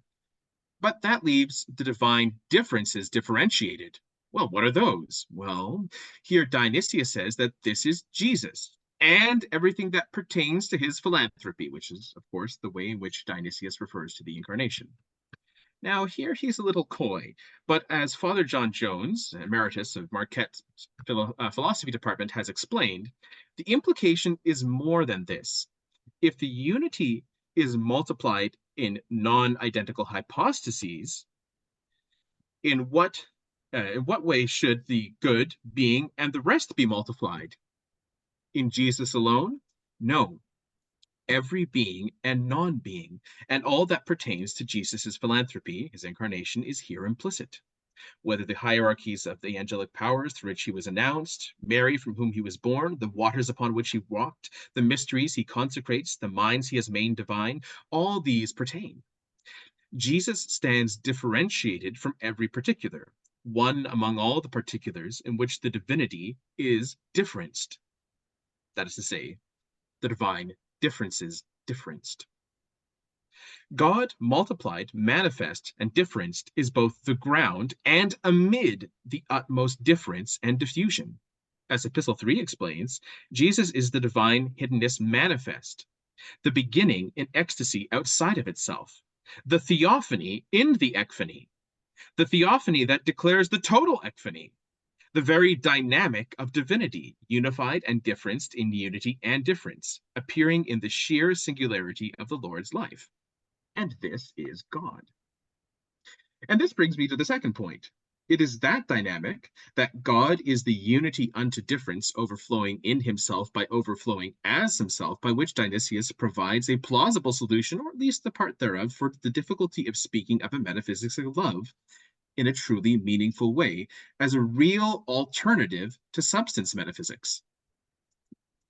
As I noted above, if we are to establish principles wherein love precedes being or substance, we must face the real challenge in surrendering esse and substantia, or ousia, or on, to a non-principle status. Namely, the challenge that to be anything in any way, it must be, or must seem that it must be, just as Aristotle's Categories teaches so clearly. Of course, Dionysius does not grant this. He teaches that the primary divine procession, good, is the ground of things which do not exist even, potential things, and the evils, the privations that are evil. To speak loosely, and not strictly in accord with Dionysius's vocabulary, you might say their essences precede existence, so that to be a thing at all, one first must be something. And the doctrine of the analogies, or the let's say the divine ideas, or logoi, supports this. The act of existence demands a subject, and the subsistence a substance. And these priors are in, or you might say, or are God. And here is the key. Dionysius signals that this is a function of God's beauty as calling. You see that in Divine Names 4:10. The ecstasy of non-being, the giftedness to even not be, the ecstasy of non-being's giftedness to even not be is a function of God's own ecstasy. I told you it's thorny. Not God as a distinct substance, but God as goodness as cause, rooted in God's more than goodness, which is a beyond beingly being. And we have just seen how. God is not one thing, not a substance that is good, not esse that in turn substantiates others, but is the ecstasy of unity in difference, and thereby manifestly. To be, the divine unity, is to be the unified unto the differenced, and so, in a manner of speaking, to be no thing, no substance at all. So that not status, but ekstatus has priority, which is to say that love has priority as at once giving and gathering. It is by this dynamic, unity's multiplication, it is this dynamic, unity's multiplication, that establishes all substance and being in branching out as every relation. Such a metaphysic speaks first of God, yes, but in speaking of God, speaks of the calling forth of non-beings and beings and lives and minds as their fundamental reality, which is at once them and not them. If a substance metaphysics establishes utter stability as its ground, I propose that Dionysius offers us the conceptual structures for a metaphysics of love to have non-stability as the ground that accounts for unities and differences, wholes and their parts, the primacy of union through multiplicity, a metaphysic not of I and thou, but of lovers, of I am thou, and identifying and letting be. This is not a process theology, but as Dionysius repeatedly clarified, in differentiation, the unity remains self-same. Here, the self-sameness of divine identity is self-othering, and in turn provides the model for all subsequent identities which find in God, and thereby by the relationship to all their reality. And I'll close with this. If unity establishes difference, difference is also the manifestation of the most hidden, as Dionysius explains of the high priest Jesus, our altar upon whom we are a burnt offering. The metaphysics of love establishes both that our worship is a creature's worship of the Creator, the truth and fullness of which is actually to participate the Creator's own worship, the offering of God to God, which is more fundamental than being itself. And our ecstasy is a stepping into the temple where the Lord and God will call us lords and gods. All right, thank you. Awesome. Thanks, Luke. Fantastic. Okay, great. So Hans, you want to just real quick response to Luke, and then we'll open up for Q&A. Yes, absolutely. Thank you so much, Luke, for a fantastic response. Thoroughly enjoyed first reading it and now also hearing it. It's a profound response, I think, deeply rooted in Dionysius's approach. It probably doesn't come as a surprise to you when I express my agreement with the drift of your response. I'm quite in agreement with it. And the points that you raise, I think, are complementary to what I'm saying rather than contradictory of it. I would just echo the additional insights. Let me just very briefly regard look at two, maybe 3 points. One is the unavoidability of the copula to be, which is an astute and observation, obviously true, I think. And I think what it does is it underscores the inevitability of speech when it comes to the good or the one. In other words, the hyperphatic element, which I highlighted by using Hillary Armstrong. This is not to say that we grasp what it is that we speak about when it comes to God as beyond being. But it is simply to say that the revealed discourse is something that is not to be superseded, and is simply to be affirmed in a way that we can, in a way that we cannot properly identify. But yeah, I completely agree. We dare not avoid the discourse. I mean, you see it in not only in Dionysius and Maximus, you see it in Gregory of Nyssa when with regard to the life of Moses.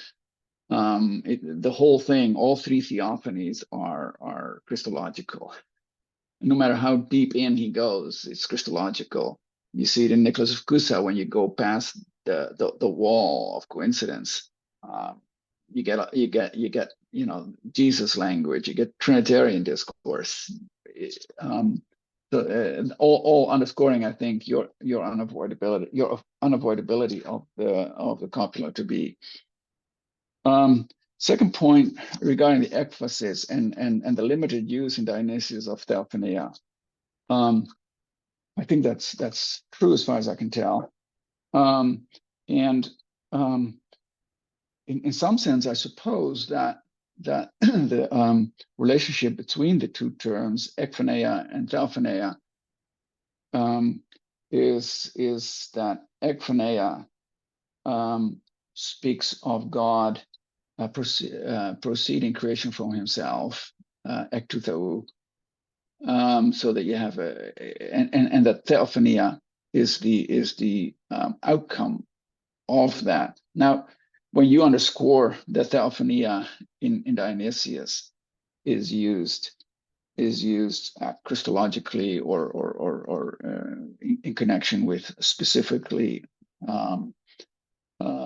revelatory moments within creation, then I first of all say yes, totally agree that's true.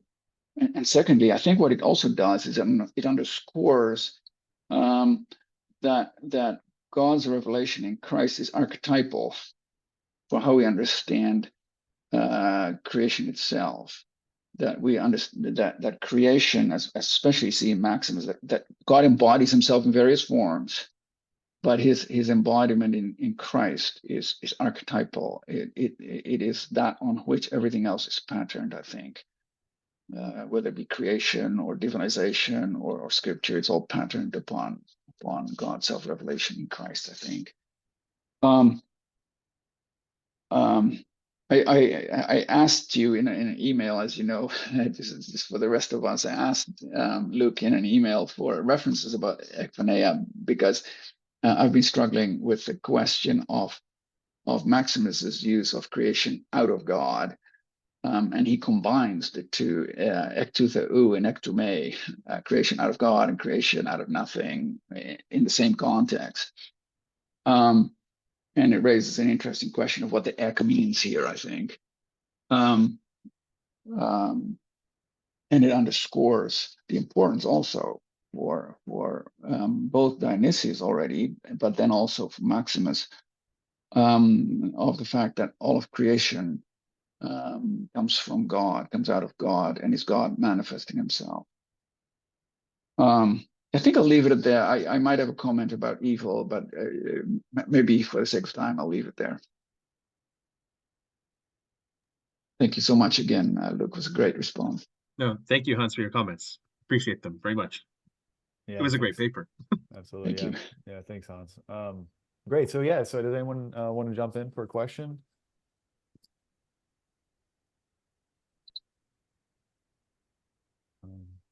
I have one, but I don't want to step on anyone's toes. Sure, I've got a brief question. Awesome, yeah.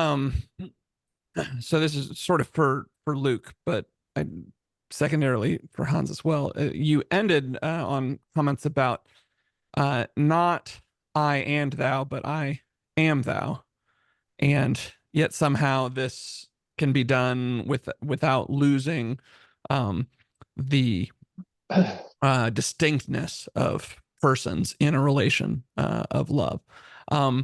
This seems to be deeply paradoxical to me, because it seems like love both demands a real distinction between lover and beloved, and yet some sort of union between the two. And I'm deeply curious about how you would cash that out, how you think Dionysius cashes that out.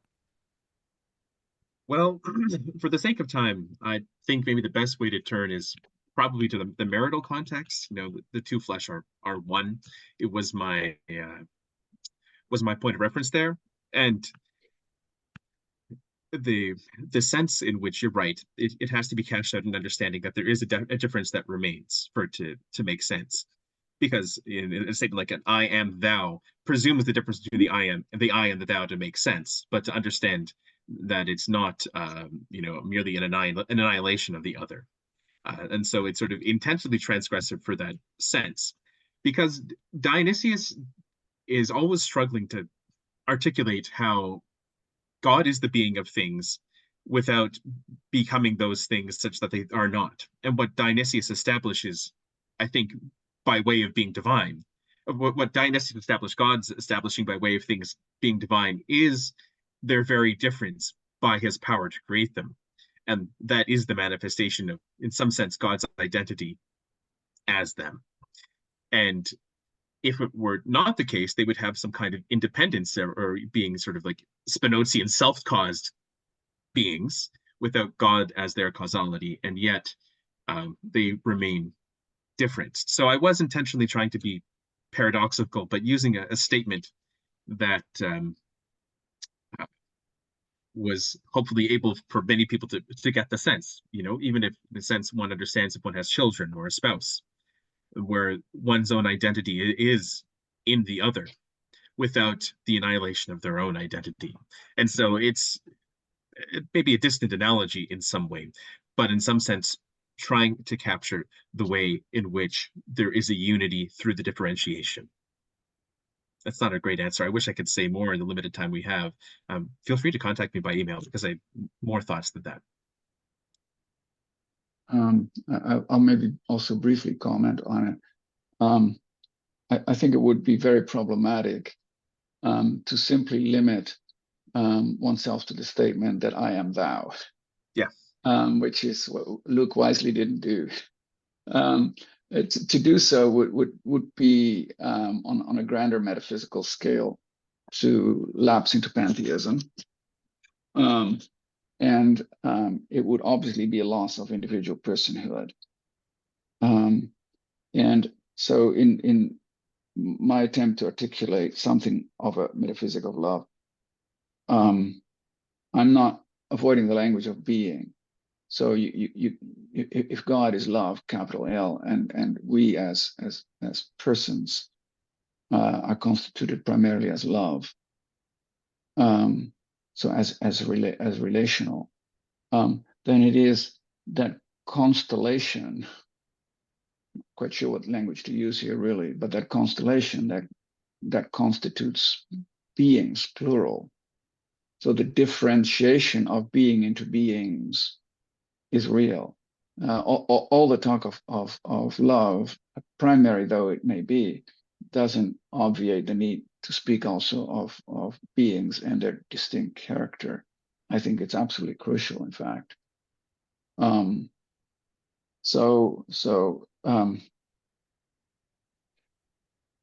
At the same time, our return to God through deification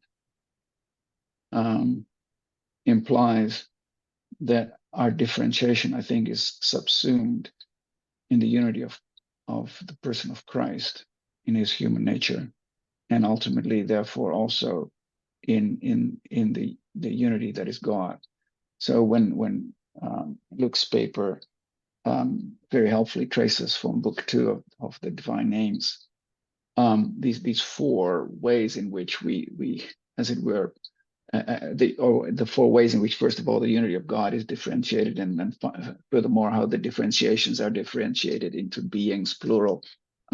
We can also, by way of Porphyrian tree, one might say, we can move up the ladder again, and we do, in fact. How we have to visualize that, we can't, I think. But we need to acknowledge it. I think we need to confess it. Yeah, there's something to say that that Jesus is the model there of the divine difference differentiated, is in some ways that I am thou, which is actually I show up as one of you, but it's also that very point in which we have the divine difference differenced in Jesus, that we actually have the point of access back to the unity unified, because Christ is the hierarch. Just a real quick follow-up. It seems like so there's kind of two threats to the individual identity and real distinction of the person. One on the side of creation and procession, you know, how is it that the created beloved comes to be really distinct from God, and yet also fully grounded in God. But it seems to me that the more difficult problem, as you just alluded to, Hans, is in the direction of the return, because we have, you know, all these passages, especially, you know, in the mystical theology, Dionysius talks about the ecstasy leading to this kind of death of the self, and it no longer being of myself, but wholly of him. This idea of subsumption in the identity of Christ. And yet, you know, it's not like a Buddhist annihilation of Atman or something, you know. So then, you know, what status is left? And maybe you could frame it as sort of ultimately eschatologically, what status is left for the individual person? Yes, it's a question that I think of as impossible to answer, and I'm not going. I will say a few things, but I'm not going to attempt to answer because I don't think it's answerable. To attempt to answer it properly, adequately, is to either claim divine status or eschatological insight, neither of which we fully have today. So I don't think we can go there. But several of the Eastern Fathers, I think, help us. Gregory of Nyssa, for example, with his immaterialism, helps us, because for Gregory of Nyssa, the body is a constellation of intellectual properties, which are being reconfigured all the time, and which in the eschaton will be made like unto Christ's glorious body, which means a drastic reconfiguration of intellectual properties. It's a fanciful way to say something about which you know very little, I think. But I like it because what it does is it recognizes the resurrection of the body on the one hand, or your you know, hope that we can do justice to the particularity of individual beings continuing in the eschaton. It tries to do justice to that, while at the same time acknowledging that our current form of a mode of embodiment is not radically, but it's drastically inadequate for the hereafter. So we don't know what it looks like, but we do know that we will that Christ will be all in all, and that we will be included in that all in all, and that in some huper fashion, that all of that activity that we've undergone and all of this embodiment that we experienced in this world will be taken up into the really real, which is Christ. Don't ask me how, but it's 1 Corinthians 15, I think.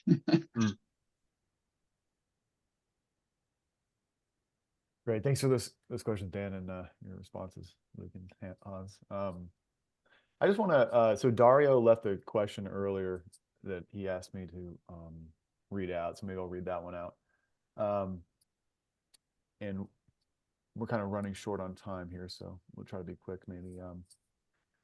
So he says, if in loving we are the theophany of God love, and our love is a participation in the divine love that God is, then how does your cosmogony function? Namely, how do we come to participate in God from a state of non-existence and therefore non-participation? Does the movement into participating God itself precede participation? Yeah, that's the question. Yeah, my answer would be no. The movement does not precede participation, but is the very participation, constitutes the participation. So the entire our entire willingness to be true to the logos of being, and to, in other words, to conform to the logos of well-being, as Maximus puts it, constitutes a historical journey. I'm using the word historical on purpose because I think that aspect of Balthasar is right. There's an emphasis, I think, on the historical character there in Maximus that is probably more profound than it, or more emphatic than it is in Dionysius. But it's that journey into well-being that makes us more human, that creates us. He's talking about cosmogony, and I'm simply talking about the human person here, but it applies to creation in and through the human person as well. And so creation is in process, I think, on this understanding. And the human person's identity lies at the end, which for pastoral reasons is hugely important, I think, because it means that it says things, to my mind at least, about abortion, about Down syndrome, all sorts of things. Our identity is not in what we accomplish. Our identity is in the end, and that's what makes human beings worthwhile, regardless of how messed up we are. So the movement, which is mentioned in the question, the movement, I think, is the participation, the growing participation and the increasing deification, which I think is where especially Maximus is particularly helpful. And this is where the cosmogony comes is in process, in other words, and will be concluded in the eschaton. I was going to only say that, understanding that the movement here is the movement of God, which rather than the movement of the creature, and that's the prohodoi, the prohodos in general. I think if that has to be prioritized whenever we're reading Dionysius to understand what the movement is, and that the end is prior to the beginning. The end is prior to the beginning. I think that's right. That's typically, well, that comes from Irenaeus, and you see it in Maximus. I think that's exactly right. That's true. So the beginning is included in the end. I do think of the journey as synergetic, initiated by God, but synergetic for Maximus up to the point of deification, I think, which is an ecstatic, divine initiative. But yeah, I see it as synergetic throughout. Because I'm not sure what you meant and what you were after, Luke, with your comment, but I'm wondering what you think of that. Could you repeat the question quickly? Because sorry, whether this movement is God's movement, or whether it is a synergetic process. Well, I think it's God's movement, and it's therein that the synergetic process happens. Yeah, it's not that's God's helpful. movement over and above, but God's movement is always the ground in which creaturely movement is occurring. And I think that maybe responds to Carson Shaw's question, because you have the location of the reversion within which it would be what Dionysius would call the hierarchical movement. So often the hierarchy is conflated with cosmogony in Dionysius, and that's just wrong. But hierarchy as the return, as the mediated return, is within actually the procession of the good, because you'll notice that hierarchy is in the divine names really only shows up in the discussion of good and outside, but not in being, life, wisdom. It doesn't show up there. And so it belongs to the participation of the full coming forth and return of the good. Yeah, that's a great question from Carson Shaw. We might have to follow up by email. Yeah, so the question is whether the reversion is the same as the procession, as Pearl suggests. I appreciate this, the word "same" being in quotation marks in the question. And I think in that sense, it is right. It's not identical to, obviously it uses two terms, but they are the same thing looked at from a different angle, from a different perspective, I think. And I would agree with Pearl on that, yes. Wonderful. And as to whether you then get a substance metaphysic, I suppose I would need Carson to unpack that for me to know why that is exactly the case. But again, I would simply reiterate that I'm not opposed to substance, and that we may talk about a substance metaphysic if you wish, for that reason. But substance is encapsulated, or is not encapsulated, is, yeah, that too, but it's constituted by something greater than itself. Wonderful. Well, let's all thank again Hans and Luke. That was a fascinating discussion and great paper. Thank you. And thank you again, Luke. Thank you, Hans. Awesome. Okay, well, wonderful. So for our final presentation today, we will have Dr. Travis Dumsday from Concordia University. Mentioned his newest book is Alternative Conceptions of the Spiritual, Polytheism, Animism, and More in Contemporary Philosophy of Religion. And today he will be presenting his paper called The Problem of Divine Hiddenness, Insights from St. Dionysius the Areopagite and St. Maximus the Confessor. And then commenting on his paper will be Derek King from Lewis House, who just recently authored the book, The Church and the Problem of Divine Hiddenness. All right, so thank you both. And please take it away, Travis. Yeah, thanks. I'm speaking to an audience mostly of, I think, of theologians and patristic scholars. So whereas I'm coming at all this stuff from the kind of contemporary analytic philosophy of religion. So I'm sort of mining these patristic sources to see what might be of use to contemporary debates. And so I'm always mindful of the risk of, violating that Kantian dictum to never treat people merely as means to an end. And so the worry is, well, am I just using the Dionysius Maximus to try to shed light on contemporary debates, or do I have an interest in them for their own sake and their own systems? Personally, it's both. Although in this project, the real aim is to see what work they can do for us today. What as great as they are in their own times, what have they done for us lately? And so I'm trying to look at what can they contribute to an ongoing, very prominent debate within philosophy of religion.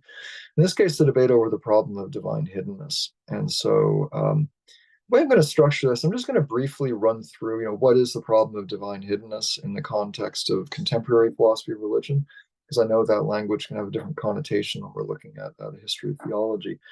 So first off, what is the problem of divine hiddenness? And then I'll look at a little bit of just background metaphysics as I understand them in Dionysius and Maximus that I think is relevant to how they would be applied to this problem. And then I'll look at some actual texts from both and the kind of solutions potentially to the problem of divine hiddenness that we can extract from their writings. So to start with then, what is the problem of divine hiddenness? Well, in a sense, Christian theologians have always been interested in the problem of, given that God is real, why doesn't he make his existence obvious to everybody? Why is this something that many of us feel is an item that's up for debate? And so in the context of the history of Christian theology, this sort of question is usually approached from the vantage point of just reflecting on divine providence. Why is the current created order set up in such a way that God's reality seems at least not to be obvious or rationally indubitable to everyone? So it's more of in the history of theology context, this is more of an issue of just, why are things the way they are? Why is God choosing to act or choosing not to act in the way that he is? But in the context of contemporary philosophy of religion, the sort of traditional question about, why isn't God revealing himself more openly or clearly to everybody, this has been morphed into an argument against the existence of God. And in fact, in contemporary philosophy of religion, the problem of divine hiddenness is now really second only to the problem of evil in terms of the amount of attention it gets in the literature when it comes to looking at the case against theism. So, as an argument against the existence of God, there's different ways you can formulate the problem of divine hiddenness, but here's the simple two-premise conclusion formulation that I present in the paper. So premise one, if God really existed, then there would be few, if any, blameless agnostics and atheists. Premise two, but there are lots of blameless agnostics and atheists. Conclusion, therefore, God does not really exist.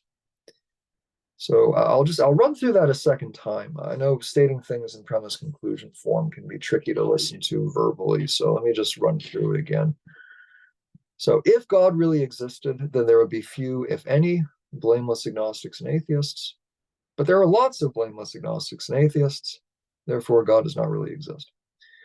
So the second premise, right, the claim that there are lots of blameless agnostics and atheists, the way that premise is usually read is what's intended there is these agnostics and atheists fail to believe in God through no fault of their own.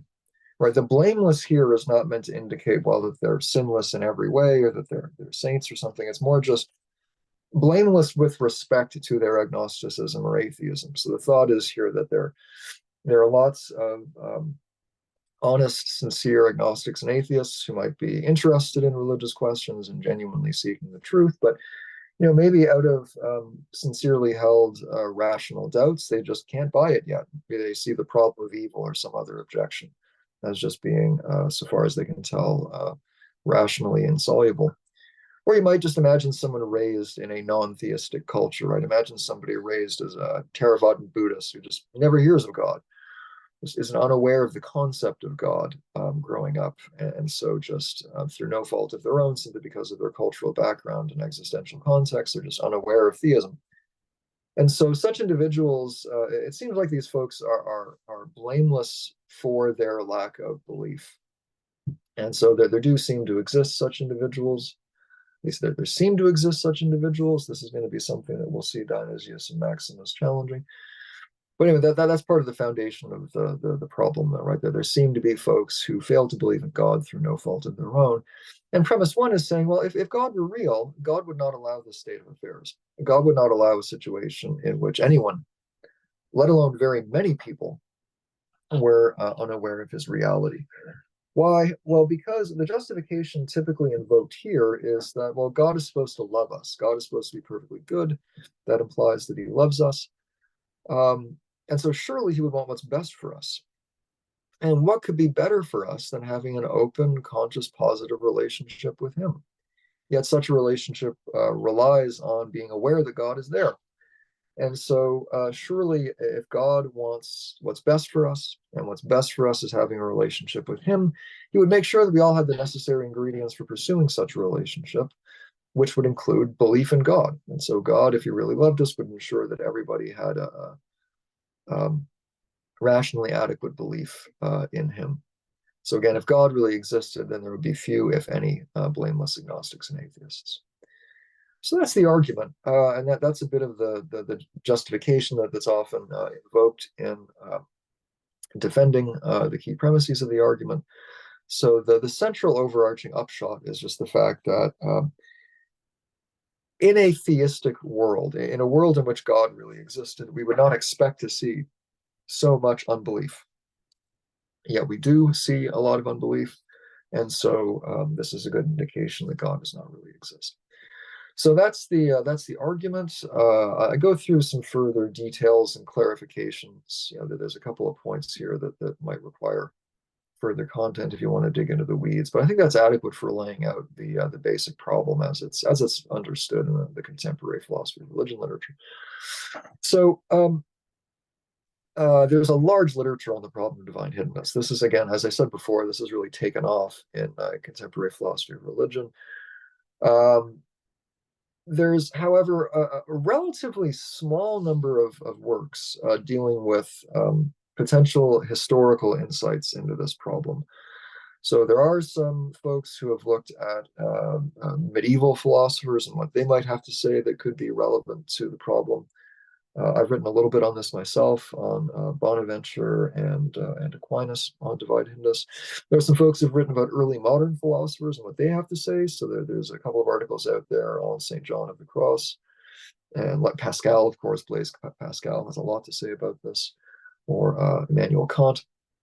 However, there's very little written on patristic sources and what relevant insights might be gleaned from patristic authors. Again, there's a little bit out there. So Nathan Jacobs has a nice paper from 7 or 8 years ago, which deals with some of this. And of course, my commentator, Derek King, has a very fine new book out with Routledge titled The Church and the Problem of Divine Hiddenness, Mirrors of God, where he's mostly looking at the insights from some of the Cappadocians. But what I want to do in this paper is look at some thoughts from Dionysius and Maximus and see what aspects of their systems might be brought into play in thinking through this problem in the contemporary context. So obviously you all know who these figures are, so I'm not going to spend any time going into, in the paper I do a little bit, just in case future readers might be coming to this from an interest in hiddenness without a lot of knowledge of Dionysius and Maximus. I spend a little bit of time talking about, well, who these people are and what their historical context was. I'm going to skip over that for purposes of the presentation. So in the next major section, well, actually, sorry, before I get into the next major section of the paper and spend a little bit of time going through some relevant metaphysics of Dionysius and Maximus, I know we're going to have a formal time for questions later, but are there any purely clarificatory questions about this opening section? Like, what is the problem of divine hiddenness? Does anything need further explanation or clarification so far? You can feel free to raise your hand or type something in the chat, and I'll quickly say something by way of response.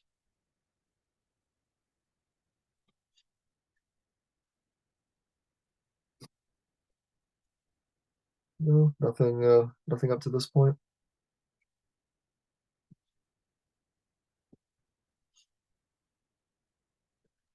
Okay, well, let's press ahead then. So in the next section of the paper, I spend a little bit of time, again, going through just a bit of background from the metaphysics of Dionysius and Maximus, focusing, of course, on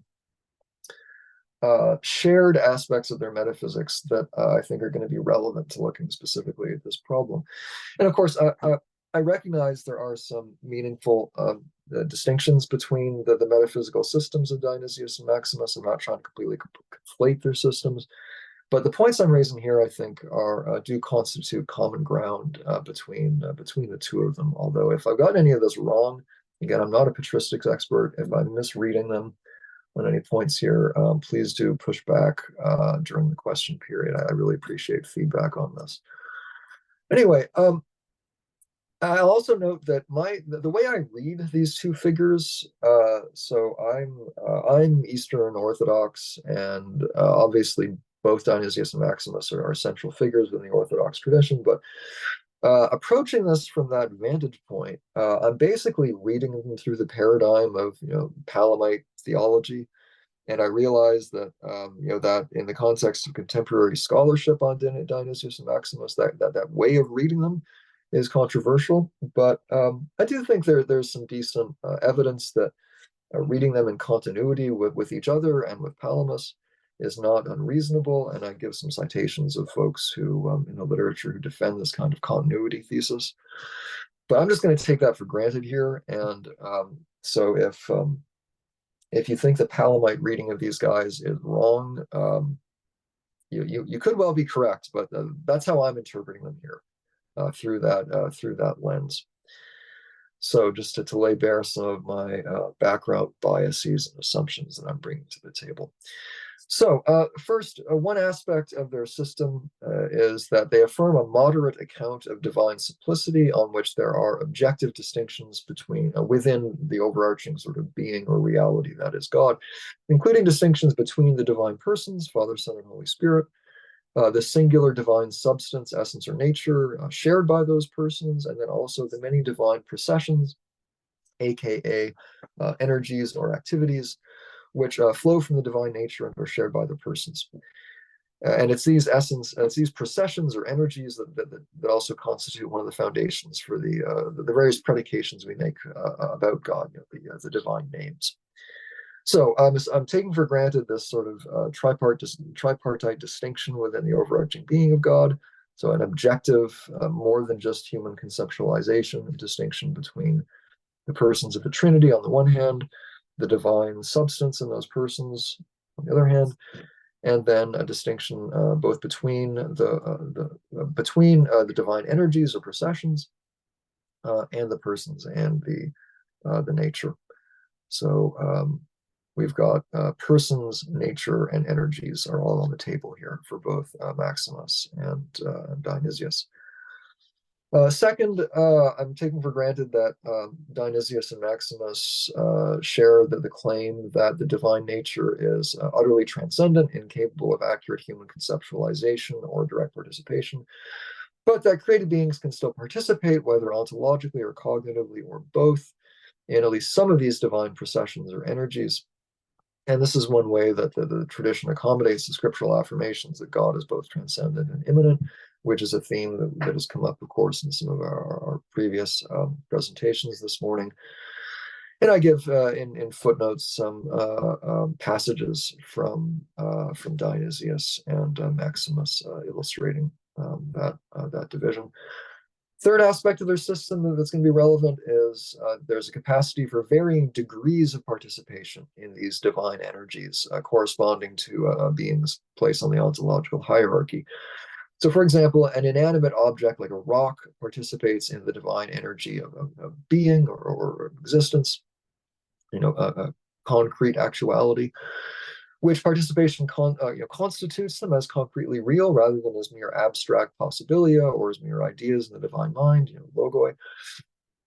By contrast to rocks, plants are higher up on the hierarchy because they participate not only in the divine energy of being, but also the divine energy zoe or life, which additional participation constitutes them as living entities with the intrinsic traits distinctive of the animate.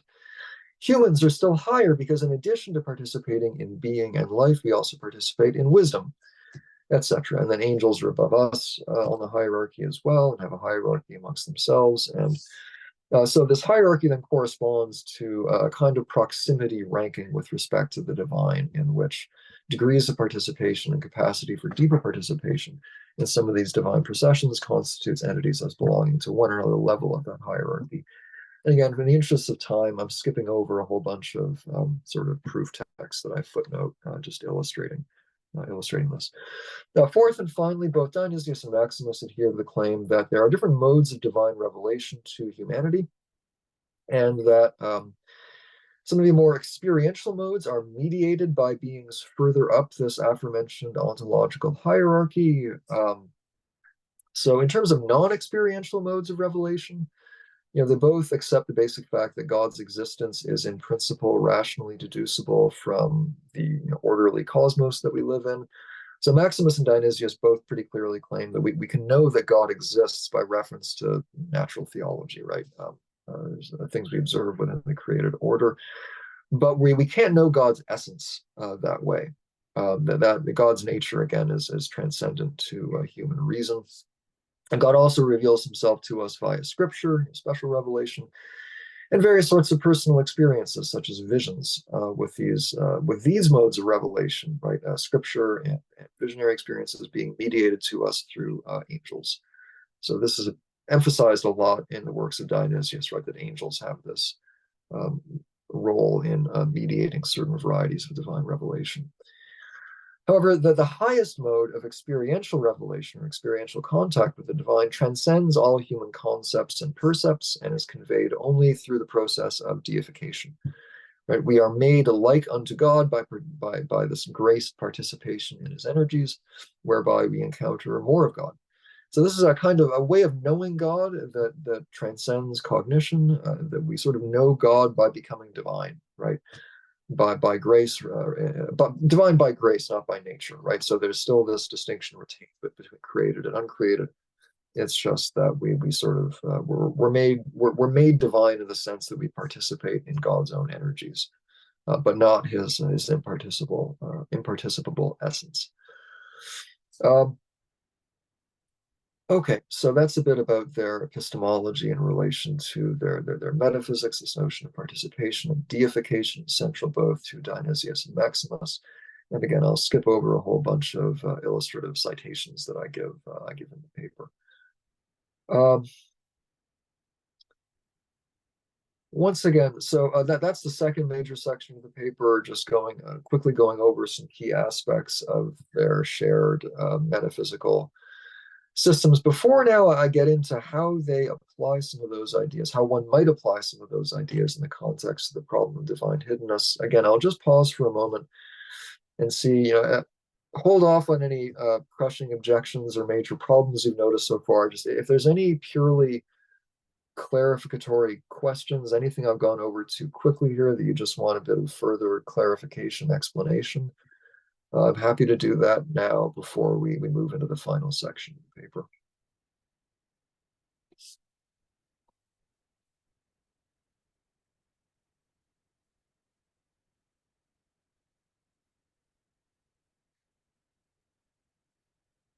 No questions up to this point?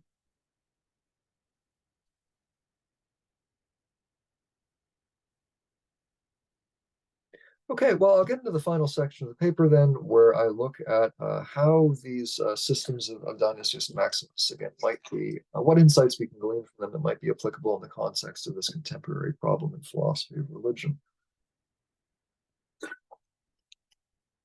So I think there's much in the works of these two fathers that is at least potentially relevant to the problem of divine hiddenness.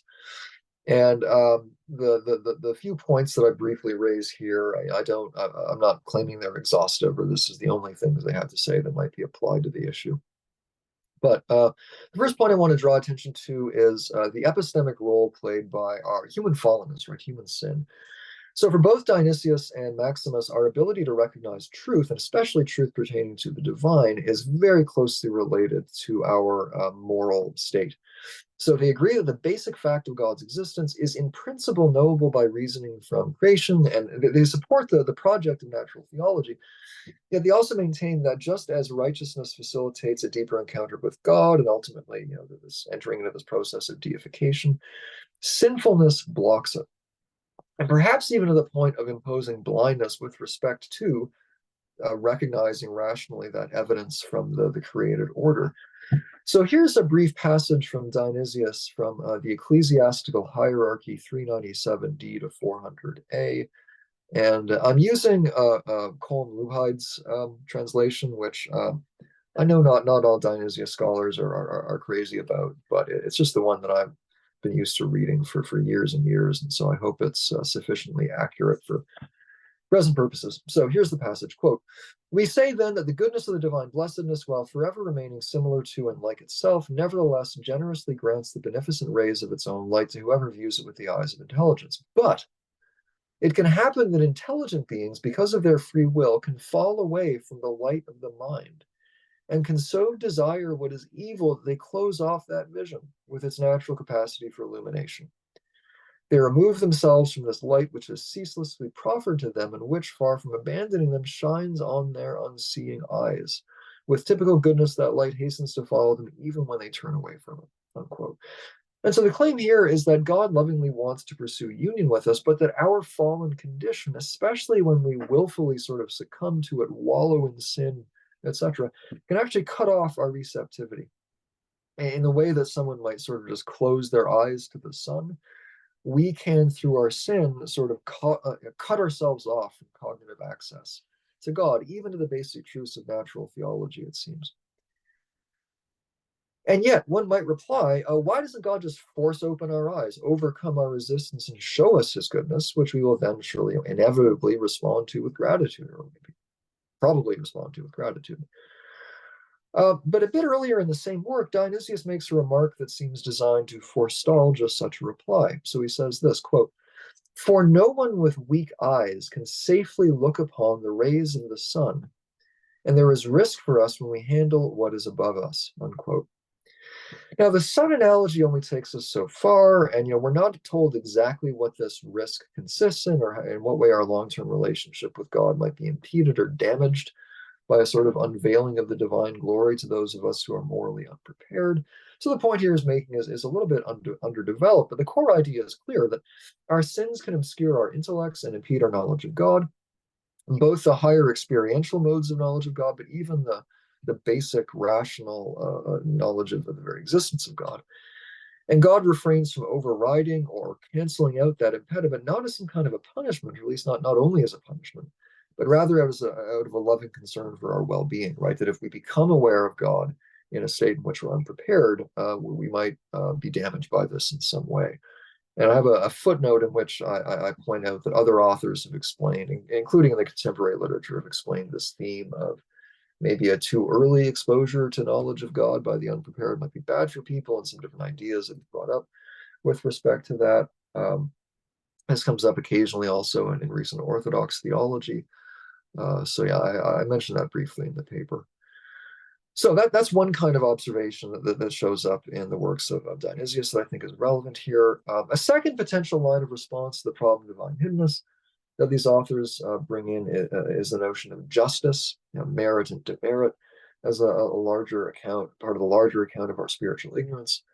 So again, from the ecclesiastical hierarchy, this time 561c, we have the following, quote, "For one of the divine judgments has laid down that the gifts of God should be duly given to those worthy to receive them through the mediation of those who are worthy to impart them," unquote. And in his fifth letter, section 1073a, Dionysius writes, quote, "The divine darkness is that unapproachable light where God is said to live. And if it is invisible because of his superabundant clarity, the approach because of the outpouring of its transcendent gift of light, yet it is here that is found everyone worthy to know God and to look upon him," unquote. So in other words, that moral worthiness can bring us into an awareness of the divine, whereas if we fail to be worthy, in a moral sense of a basic knowledge of God, we're going to be blocked off from that knowledge. On a similar theme, St. Maximus writes as follows in the responses to Thalesios, quote, "Or again, evil is the irrational movement of natural powers towards something other than their proper goal based on an erroneous judgment. By goal, I mean the cause of beings, which all things naturally desire, even if the evil one, by concealing his envy behind a counterfeit kindness and by using a ruse to persuade man to redirect his desire to something in creation instead of its cause, has brought about ignorance of the cause," unquote. Later in the same work, he adds, so this is still the responses to Thalesios, quote, "The ability to search and inquire into divine realities was implanted essentially within human nature by the Creator at the very moment it was brought into being.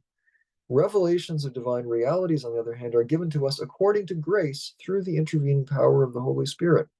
From the beginning, however, the evil one through sin bound these abilities to the nature of visible reality, so that there was no one taking notice or searching for God, because all those with a share in human nature had the power of intellect and reason narrowed to the surface appearances of sensible objects, and had no conception of any reality beyond what can be perceived through the senses," unquote. So St. Maximus is therefore maintaining that our proneness to ignorance of God is associated with our fallenness, and also this continual interference with us on the part of demons, but that this ignorance can begin to be reversed as one turns toward God and attempts, however imperfectly, to pursue the path of righteousness in cooperation with the grace of the Holy Spirit. There's another extended quote I provide here from the Ambiguum, but I'll skip over that. So now we have two kinds of replies that these Dionysius and Maximus are suggesting. One sort of response is that our spiritual ignorance is a result of our fallenness, and God refrains from correcting that, from just overriding our fallenness, because attempting to do so might harm us in some way. Another suggestion is that our spiritual ignorance is partially a result of a just punishment on account of our sinfulness and fallenness, as well as on account of interference from spiritual, supernatural agencies.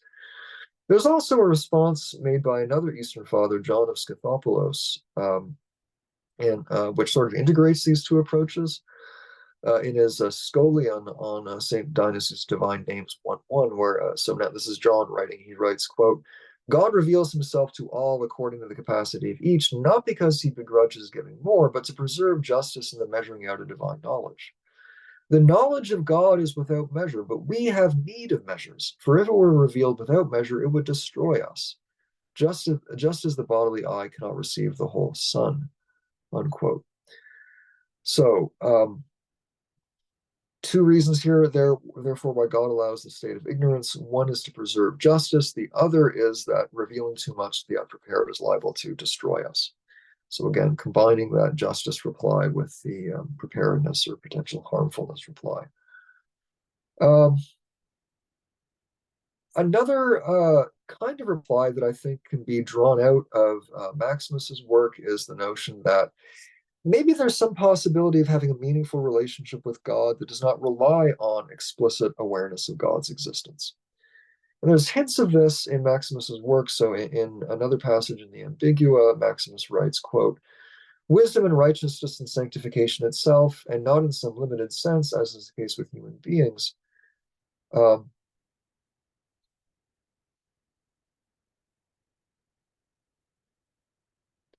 Wisdom and righteousness and sanctification itself, and not in some limited sense, as in the case with human beings, as for example in the expression a wise man or a just man, which is to say, anyone who through fixed habit participates in virtue unquestionably participates in God, who is the substance of the virtues, unquote.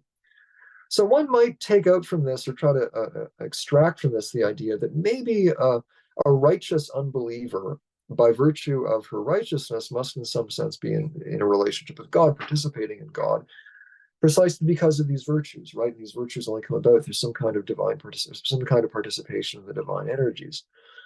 And so maybe you can be a kind of anonymous Christian in the Renarian sense in this route.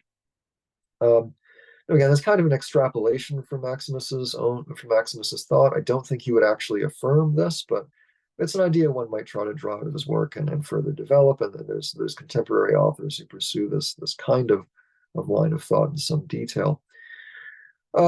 A fourth kind of solution that I think can be drawn out of their account is one that draws on their angelology. So Dionysius in particular believes, again, that most revelation is mediated to us by angels.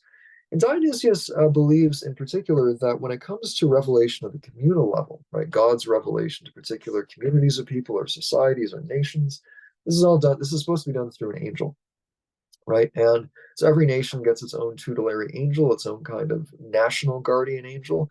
He talks about this in the Celestial Hierarchy 260b. And so one reason why a lot of ignorance of God obtains in the world, according to Dionysius, is that most nations chose to ignore their tutelary angel. And what's really special about the Jewish people is that they were the one nation that actually listened to their guardian angel, in this case, St. Michael. So the Jewish people listened to St. Michael, paid attention to the revelation given to them by their guardian angel, and therefore, at the communal level, they were therefore aware of the reality of God and the commandments of God, and then that bleeds down to the individual level, and so this helps explain, therefore, why those of us who are not aware of God, the people in the world who lack awareness of God, maybe this is not necessarily their own fault at the individual level, but it might be the fault of the community to which they belong, right? That historically, whatever nation they belong to or whatever community they're in that descended from some prior nation, that prior nation ignored a revelation mediated to them by an angel. And as a result, now, this is one reason why ignorance of God is so common in the world, that people, except for the Jewish people, ignored the revelation that was being mediated to them through the angelic realm. I think this is an interesting line of reply. Those of us with a fondness for angelology, I think, can take this seriously. Not sure how useful it's going to be in the contemporary context. Most of the folks engaged in this debate are liable to not be all that sympathetic to the reality of angels and demons. Anyway, I think this is an interesting line of response, and it's one that you don't really see in the contemporary literature, so it's The previous kinds of responses I laid out there do have analogs in the contemporary literature. It's always useful to point out how patristic figures have sort of prefigured or scooped what folks are saying in the contemporary literature. But this is something that's not really been taken up recently, and so I think could conceivably be put forward as a kind of a neat response that could be integrated in the discussion, at least for those who take angels and demons seriously. On a historical note, it's also worth just emphasizing that it's always nice to see discussions of Judaism in church fathers that are very, very clearly not anti-Semitic. And this is very clearly not an anti-Semitic passage, right? He's saying that the Jewish people are unique because of their unique fidelity, because of their unique righteousness in adhering to the revelation mediated to them through St. Michael. And they're the only nation on earth that did this. And so that's something worth, I think, underlining in Dionysius, that he's got this nice philo-Semitic passage in his work here. Okay, so just to round off the discussion, so I've gone over briefly a few things that we might extract from the writings of Dionysius and Maximus that could be relevant to the problem of divine hiddenness. How helpful is this in the context of the contemporary discussion? I'm inclined to think it's not super helpful insofar as, again, many of the points they're raising have been brought up and developed in more detail in the current literature.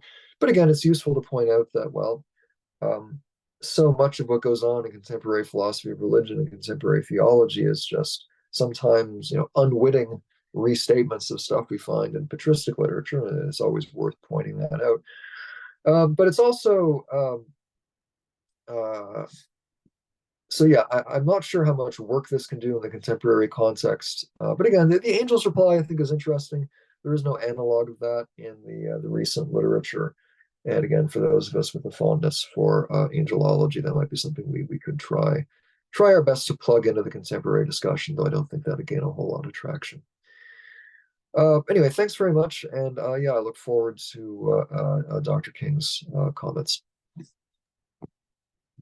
Awesome. Thanks so much, Travis. Really interesting, clear paper. Fantastic. Derek, you want to step in and provide your comments? And thank you, in advance for them. Yeah, thanks. Thanks, Travis, for this paper and presentation. This was really fantastic. And as someone like myself who did doctoral work on divine hiddenness, I'm especially grateful for your many, many articles on the matter. It's very helpful. It was very useful to me. And thanks to Samuel, of course, for inviting me to participate. I feel inadequate in so many ways, but especially for my woeful lack of facial hair after watching the last several presentations. But hopefully I can get over that insecurity. And like Travis, I am coming to this question from mostly the contemporary theological, philosophical landscape rather than patristic or historical studies. So that's, I guess, a caveat as I begin. So on the whole, I first want to say this is a project I wholeheartedly welcome and endorse. The problem of divine hiddenness I find to be intellectually and experientially troubling, and different people respond differently to different responses. So as far as I'm concerned, the more rigorous and various our responses, the better. So a big thumbs up. And yeah, as you point out, Travis, I think too few contemporary philosophers and theologians have looked to the Christian theological tradition for help on these questions. Of course, the problem of divine hiddenness in the form that we're considering here today is a more modern formulation. And it's arguably only a concern for those of us who live in, kind of a secular age. But I think the wisdom of the tradition and, of course, scripture need not be restricted to just its explicit historically rooted topics. But these thinkers, in fact, I think the fact that these thinkers do not share many of our assumptions is a good thing. It's a benefit, and hopefully one that can help cure us of many of our modern neuroses. But of course, simply heaping praise on this welcome addition to the problem of divine hiddenness literature makes for a quite boring discussion. And because I'm no expert on either St. Dionysius or St. Maximus, I'm simply going to assume that Travis got the exegesis of these thinkers right and that sound.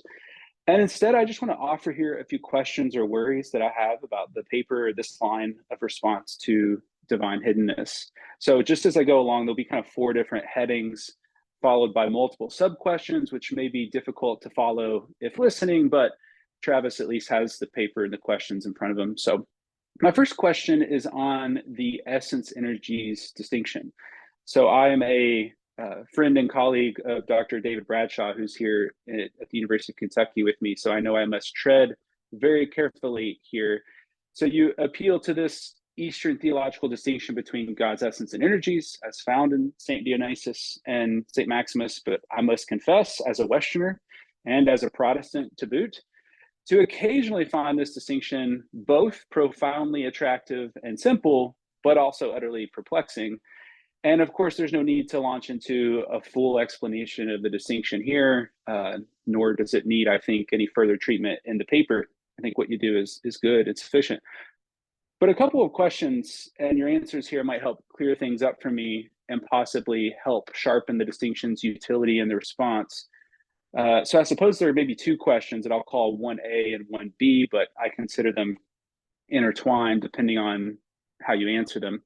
So 1A would be this: where do Jesus Christ and the Holy Spirit fit into this essence energies distinction?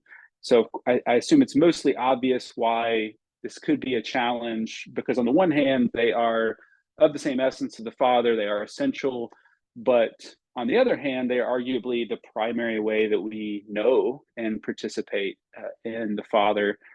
So it would seem odd to choose either category to lump divine persons into the unknowable essence, since they are the way we come to know God, but also might be odd to say that they are energies of God and not of that essence. So I just wondered where they fit into your kind of religious epistemology, or maybe just St. Dionysius and St. Maximus's approach.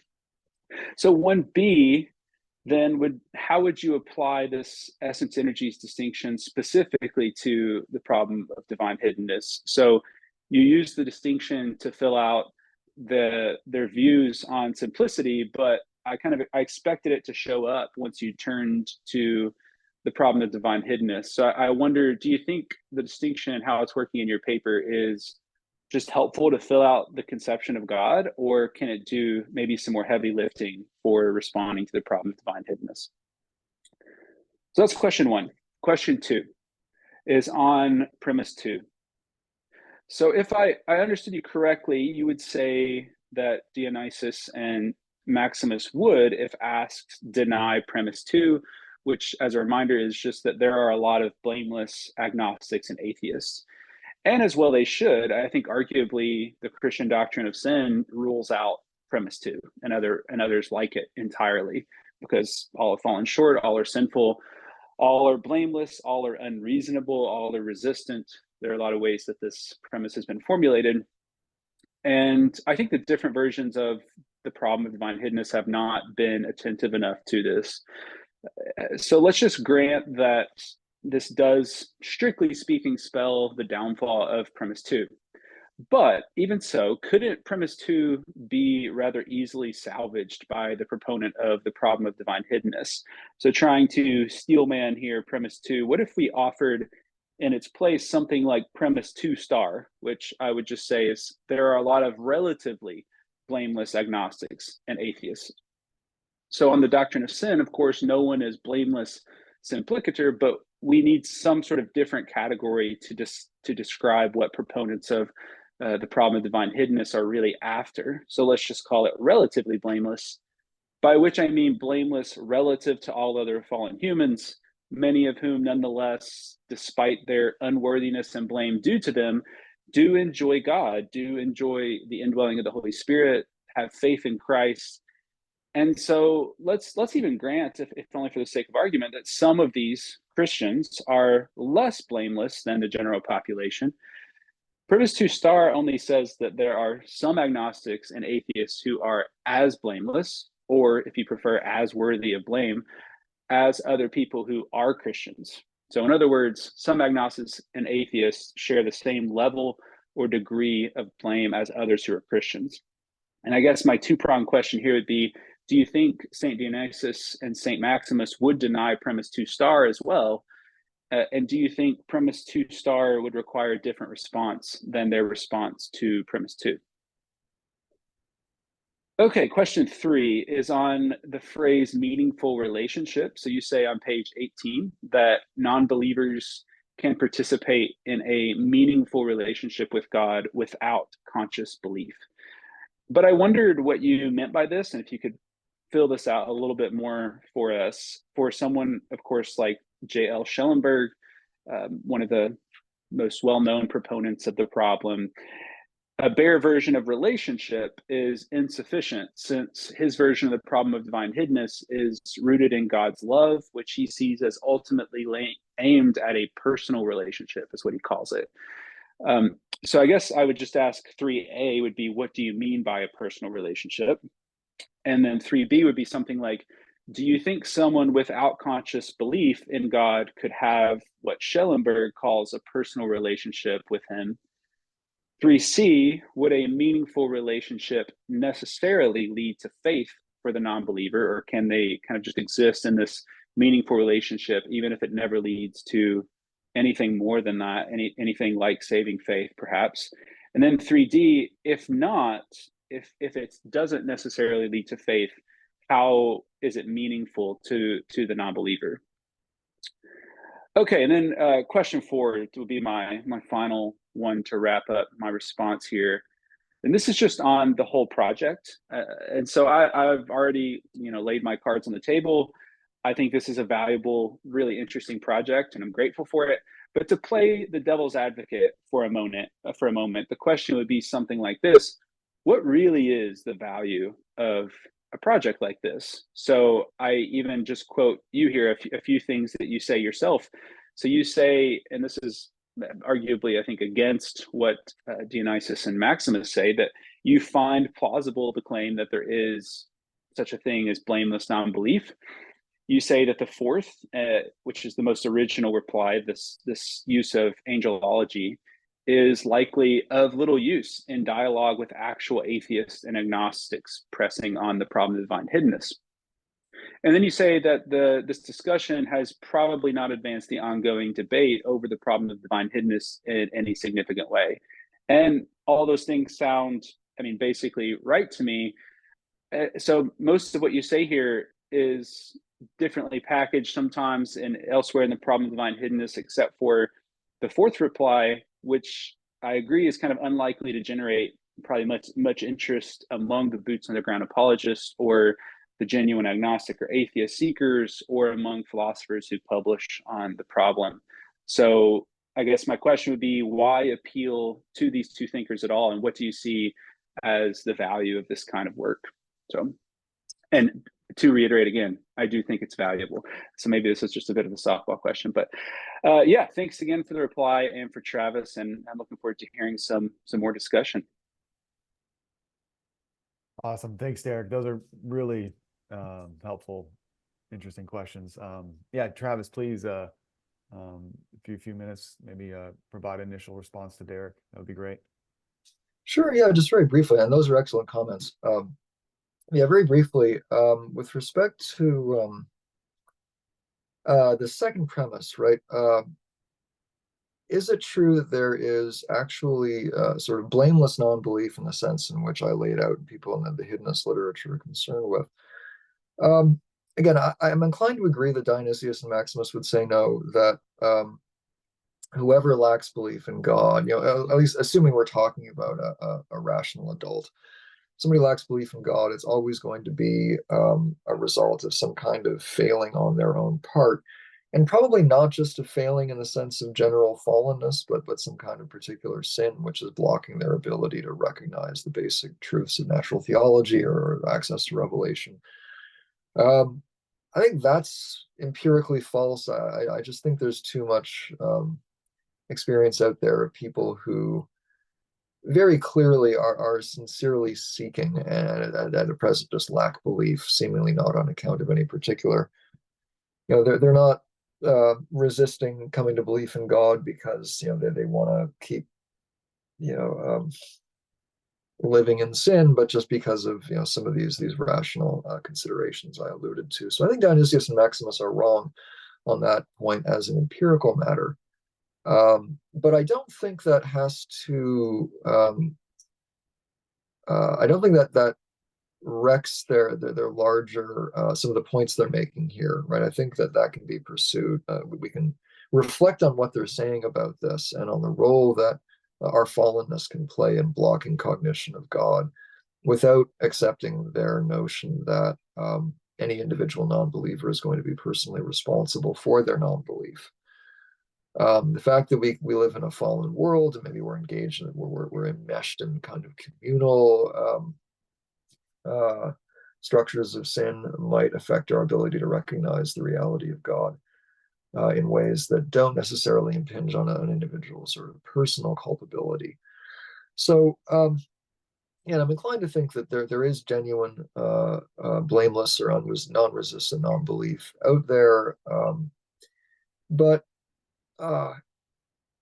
even if there isn't, and there's a biblical case you can make for all non-belief being personally culpable. There's verses in Romans and other works of the Bible which would seem to indicate that. But on a dialectical level, I found it's more useful to try to deal with the problem while just granting the second premise for the sake of argument, because that tends to be the one that those pushing the argument tend to be most resistant to. Most convinced of. I'll put it that way.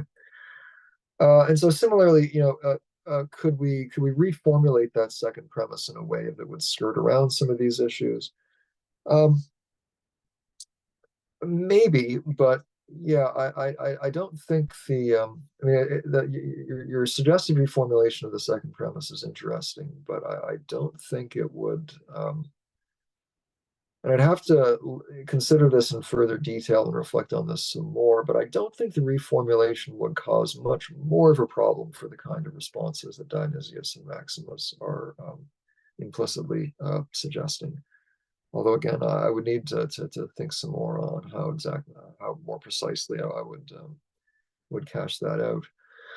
In terms of the value of this kind of project, again, I like angels, and I don't mind bringing angels into these discussions. I think they can be useful in the context, at least, of Christians thinking through these kinds of problems. Although, again, if we're doing this stuff in an apologetic context, probably not going to be super useful. More broadly, though, even if nothing Dionysius and Maximus say brings anything sort of new to the contemporary discussion, I think the project of mining historical sources to see what contributions might be made to discussions like this is valuable. And so let's say someone's doing, let's say somebody's trying to figure out the metaphysics of this contemporary gender ideology debate, which some people are bringing Maximus into, given some of his thoughts on this. And let's say somebody has a project of trying to figure out, well, what does Hegelian metaphysics have to tell us about these gender debates? And they scour the works of Hegel and reflect carefully upon his system, and upon that reflection realizes, there's really nothing in Hegel that's going to help us very much with this. I think most philosophers, upon going through that whole process, would then say, this was just a failed project, let's move on to somebody else. But just as in the natural sciences, I think it's useful sometimes to publish negative results, right? Just so nobody else has to repeat the same process. I think the same thing happens in philosophy, right? If you're wondering whether some historical system or figure can make a contribution to a contemporary debate, and you go through that figure or system and decide that, this is probably not going to help, it's worth publishing that. And nobody else has to repeat your work, right? You can just say, hey, we should be focusing on other thinkers if we're trying to mine historical sources for a certain source. So anyway, I think even if there were nothing that we could draw out of Dionysius and Maximus that would be super helpful in the contemporary problem of divine hiddenness, I don't think that's the case. But even if it were the case, I think a project like this is still worthwhile, at least for yeah, suggesting that our focus should be on other figures and sources. Great. Thanks for that initial response, Travis. Awesome. So does anyone have a question? Feel free to use the hand function or just jump in.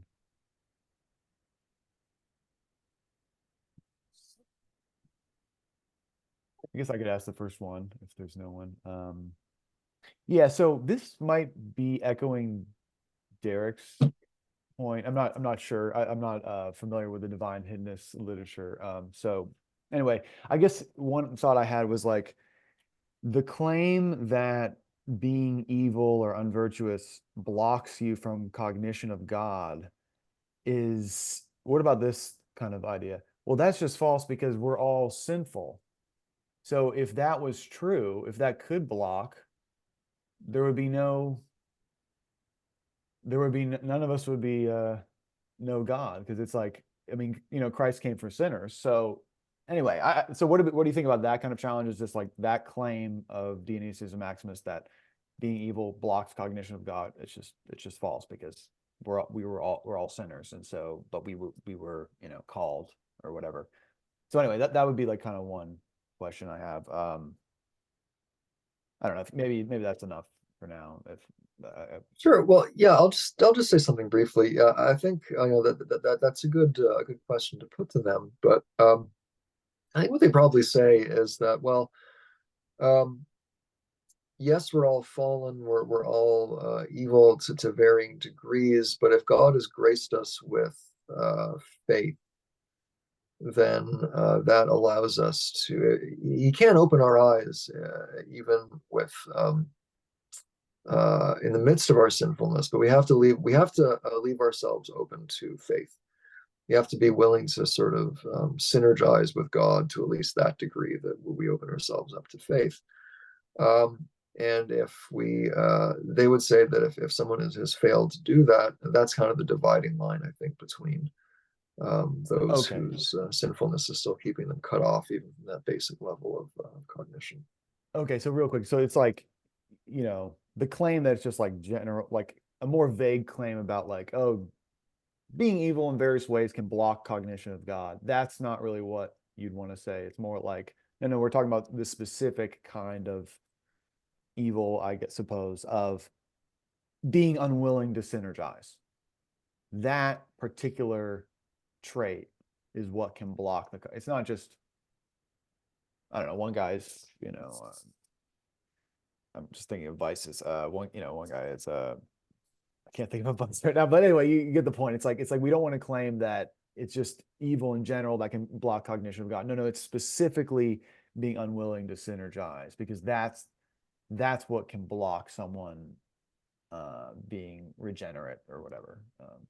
Having faith. I think so. Yeah, I think that's what blocks at least the basic recognition that God exists. I think they'd say that. Although, in general, yeah, evil. So, I mean, if I were a less sinful person, presumably I would understand God better.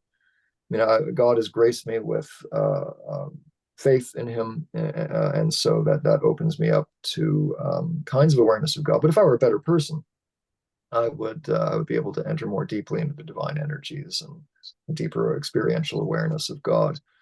So yeah, I think evil in general does block. Encounter with God, awareness of God. But yeah, if the hiddenness problem is essentially concerned though with just this foundational, is God real or is God not real, and is somebody aware of that fact or not? I think it is that foundational act of faith which is really crucial in their view. Okay. Oh, Hans, you want to jump in? Yeah, on this very same point.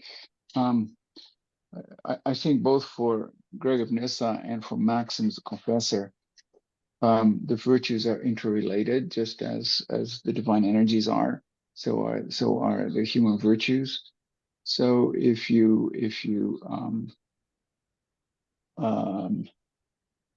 lack in one particular virtue, say patience, that affects all of the other virtues as well. And because God is capital V virtue, you're blocking through whatever sin that you may have. access to God or knowledge of God. The pure in heart shall see God. And so Matthew 5:8, right? So you're for Gregory and Maximus, at least I think, and I would tend to agree, any sort of lack of virtue blocks your relationship with God and blocks your knowledge of Him. And obviously, I quite agree with Travis that, if you willingly deny God or refuse to live with Him, that very deliberate refusal is an obvious hindrance to knowing God. But it seems to me that any sort of obstacle that you throw up in terms of virtue means a lack of participation in divine virtue. Just a comment. Sorry, it's not a question. Yeah. Travis, did you want to respond, or Derek maybe to jump in? I was just also going to make a quick comment along those lines as well. And when in my work on hiddenness, I'm mostly thinking with Gregory of Nyssa, but I suspect the idea would be at least consistent with Maximus and Dionysius as well. But I think part of the problem with the contemporary debate is a particular analytic notion of what it means to know something and to know a person. And I don't want to evacuate what Schellenberg calls personal knowledge from how we relate to God, but I think one way that the contemporary discussion quite hasn't considered is something I just try to call it participatory knowledge, and work out that the virtues themselves are a way that we know God. By enacting God's goodness, I am participating in God. That is a kind of knowledge of God. And we probably need to consider a little bit more what it means to really know God according to this tradition, because I think you'll find a very different notion of knowing God in this tradition than you will, say, in Schellenberg or contemporary proponents of divine hiddenness.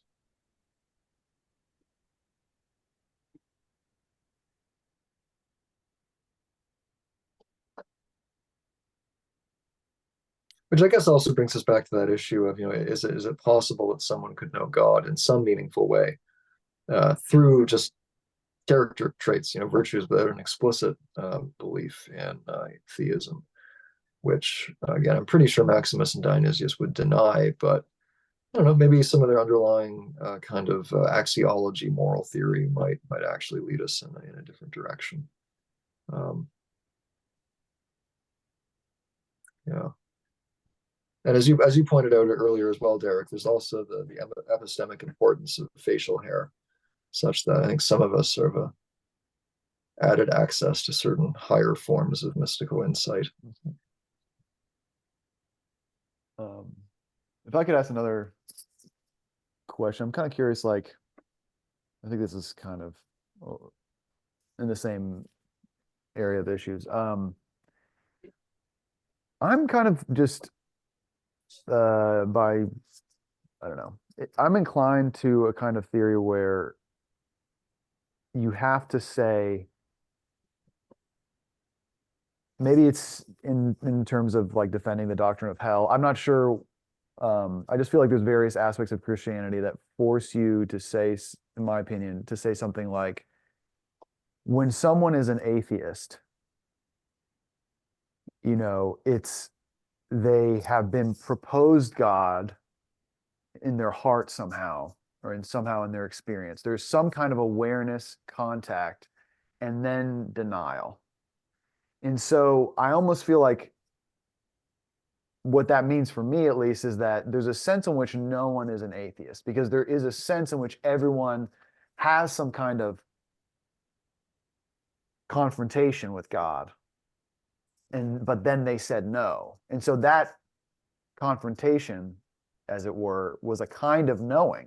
If you have an awareness, that's a type of object, subject-object relation. So anyway, I'm just kind of curious, again, not knowing the divine hiddenness literature, what do you think about that kind of route, where it's just you basically say, look, in some sense, there is no atheist, because in some sense, everyone has, in some sense, an encounter with God. And if you and if you believe, you're affirming, it's basically God proposed himself to you and then you went along. Whereas the atheist, anyway, I'm just kind of, does that make some sense what I'm getting at, Travis?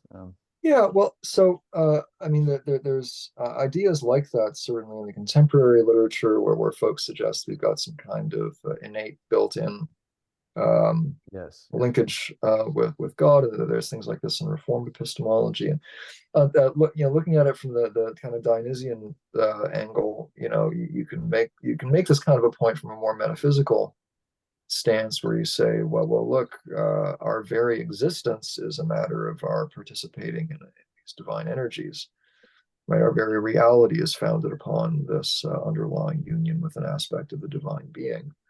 And so, moment by moment, we're in this constant existential reliance and contact with God.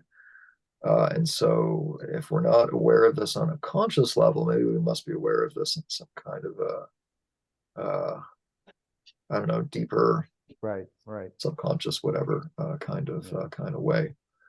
And Bonaventure actually says something like this. Bonaventure thinks that because God is being, God can be defined as a being itself, pure actuality, and all of our concepts ultimately are reducible to some kind of relationship to that central concept, right? Everything either revolves around being or potential being or negation being. There's some kind of implicit awareness of God which is present within us in every one of our conceptual acts and in one of our acts of thought. So I think you could run that kind of a line of argument. Interesting. Okay, yeah. Thank you for that. Yeah, I should look into Bonaventure. Great. Well, if there's no more questions, anyone want to jump in last? All right. Well, thanks so much, Travis. Thank you so much, Derek. That's really super interesting stuff. I love, integrating, thinking about these patristic ancient thinkers in terms of contemporary issues. So thank you so much again, both of you, for your for the presentation and the comments. Awesome. And then to everyone here, everyone who came, all who presented, I think it was a great, really fun symposium. Thank you so much for your participation, your expertise, insights, all that. Extremely thankful, and I look forward to the publication from this. I hope, if everything, God willing, everything goes well. So thank you all so much for coming and your participation. Thank you, Sam. It was great. Thanks for organizing, Sam. Thank you. Oh yeah, my pleasure. My pleasure. Yeah. Thanks to all the papers. It was fun. Yeah, absolutely. Thanks, everyone. Lots to learn. Yeah. Bye-bye. Thanks, Carson. All right. Take care, everyone. Take care.